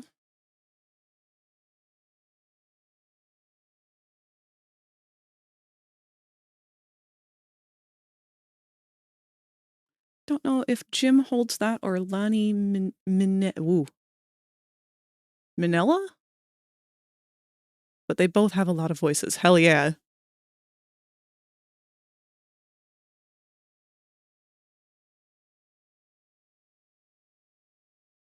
All right, Boko. He's literally just standing on my computer keyboard and I can't do anything. Come on, buddy. All right.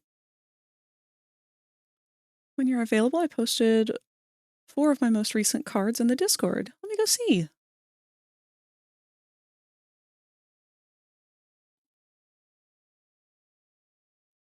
Okay, hold on. I have to stop for a second to see Kat's thing that she's posted here first because holy shit, I'm gonna lose my mind over this centaur. I forgot there even was a centaur Monster High doll.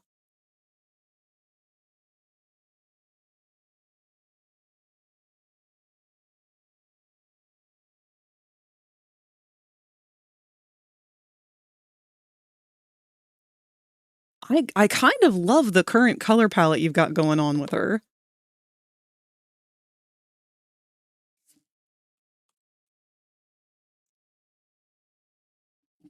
It's morbid, but the first thing that I thought of when seeing it was, and it's only because we just recently watched this movie. Oh, wow. If you've ever heard of the movie Midsommar, and the only reason I say this is because of, well, this is a really iconic scene from it. And as soon as I saw the upper portion of the body, it was the first thing I thought of.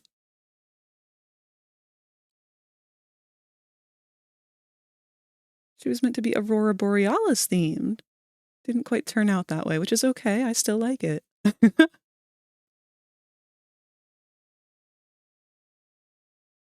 No, Midsommar's a good movie. It's very dark, though. Very adult-themed. It's about a woman who goes to stay at some, like, really, really foreign, hidden-away village. And, well, you know how things go. Alright, 4 recent cards. Jevel the Jester.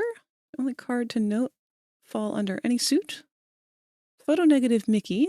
Joker of Beasts, Hal 9000. Jack of the Eyes. And the Maryland Goatman.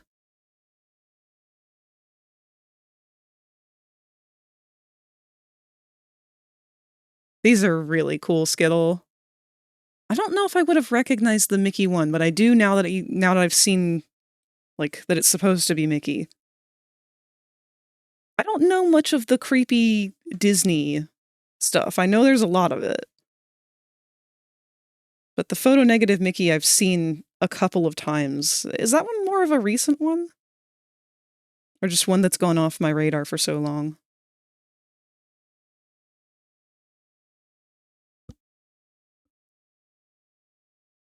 I forgot. Amy Binbaum is on the list to get autographs. She's a T. Gardner and Bones. Oh, she is T. Gardner and Bones from Yu-Gi-Oh! Duel Monsters. Huh. Sounds like a really big convention. I hope you have a good time, Pyro.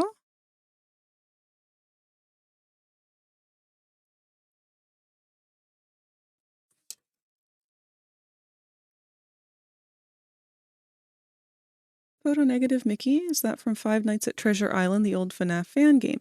I think so, but I don't know anything about that. I didn't know that was a thing until I had started using VR chat, because that's the first I had ever seen anything of it. I'm not totally clear on what it is, but...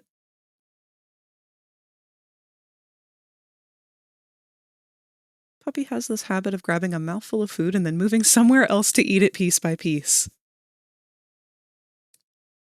Usually, I think that's a sign of separation anxiety, or just that they want to be around you more. Not always.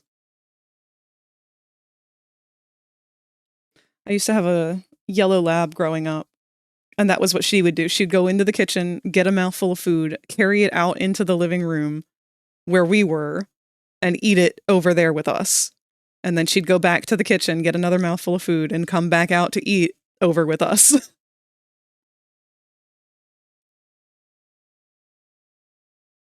Photo Negative Mickey is actually originated from one of the oldest Disney-themed creepypastas, Abandoned by Disney. It's one of the old FNAF fan games, possibly one of the first decent ones.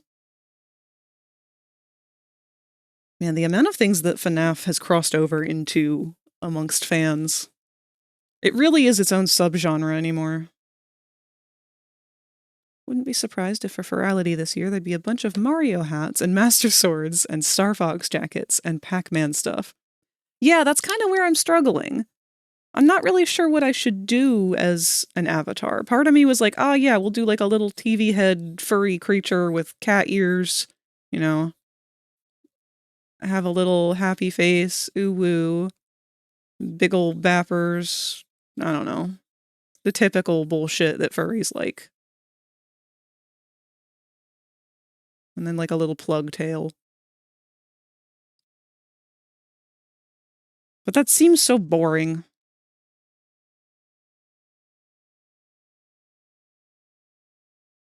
FragRaptor. That's actually a name that I almost took instead of FragRaptor.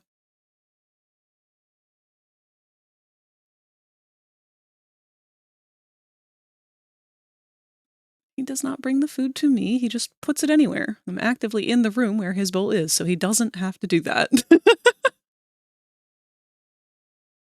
Photo Negative Mickey is a Corruptus, a form of corrupted tulpa that originated from the poor care and extreme controversy that came with the in-universe Mowgli Palace Resort before its sudden closing. Huh. I like the idea of it being a tulpa. It might be cool, a Hawaiian shirt. Like, you ever watch Pizza the Actions music video by The Stupendium? That strikes me as a style that rolls with this. I have not. Wait! Time for me to get to sleep. It's 10 p.m. now, and I've got work tomorrow and Thursday. See you later, Frag. Good night, everybody. Good night, Pyro. Have a wonderful night. Stupendium does have a lot of really cool aesthetics. Let me search that real quick.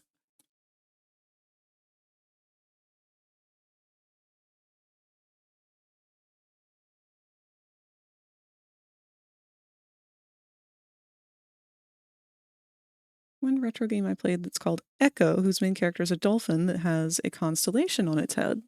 Isn't that a really weird series?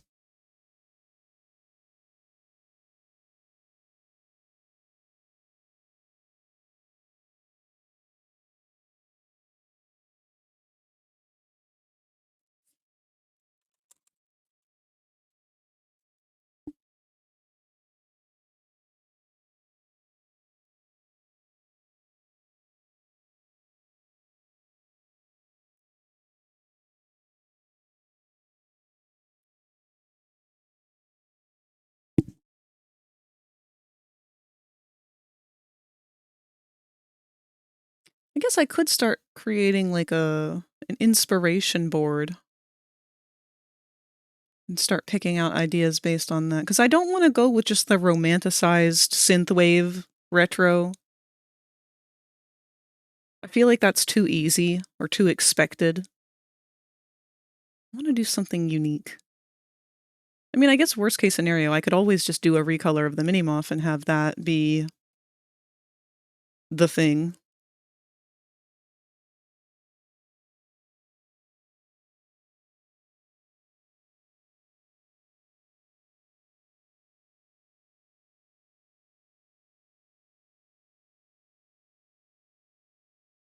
Well, ads are going to start any minute now.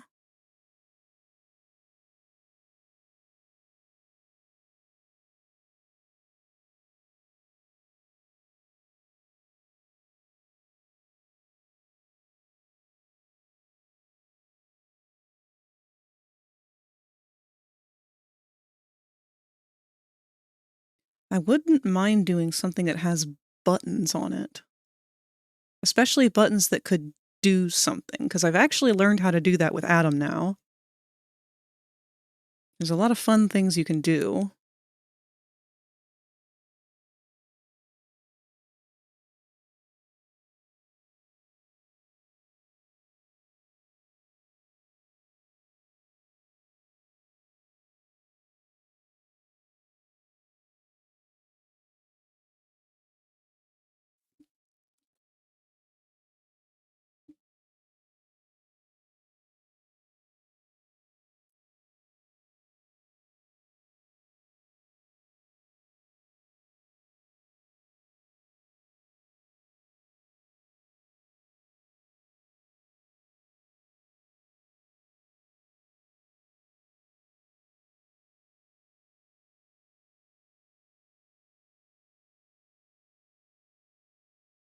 Of course, there's also the idea of just doing a retro character from an old game.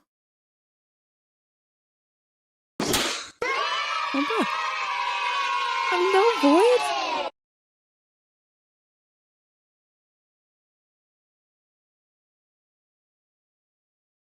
Wait!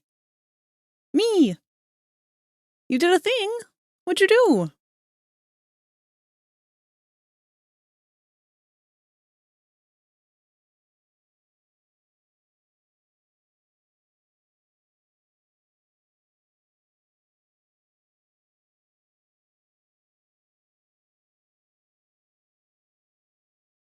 Oh, in show and tell? Let me go see.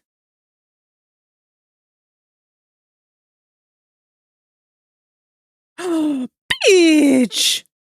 Is that a 3D sculpt I'm seeing? Is that a voxel? It do be looking kinda Minecraft. Blockbench, that's what I meant. Hell yeah! That's cool as fuck. Is that gonna be Void? Monster Void?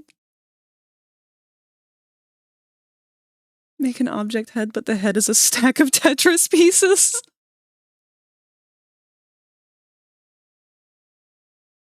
That's awesome, Void! Please post more updates of it as you work on it. I am dying to see more. It looks amazing already, like immediately recognizable.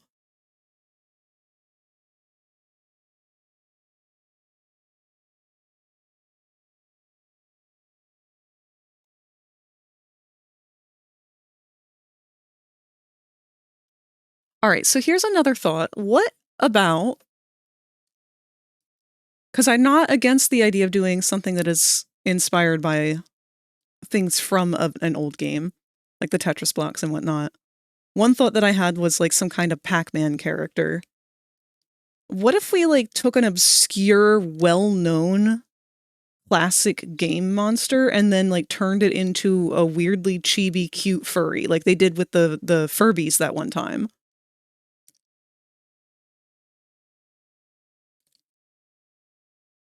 Question is, who would it be?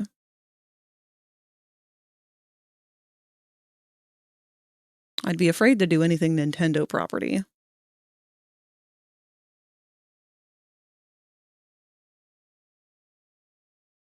Goal is to have it become a VR chat avatar, but apparently I have to process it through Blender before I throw it into Unity.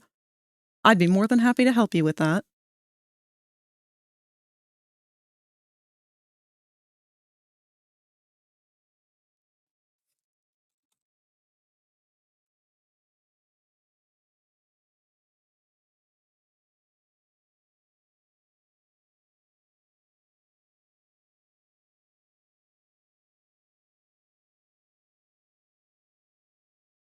The birds from the old Sonic games. Oh, that's right. What were they called?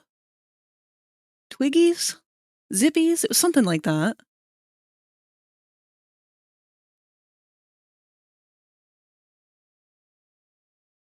Head crab. Flickies, that's it. Let me go grab a picture of one of those just to throw it down as an idea.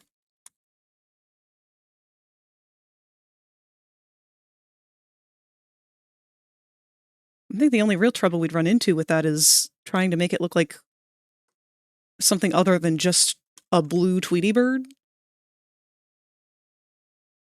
Oh, good God, that was a huge image.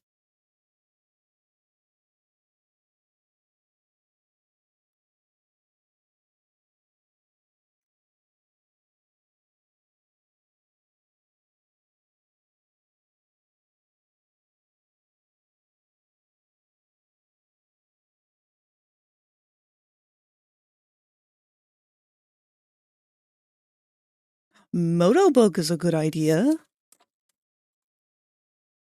I feel like Motobug's a lot more recognizable.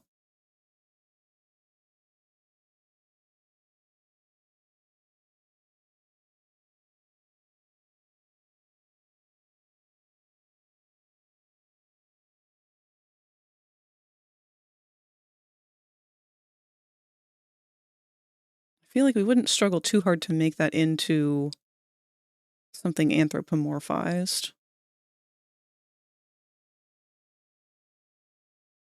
Let's grab a head crab.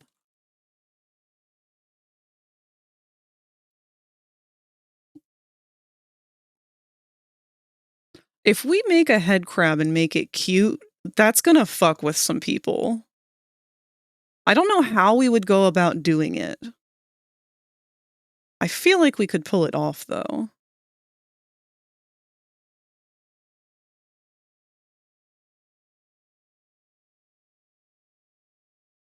There's a couple different kinds of head crabs, but I feel like we'd have to stick with the classic just because that would be the most recognizable.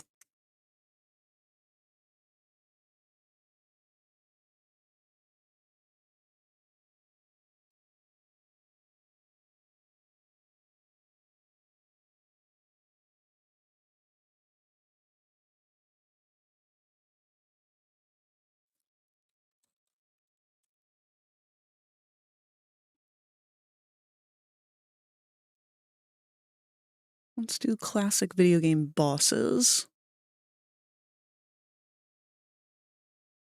Because, like, again, I'm trying really careful not to go for Nintendo, but there's so many good Nintendo characters. Like, we could easily have do, like, a Piglin.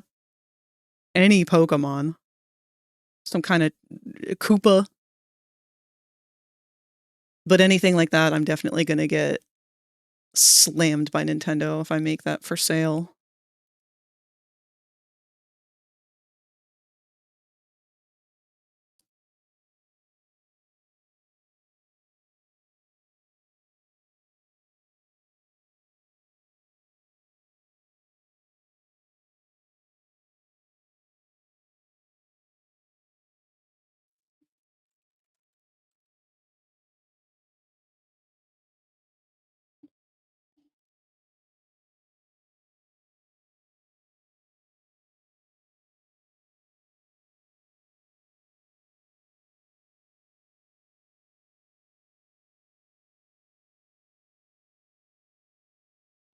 Let's wait for a second so I find the combination of these reference images fascinating.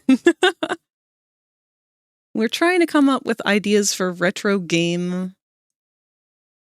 concepts of things that can become an avatar for VR chat. Because Ferality is coming up in June. It is a big online convention for VR. It's hosted by furries. And last year I made a moth avatar that fit the theme, but this year I want to do something different. Legally distinct Turtle King Bowser.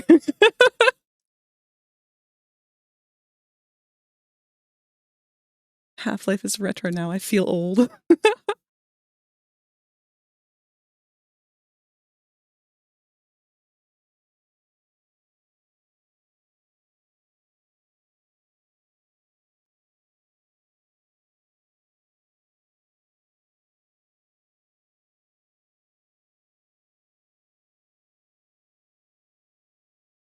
Now, another thought is I could just make up a character, kind of like Gwimbly,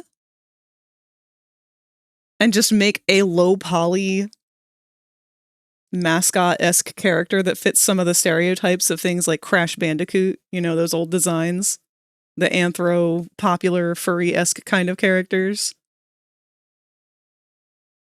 and deliberately make it look like an old style game avatar.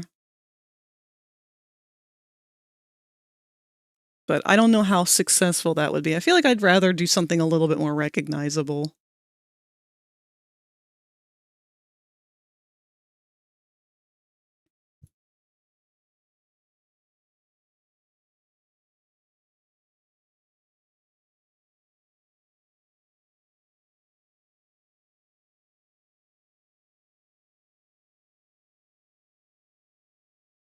What about Bad Coil from Breath of Fire 4? I am unfamiliar with all of that. Let me Google it.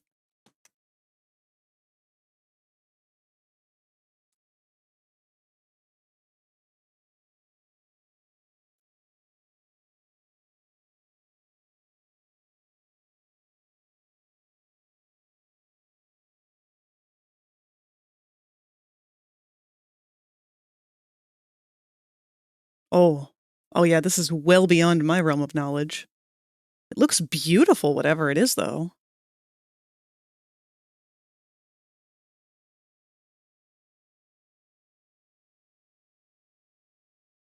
Oh, thank you. Oh my god, he's so cute! Alright, I love the fish face. I kind of like the idea. Oh, okay, I know I said no Nintendo, but what if we do some kind of like anthropomorphized cheap and just say it's a red fish? I mean, they can only copyright a fish so much.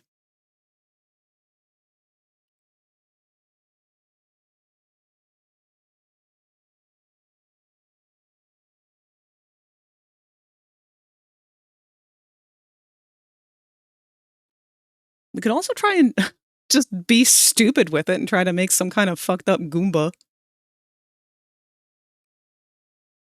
How could I turn a Goomba into something a furry would want to fuck?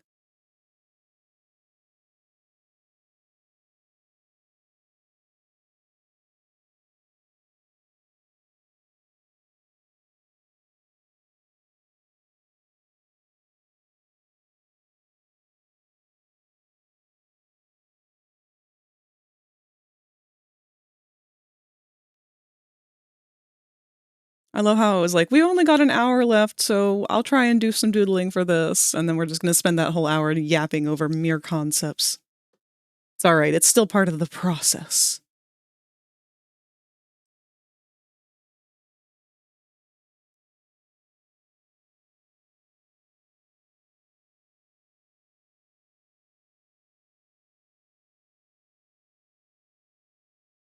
How do we make a Goomba something that furries want to fuck? What the hell?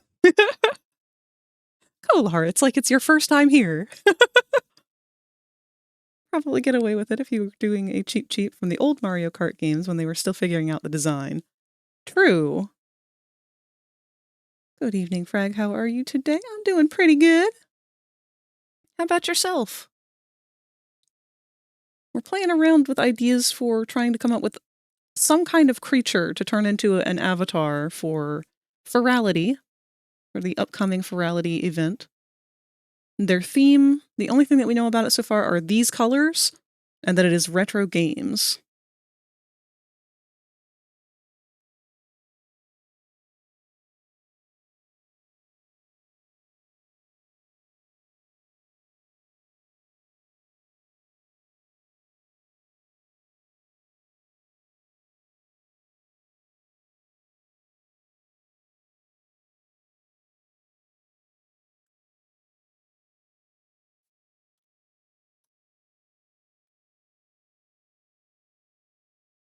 Oh my god, Portal counts as an old game now?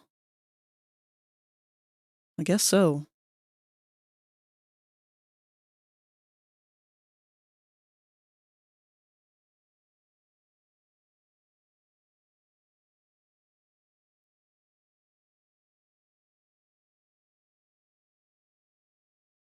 I mean, people make Pokemon bases all the time. It'd be hard to settle on just one.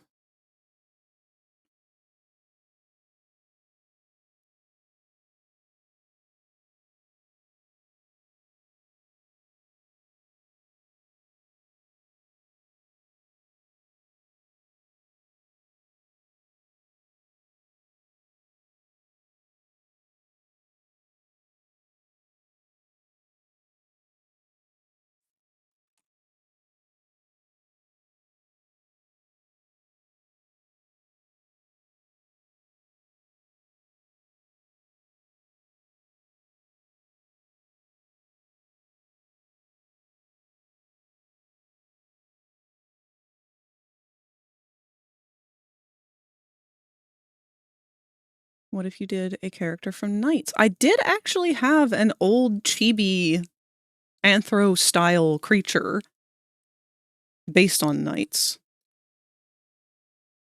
I forget what I had called them. I'll try and just like real quick throw together. You know what? Let's put the symmetry ruler on.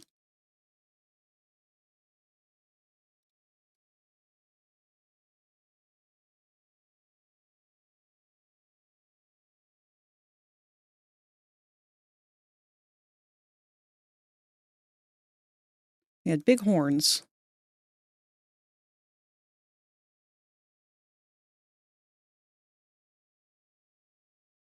Little fairy style in-cut ears.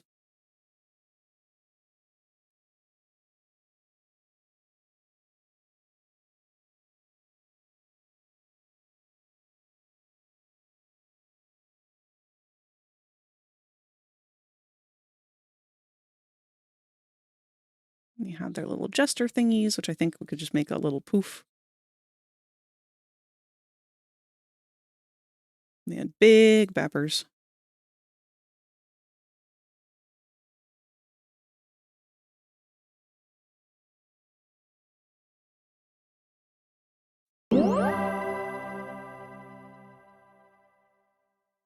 Quire can now hatch from their egg. And welcome to the nest. I'm not sure if she pronounced that correctly or not. I'm gonna let her be the one to have said it out loud, though. Sorry, I'm going to butcher it much worse than she could have.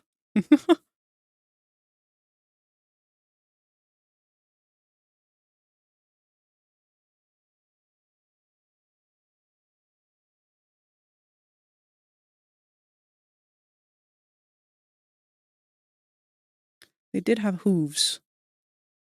Just because I thought they were cute. I don't remember what I did for this section. I think I just had that be a normal furry thing. Pubs. I think they had some fluff here. And then they had like little bunny tails.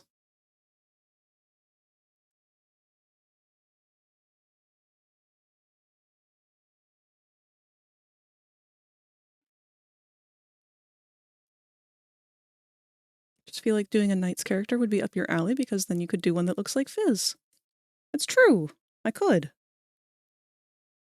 I could probably make a simple chibi creature of some sort based on them.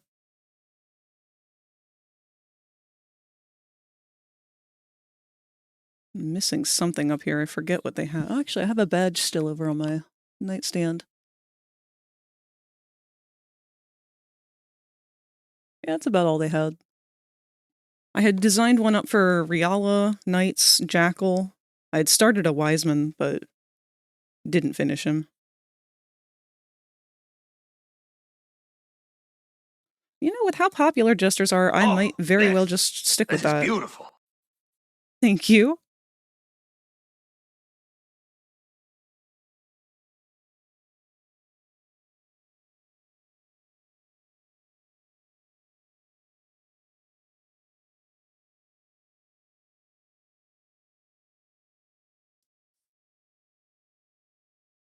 The only downside is they don't really have anything exciting, which is not really the best word to use, but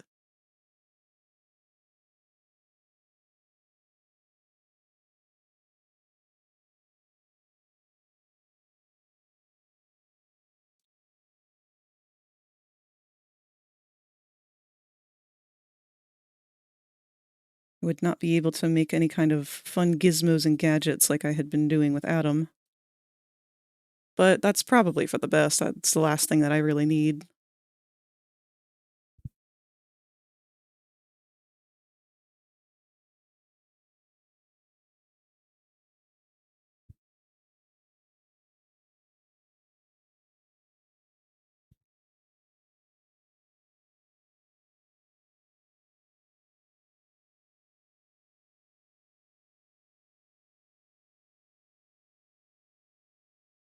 It's definitely something we can keep on the back burner if nothing else comes up.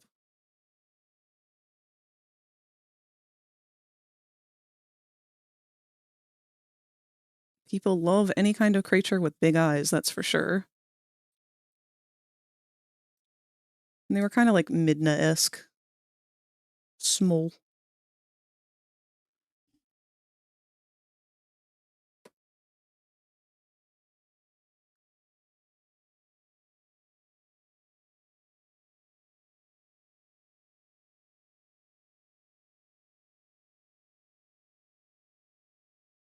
Good night, really.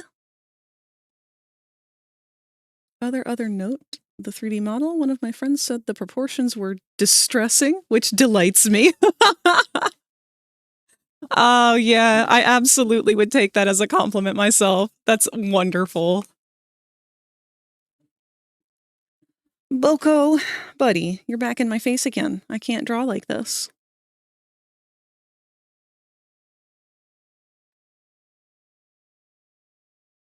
Can you at least lay down on my lap? Not my keyboard.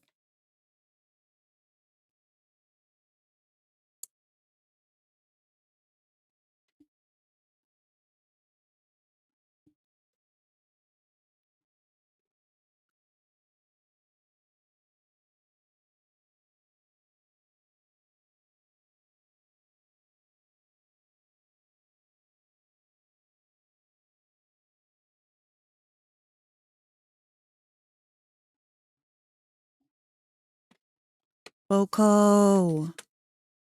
Buddy, you're making this impossible.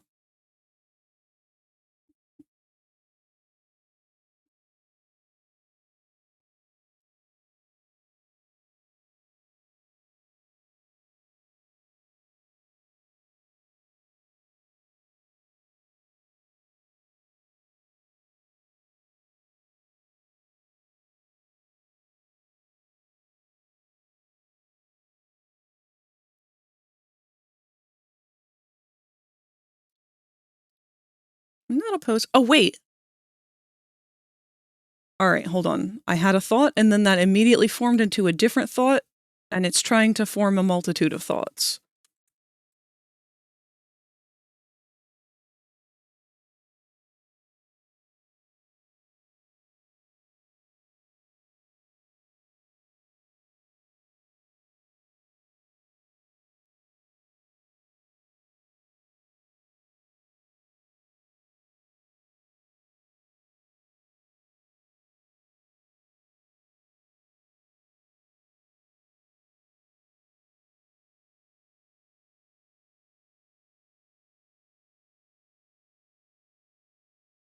We could try to do some kind of like little robo-raptor.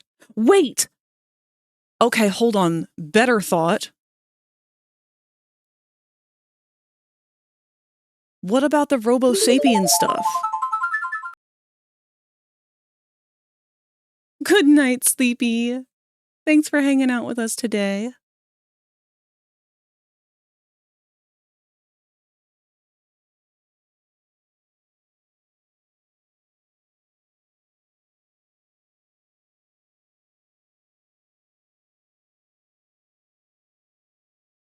Let me try and get a picture of one of these fucking things.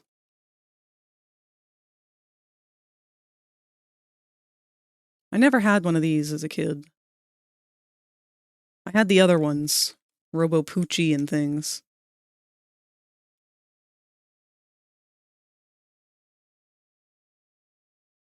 I mean, I know it's not really a video game, but we could potentially use that in combination with some other stuff.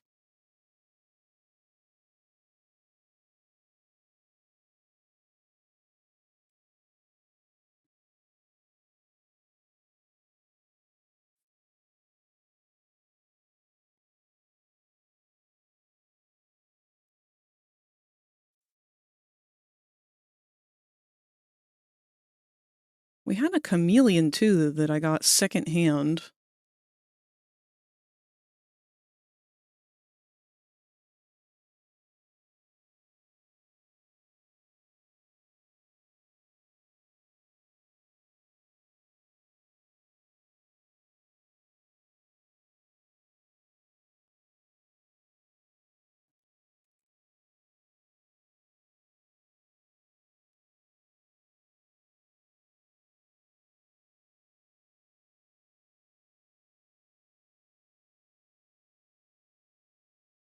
I had one of those. It was the coolest thing ever. We have that downstairs. I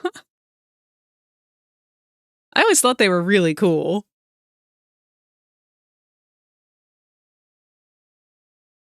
Yeah, okay, here's the one that I had.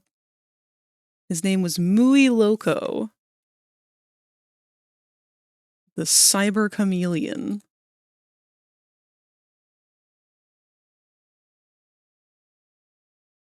And I feel like he was maybe racially insensitive in a lot of ways, now that I'm vaguely remembering him.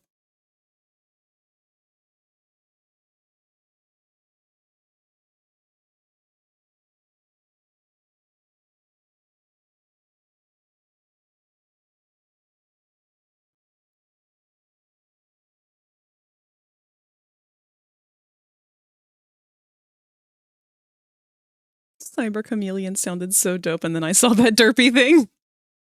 Yeah, one of the gimmicks was that his eyes went different directions. And he had a tongue that was like a, see this cross pattern? It would like extend and grab this little bug that was just a magnet. And he would dance and sing. And I feel like he had a very heavy, probably not real Spanish accent.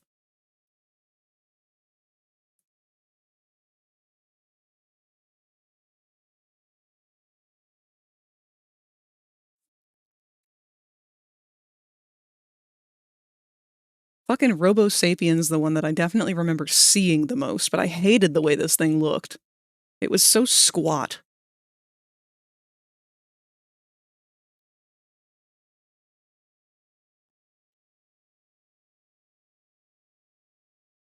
And it moved around like it just freshly shat its pants. I always hated that thing.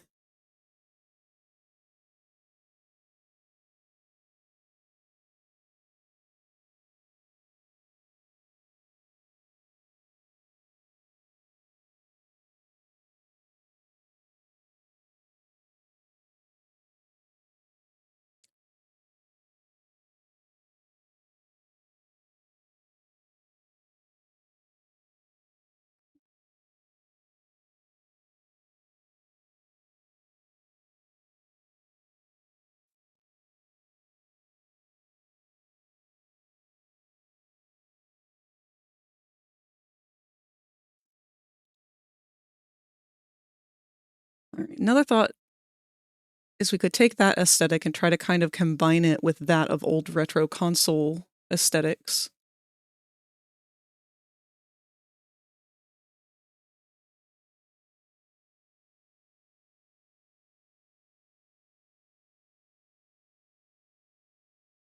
Tamagotchi is one I didn't really think about.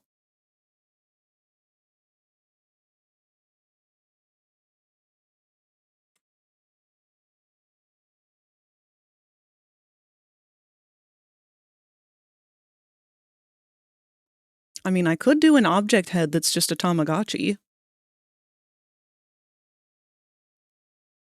It would be a good excuse to do panels for the Visemes instead of doing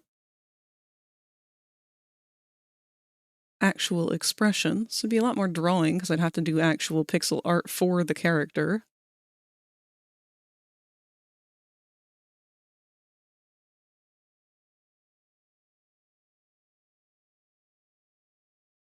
So we could go with maybe if we combined the idea of something like these guys for the body, and then the head be some kind of Tamagotchi device with the actual critter's personality and everything being part of this pixel art.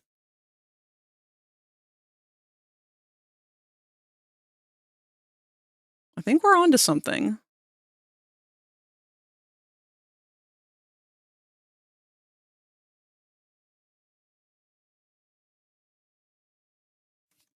All right, Boko, off the keyboard again. Buddy, come on.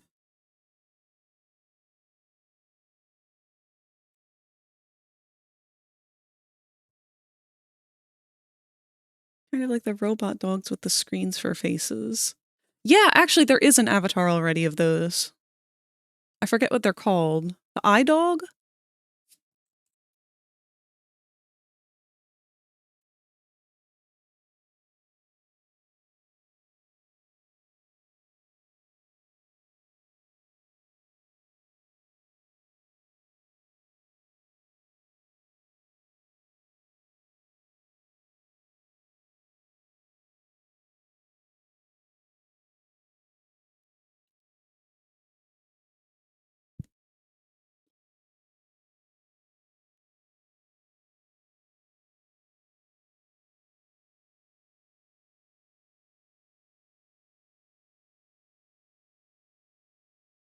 Yeah. So this is one that already exists. It is an eye dog avatar. An anthropomorphized eye dog. I believe it is free.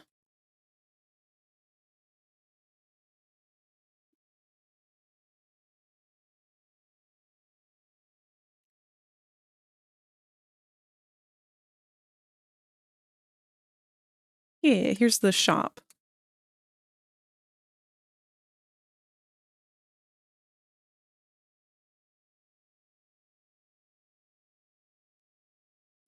Man, they've got a lot of cute bases, actually.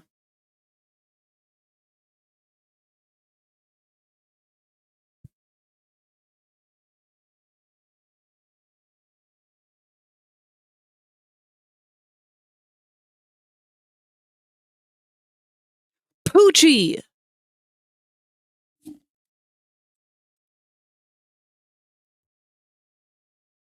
Fucking Poochie! I forgot about Poochie!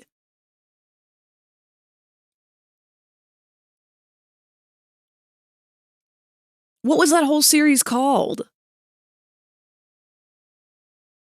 Because they had a bunch of them. They had a bird, there was a cat. The fuck is that thing?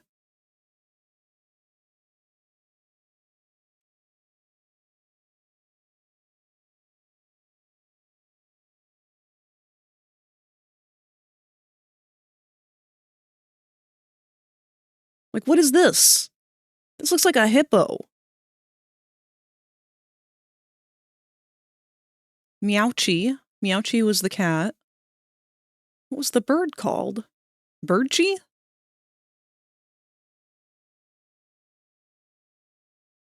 Chirpychi.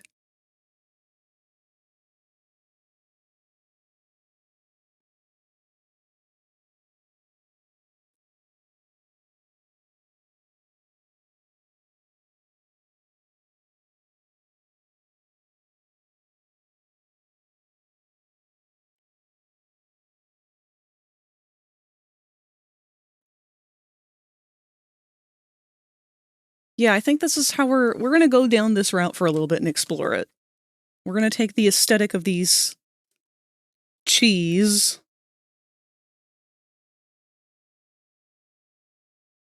and combine that with that of the Tamagotchi. Whatever we name the thing obviously is gonna have to be named something chi.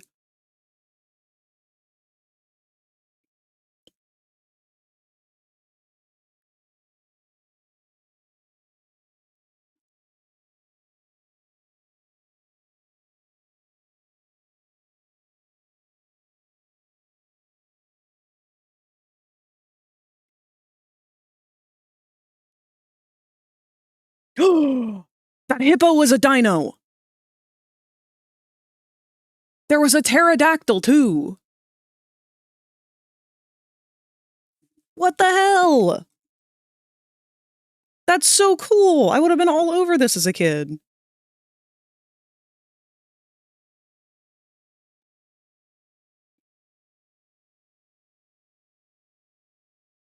I love this pterodactyl, actually.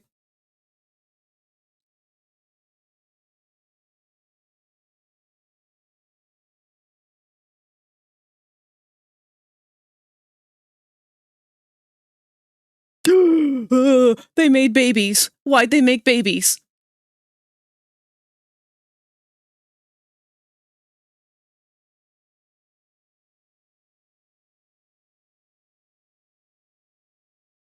Oh, the babies.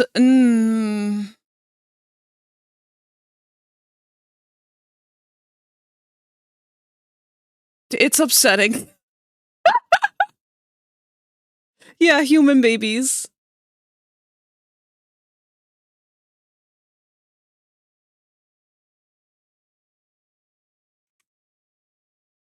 That's what it looked like. This is like the McDonald's toy version, but that's apparently what the human babies look like. Tiger Electronics. Baby. Robo Baby. It's so much worse. Oh, this looks like it's straight out of Poppy Playtime. What the fuck? Hold on, I'm not even we need to do a deep dive on this. This just became my night. Look at this motherfucking thing. Look at this! That's horrible!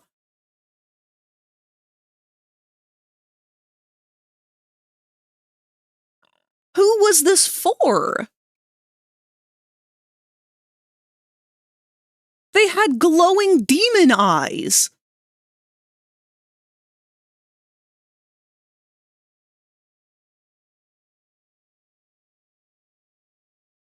Look at that! Who would want this?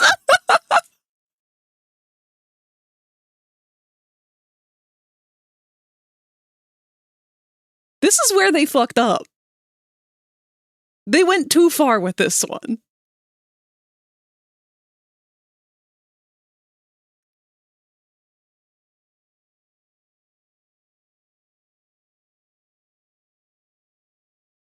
Like, all of them are okay until you get to that one. And there was clearly a progression. Because they also did a robot baby.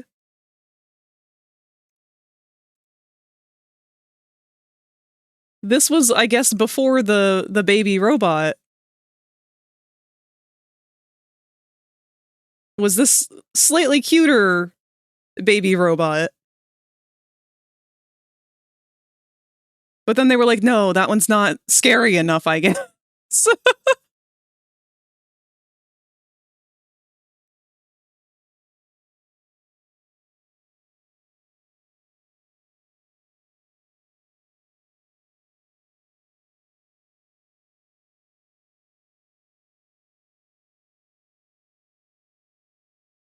That thing is just straight up nightmare fuel.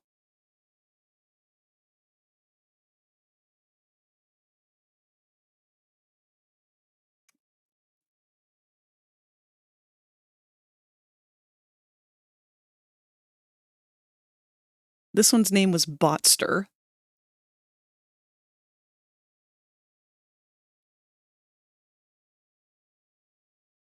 I really liked the pterodactyl.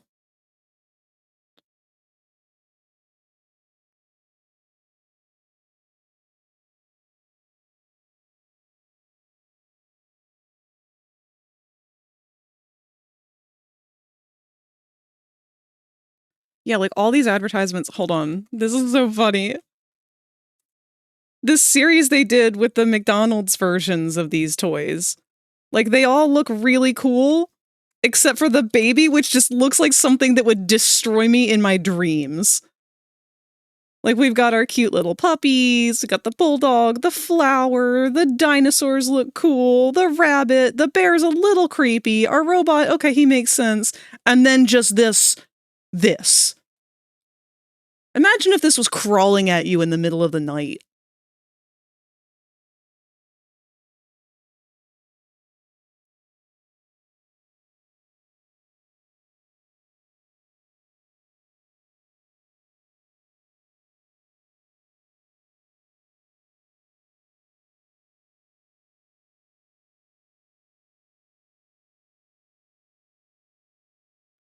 So I guess we're essentially going to make like a micro protogen.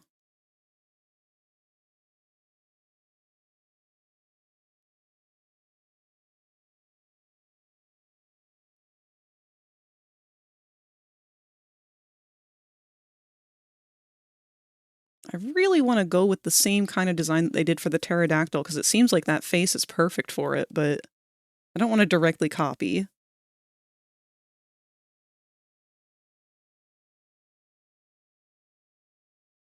Is that a young Freddy Fazbear to the right? Thank all the gods I got the dog.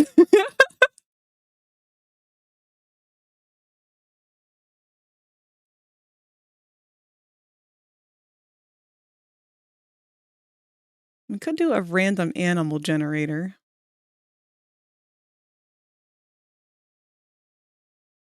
Just kind of feel like if we end up going with the dog, it's going to be very spot on to the Poochie. Which is fine. I highly doubt Tiger Electronics is going to come after me. But I do kind of want to do something a little more unique.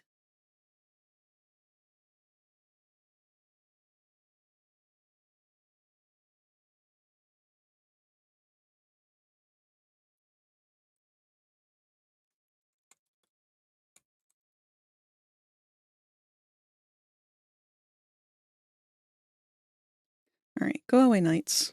We're going to play around with some other thoughts for now. Put you there.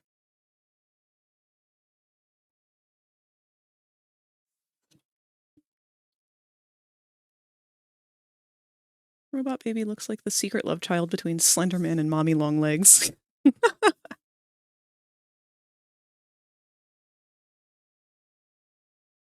Really gotta head to bed, but good luck, Moss. Feels like this really sparked your imagination. Your energy seems higher. A little bit. We'll see how long it lasts. But I hope you get some good rest, Kolar. Thanks for hanging out with us. Posture check. If you become lightheaded from And thirst, hydrate. feel Thank free you. to pass out.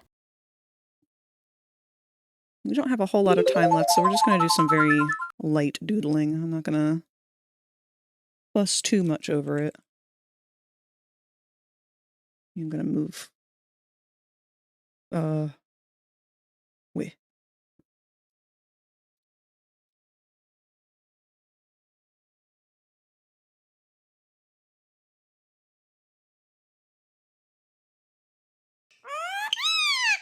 Thank you, baby.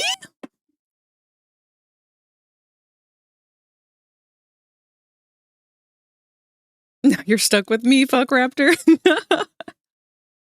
Hi, Kevin. How'd your stream go?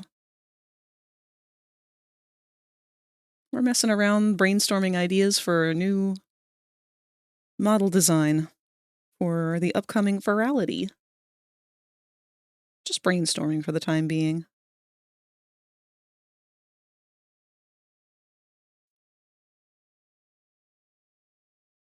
We won't be at it for much longer.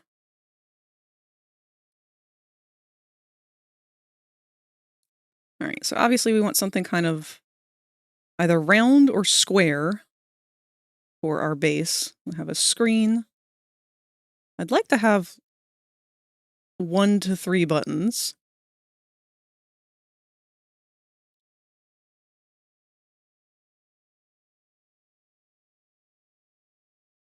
We'll try and make that visor look somewhat more like a set of eyes or something.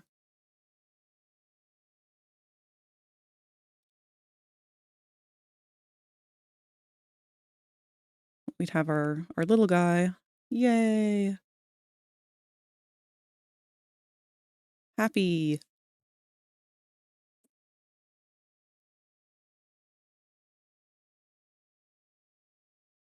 Yeah, Void's been playing around with 3D modeling!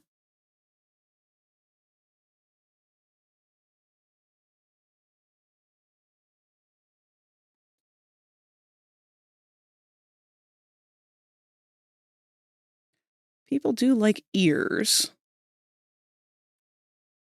So maybe we could do interchangeable ears. We could do like a set of cat ears, maybe a set of dog ears. Whatever it is, this would be the translucent plastic, I think.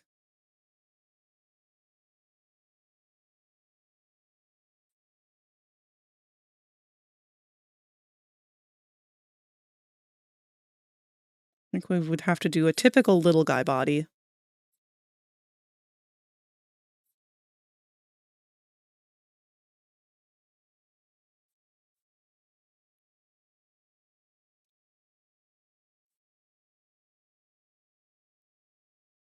I'm thinking round thighs.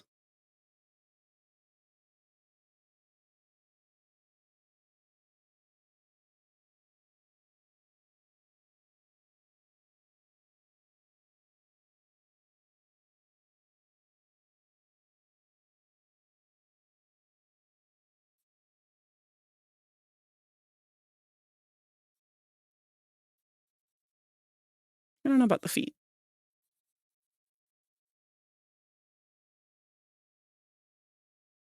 Maybe little T-Rexy hands.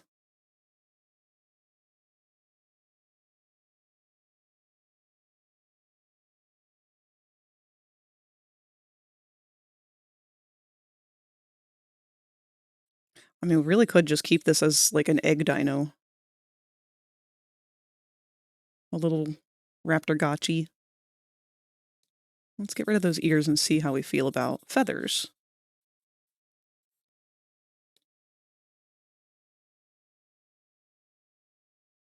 Maybe, oh, okay, maybe we could make them like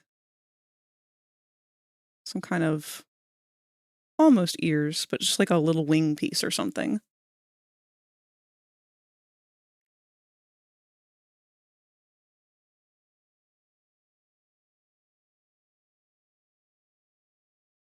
I like to think that these arms wouldn't have a function. They'd just be like little wiggly arms, little fizzbone arms that just wiggle a little bit when it moves. What kind of tail would we go for on something like this?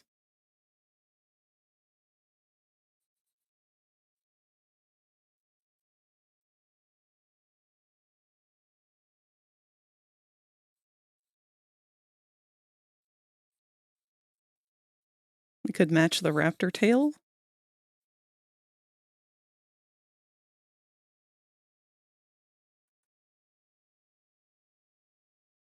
It's like a weird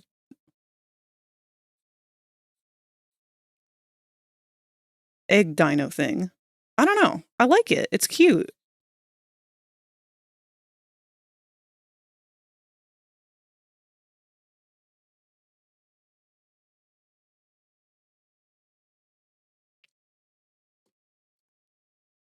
Make it so that those are little wiggly arms and your actual VR arms have a toggle for like a floating hand.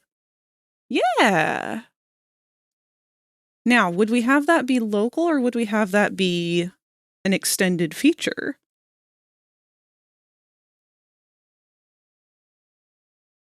Because I like this first concept. This is a fun shape.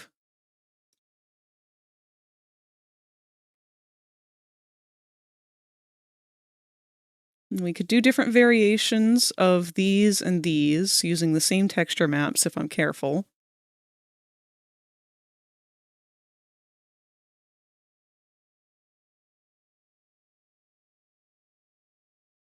I like the idea of the hands not being functional and being the same jelly material or whatever, translucent material. But hands. What could be a fun gimmick that we could do for the hands?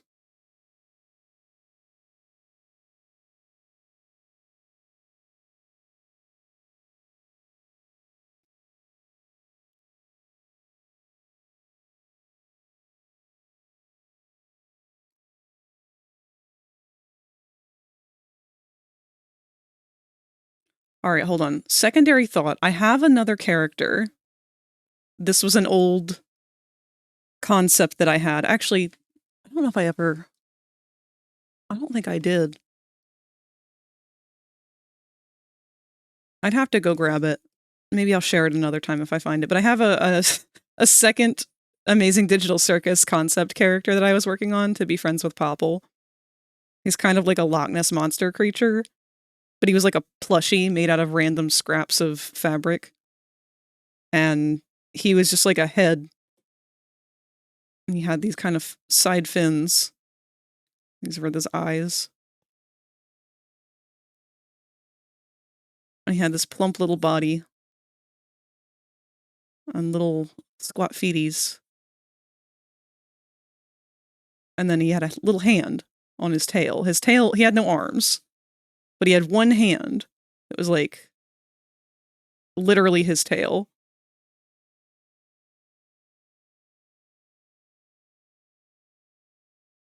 We could use that same kind of concept here.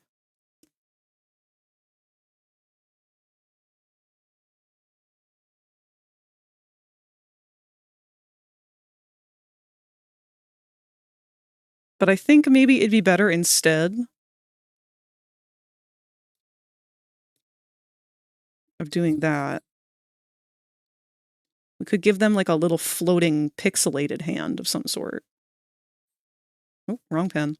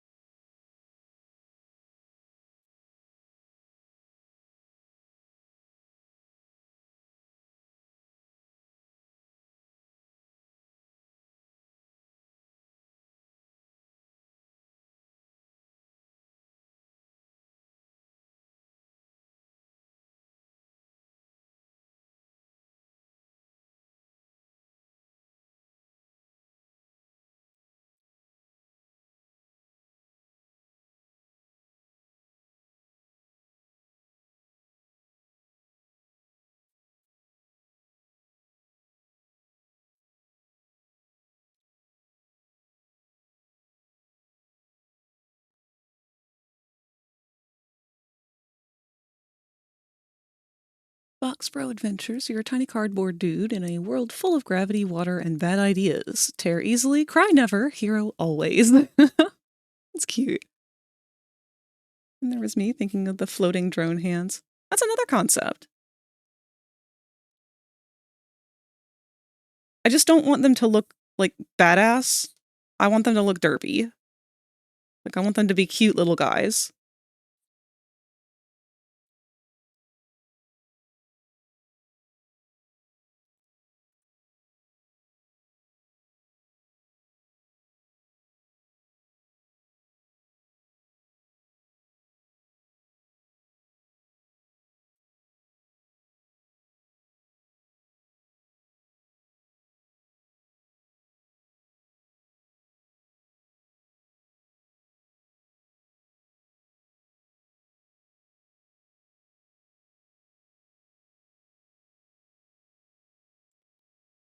Like just a little floating, separated hand. Like a projection almost.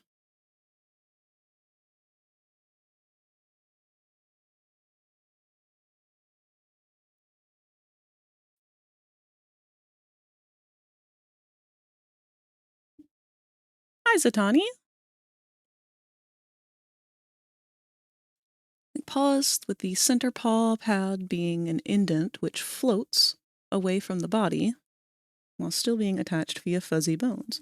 Actually, that's another thought. I like the idea of that. Maybe there's like a little heart. Okay, bear with me. We'd have a little heart on the chest. And then the heart can like detach and float away and have little beans come out. And that can be your hand, is like just like a floating little bean.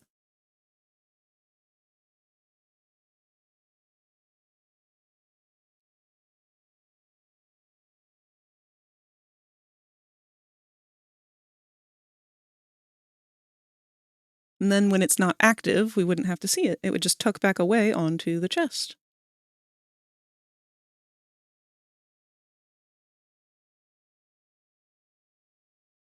What are these ideas for? We're brainstorming ideas for a creature avatar, a very simplistic avatar I could do that would match the theme of the upcoming Ferality. And their Ferality theme so far is retro games, which have kind of deviated from that. We went from retro games to retro toys. It's still technically a game. But we're taking sort of like the old Poochie robots and combining it with that of a Tamagotchi for the head. And also just having it be like a little guy.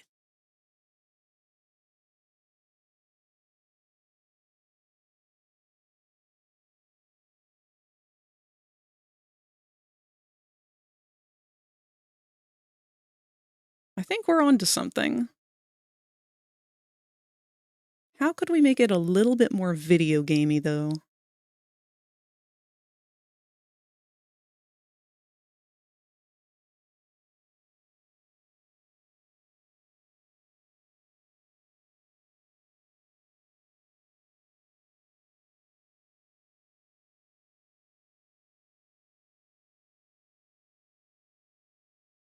I mean, we could always give him, like, video game motifs, but... This is the thing that you all want me to join to? Yeah! If you're around for it.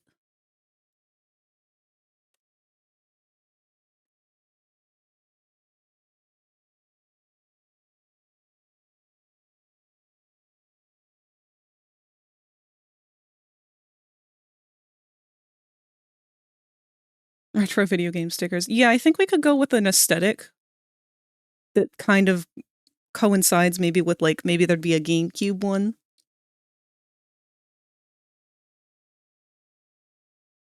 One that looks a little more like an arcade cabinet. Or an arcade floor. I like what we've got.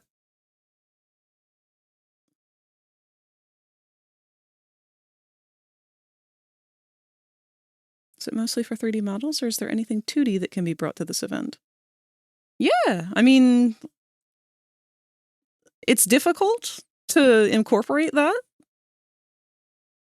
But there's a lot of artists, just like any furry convention and whatnot. They have an entire artist alley. It's usually all for avatars and whatnot, but they also have people advertising for taking commissions for art and whatnot. I don't know when they're taking applications for booths. I really ought to grab one myself. What if it had back spikes that were bumper buttons? Oh, that's a cute idea. Yeah, we should look at some video game controllers and see if there's anything that we could really steal off of those to create embellishments. Maybe, what if we give it horns? That's like little joysticks. Kind of like a giraffe, though.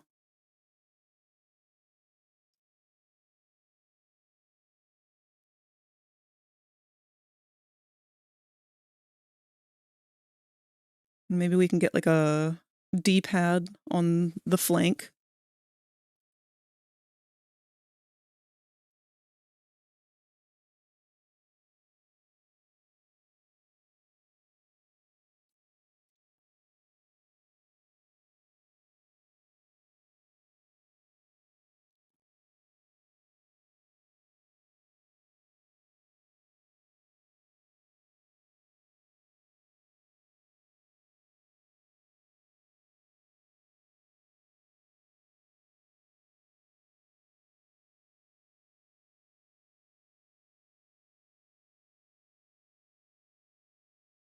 Horns like the N64 controller grips? Well, then I gotta look up what those look like.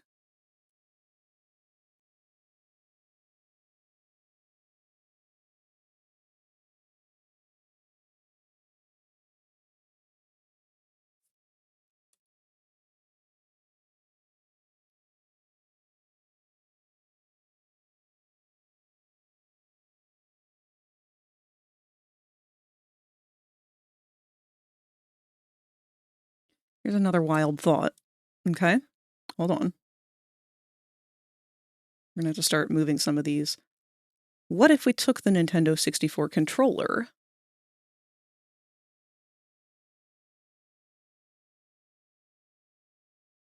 This is gonna be a weird one. Bear with me.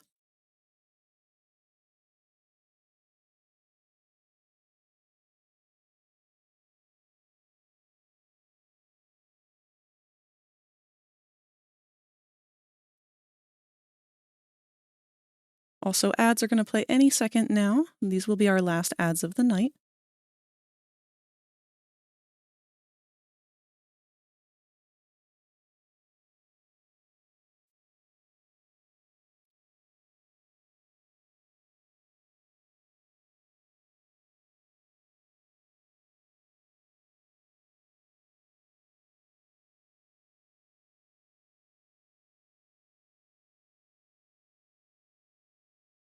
Hear me out.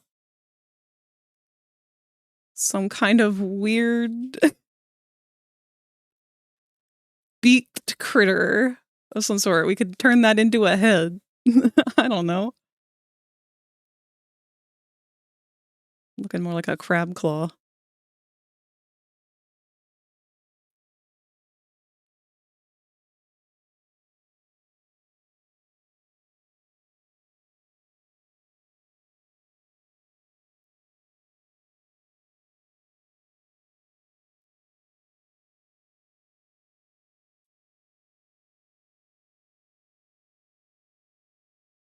Make it connected to some kind of system. Like a Baba Yaga.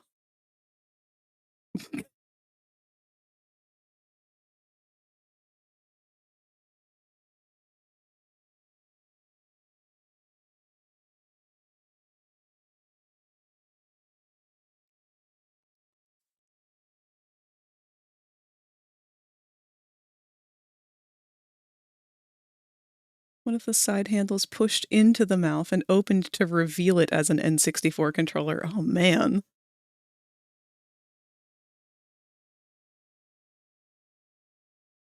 Yeah, like a three-way mouth, like pinchers.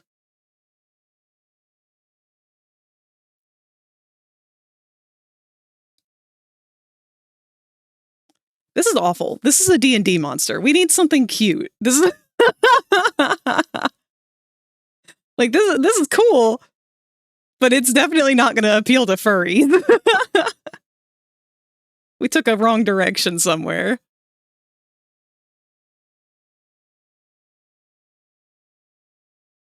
We want to lean more into the cuteness factor or the fuckability when it comes to appealing to these people.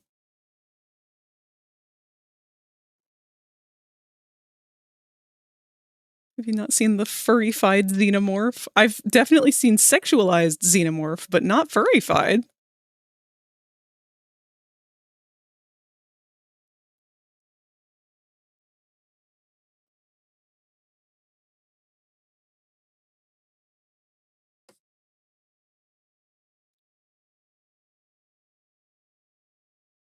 Let's flesh out this raptor a little bit.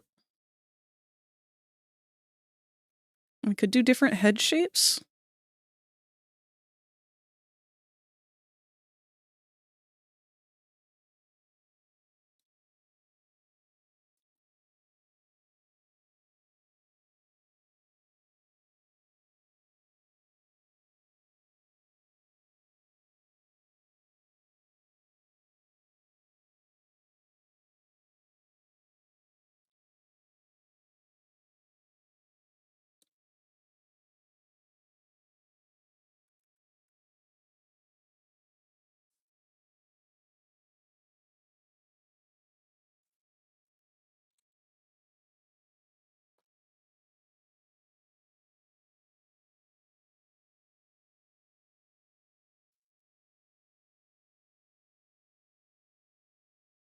35 stream streak! Hell yeah! I almost lost my stream streak to Rosie because the bitch was like, I'm gonna stream at 7 a.m. I'm like, girl, you know I'm not awake then.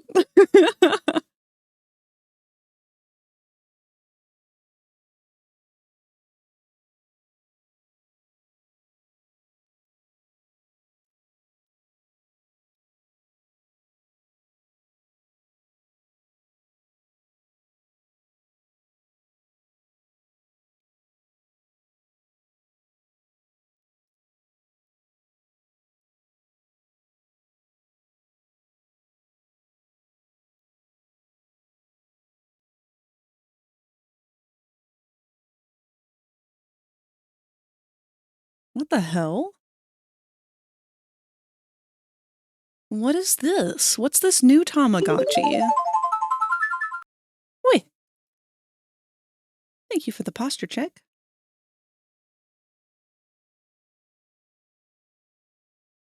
Tamagotchi Paradise? They're like full color screens now.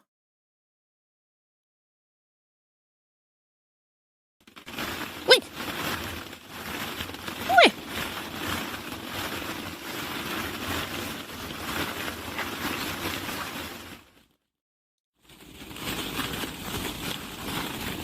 The nerve.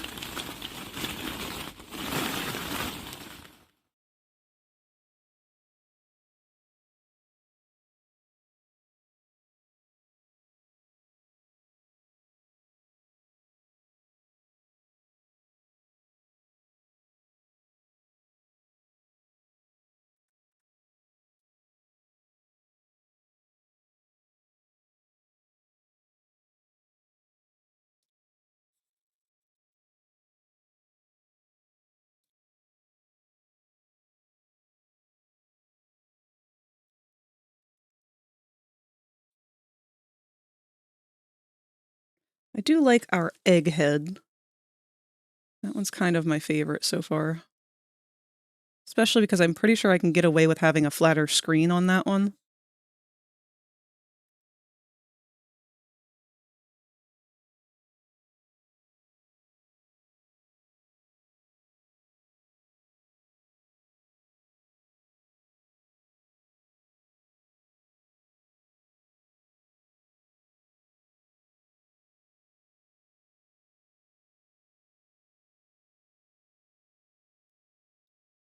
I'd like to see a random add-on to your PNG after a ball pit, like discarded band-aids, a pizza slice, all fades, of course.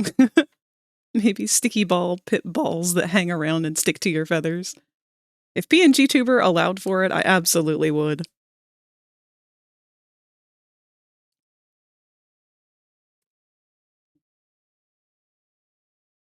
I like the headphones on this one. I may as well move these up.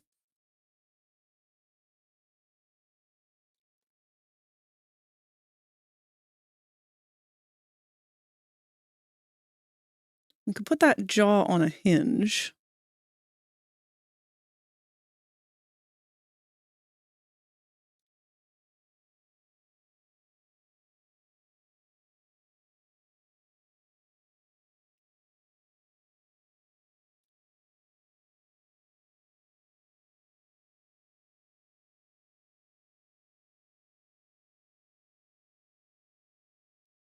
May have to have it as a separate program that keeps it right there as long as your model is there, like the tits program. Yeah, I mean, there are different costumes that I can use, quote-unquote costumes. It's just different states of behavior that the avatar will be in, which is how I have my different, like, handout, tablet, controller.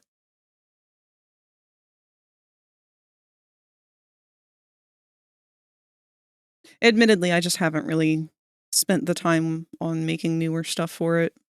It's been over a year since I've updated it.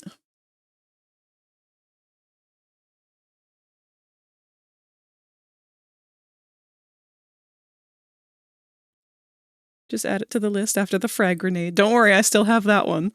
Plus the, small frag. Tamagotchis have keychains sometimes, right? Yes.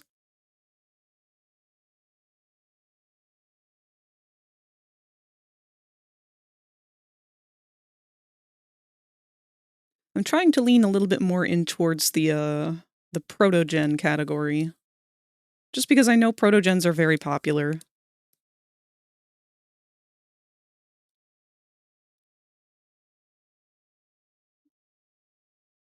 I know for the neck joints, I'll probably just do some very typical ball joints.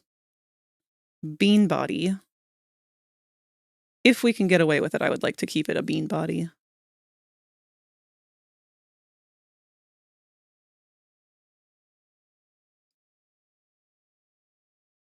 I'm thinking we'll have the neck piece be one of those kind of like where it slides on that axis.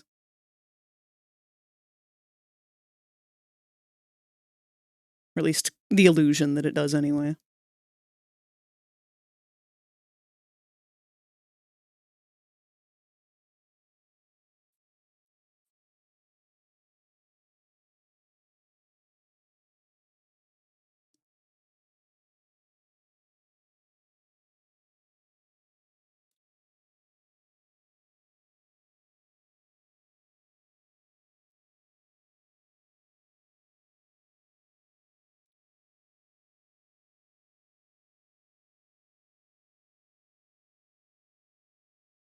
So imagine a keychain tail and having the ability to latch to people. That would be awesome. That's something I still need to learn that I don't think I'm going to be able to learn anytime soon, though. Because anything that has your avatar do movement like that, like staying in place or locking in place and things like that, those are all things that I'm pretty sure you have to know how to do coding for. Not entirely sure, but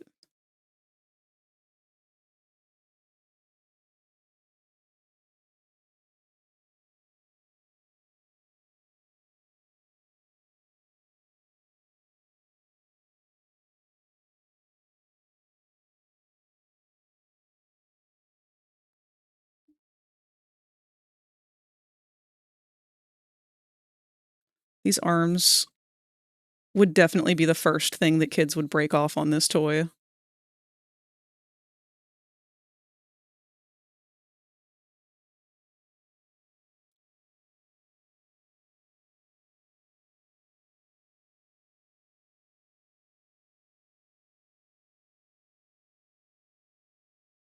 You'd have to code this with Unity, right? Yes. So right now, the main gimmick that I'm thinking that this avatar would have is instead of having visemes, facial expressions and whatnot, I would end up doing a bunch of pixel art that would go on the screen instead. And the way that pixel art, one of the methods that I've been wanting to try is you essentially have, here's your screen, and this is what we would see.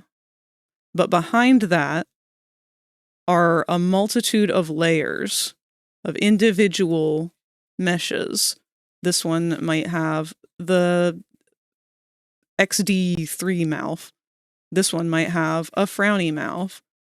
And then they would alternate based on whatever sound they're supposed to be saying or whatever face they're supposed to be making to go in front of this panel by like a very, very minimal increment. And it would appear like pixels on a screen.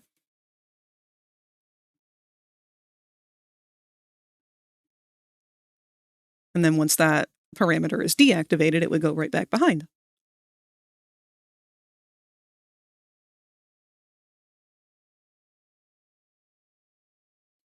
I like the idea of having like a really big joint right here for that big thigh. But I also like the idea of the thigh having some kind of pattern on it.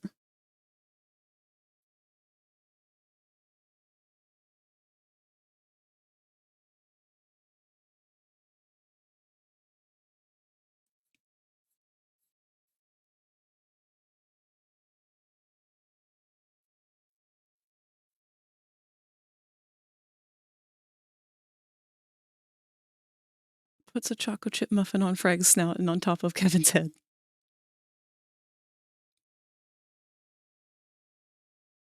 Joke's on you, I can't eat sweets till after I've had dinner. How you ruin your appetite.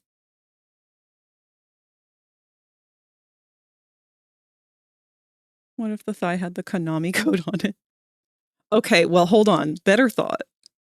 What if, and this is wild. This is if I really lose my mind on this. What if I have it so that when you input the Konami code on the face, it does a special animation of some sort?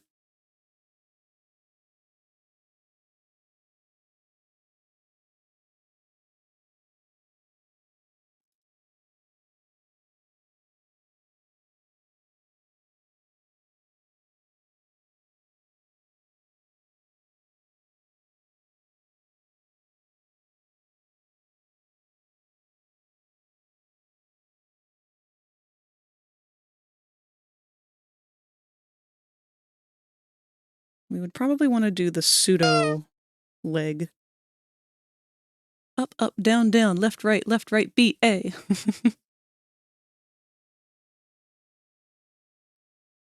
Just had a big bowl of pad thai and now I am so full.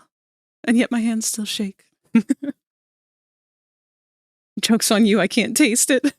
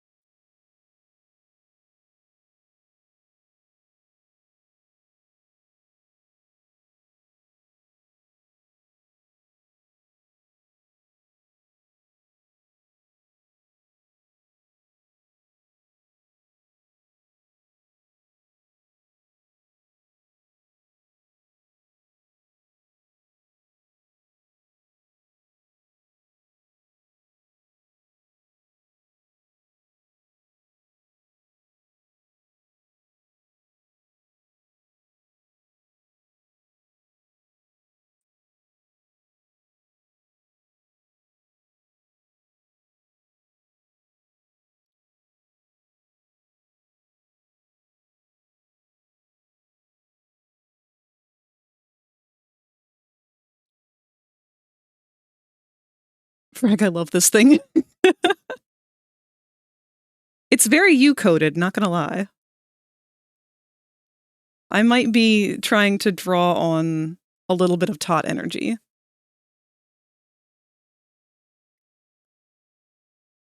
I've committed hand crimes upon my Sona. Let me see. Ooh, bitch! Those hands be looking like my husband's hands. Missing a finger, but that looks really awesome. Those are gorgeous fingers.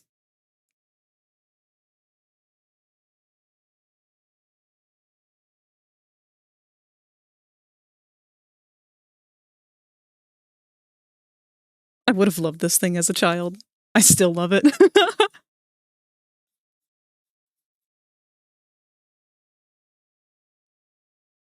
I really think we're onto something with this.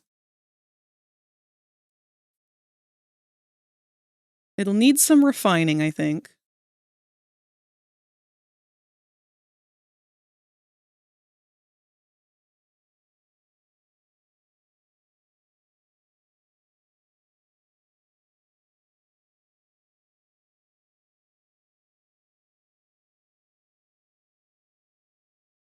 I do like the idea of it having some kind of bumpers or something on its back.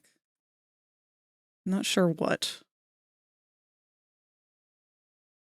I'll look at different controllers and see what I like from different options.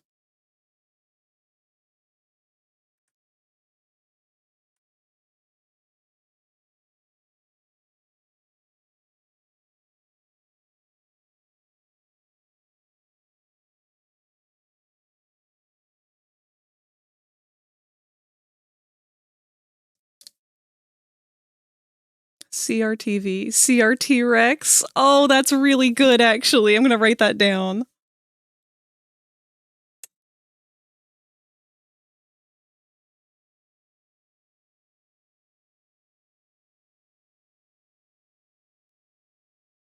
That's fantastic. Which husband? They look good, but they don't look like Shadow's hands. No, the other one. The one who was a human who got turned into a robot. Dr. Sawyer. I only have 2 husbands. Well, that's not true. There was also the one that we abandoned in the pit a long time ago. He's probably dead by now, though. I mean, we had a whole war.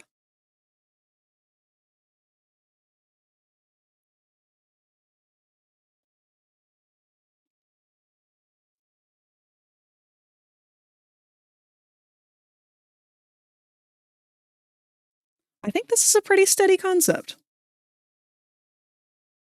I'm going to go ahead and save it, and we'll continue to cook on that in the future. Maybe... Wait! Wait! No, don't put me back down in here. I don't want to find out.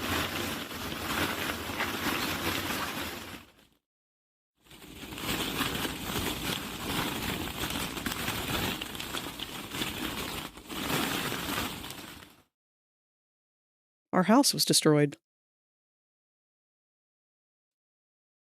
That's a good thing no one's living there anymore. I think this calls it for us tonight. This is a good place for us to stop.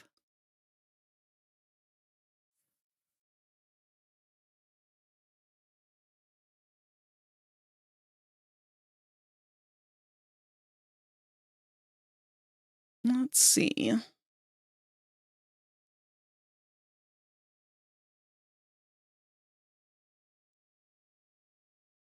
Did you remember to save all of your files? Oh, wow. Thank you for the reminder to save, Cat. I'm just checking to see who's live right now and who's going to continue being live so that I can throw you guys off at someone else.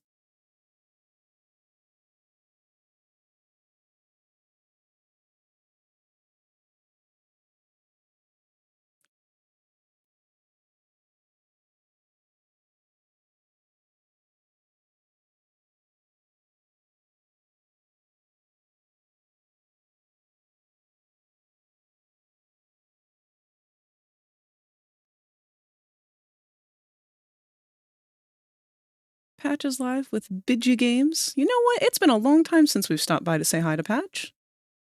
Normally I try and throw you guys at somebody else who's also doing art on the days that we're doing art, but I am tired. It has been a day. Let's go say hi to Patch.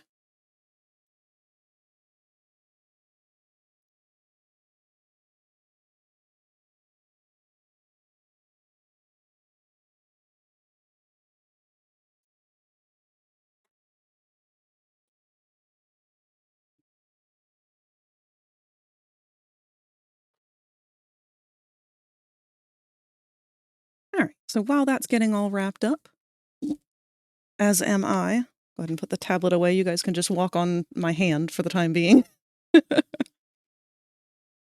Let's see. Tomorrow, we have got a new game that I will be playing. I will be joined by our beloved Moth Sparky. He will not be there right at the beginning of our stream, though, so I'm probably going to start off by playing some Paleo Pines or something else very easygoing. Maybe some Peak, maybe some... I don't know. We'll see. But we'll kill the first hour or two doing something else, and then afterwards we are going to finally start playing Outer Wilds, which is a game that Sparky has wanted to introduce to me for a very long time. I don't know how long we'll be at it, but we'll try and get a good chunk of it out of the way. I have played through the first beginning part of it, but I don't know how long that lasts, so we will see. And then, of course, our 3D Thursday. Normally we would be working on Adam, but Adam is pretty much done, so we're going to be picking at something else. We will see as we get there. Maybe this guy. Until then, I love you all so much. Thank you for being here today, and I hope you all have an amazing evening. Goodbye.